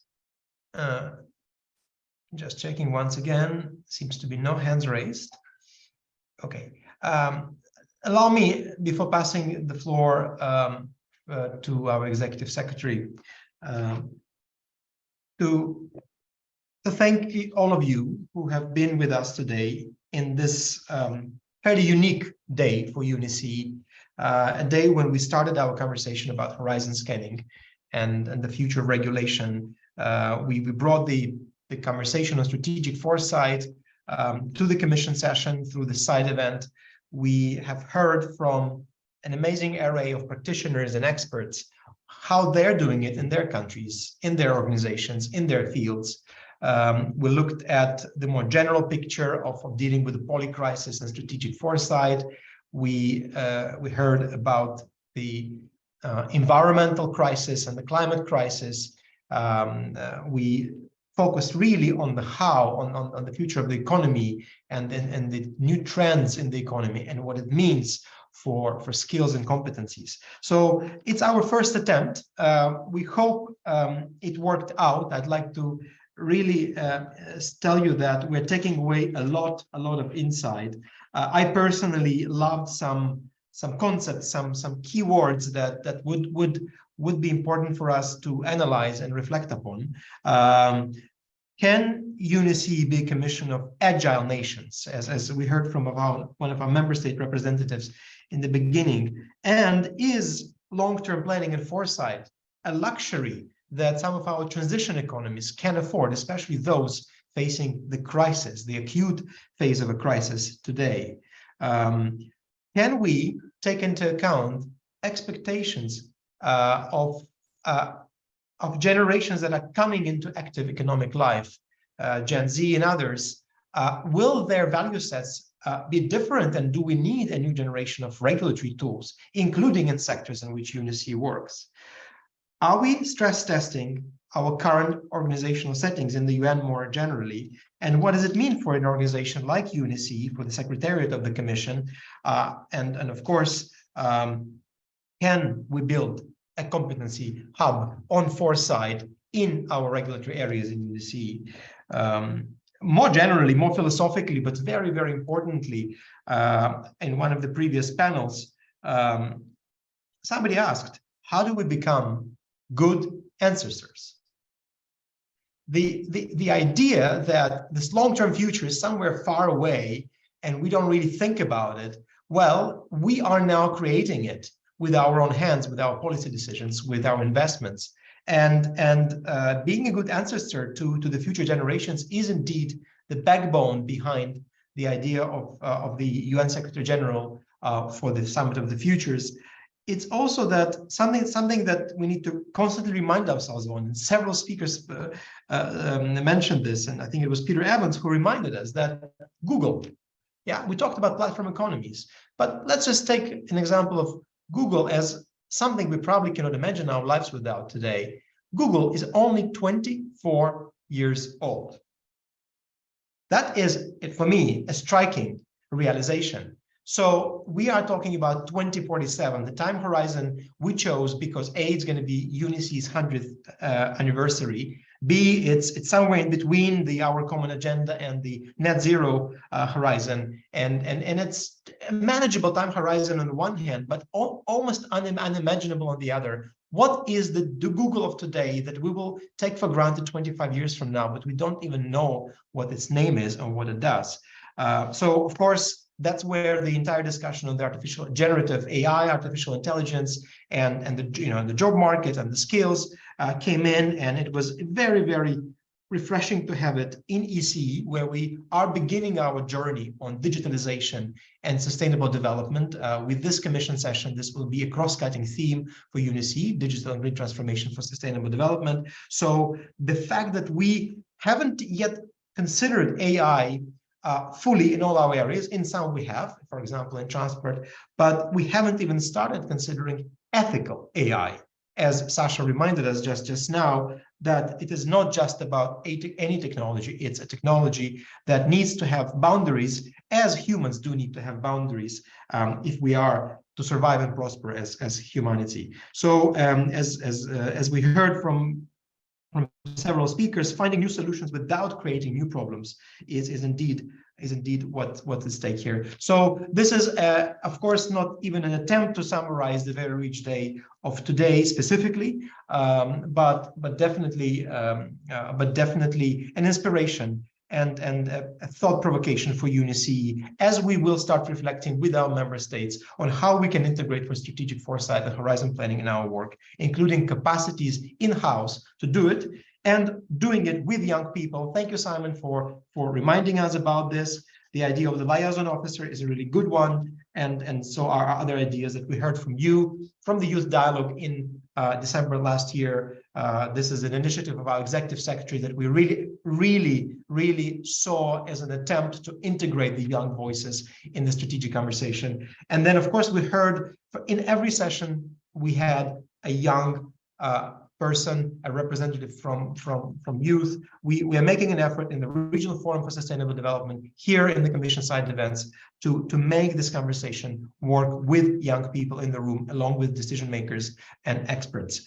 And of course, I'd like to end by noting that we have taken particular care to ensure gender equality in all of the events of the Commission session, all 3 days. I think there were a couple of panels where we may have had gender imbalance, but then we have compensated for it in others. So we were very aware of this, and we will take good care to make sure that all UNICE events are done, planned, designed in a gender sensitive and gender responsive manner. And it was fantastic to hear Londa speak about the gender dimension of future planning and regulation, something that we will also take on board going forward.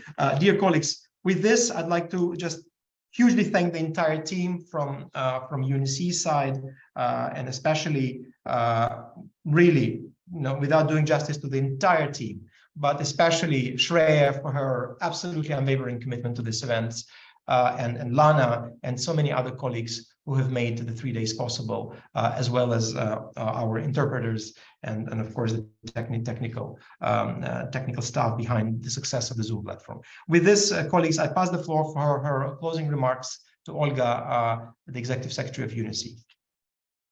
Thank you, Dimitri. You wrapped up greatly these multicolor discussions that we have heard for the last 2 days, and it's really my great pleasure to conclude them, indeed 3 days of virtual side events on the themes of circular economy, digital and green transformations, and finally horizon scanning and strategic foresight.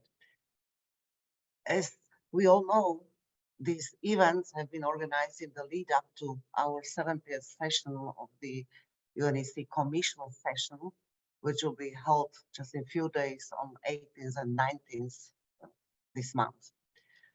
So just coming back to the first day of side events, we focus on promoting circular economy and the sustainable use of natural resources. We heard from member states representatives and speakers from various sectors and regions. For me, it is just commendable that our circular stakeholder engagement platform has boosted UNEC work on this topic over the last 2 years. And of course, we look forward to scaling up activities in the region, generating, sharing knowledge and tools for circular economy, and very important, developing new partnerships. On the second day, we turned our attention to digital and green transformations for sustainable development, including that important digitalization of information exchange in supply chains.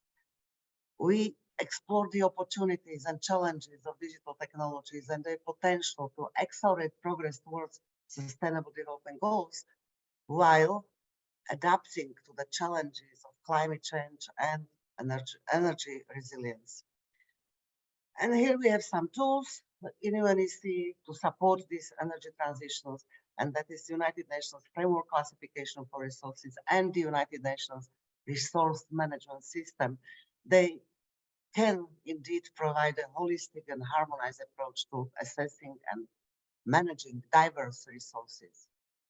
So let's come to today, the final day of site events. We looked at the future through the lens of horizon scanning. We discussed the mega trends that are likely to shape the world in the coming decades, from climate change and technological innovations up to geopolitical shifts and demographic changes. We together also explored the implications of these megatrends for our UNEC's work, how we can anticipate and prepare for future challenges and opportunities.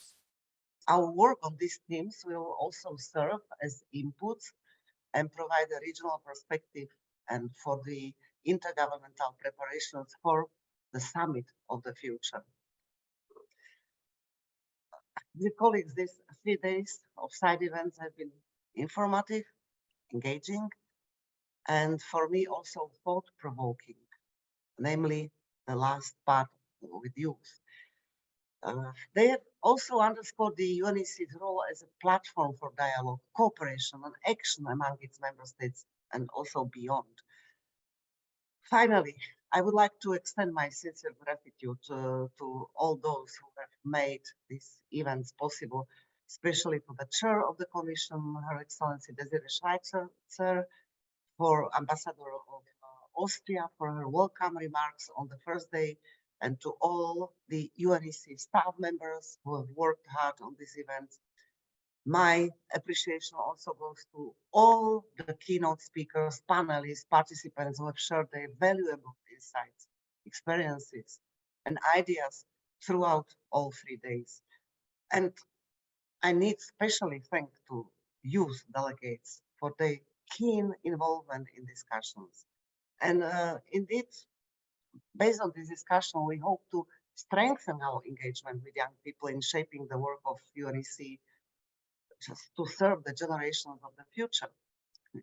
Last but not least, I need and I wish to thank the UNEC team, namely Dimitri, who was leading us during all 3 days, and all the team has tirelessly worked on stage and behind the scenes to put this program together.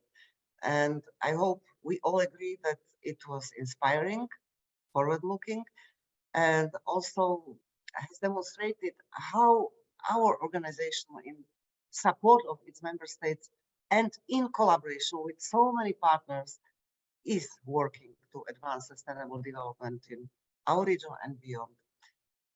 As we move into the 70th session of the UNEC Commission, I wish at the end to urge all of us to build on these insights and ideas shared during these side events. Let us really use this momentum to enhance our collective efforts, because your engagement and commitment have made these events a success. So thank you very much. Back to you, Dimitri. Thank you so much, Olga. And with this, we are calling this event a success. Thank you very much, everyone, for your attention. And we're looking forward to engaging with you in the future. All the best.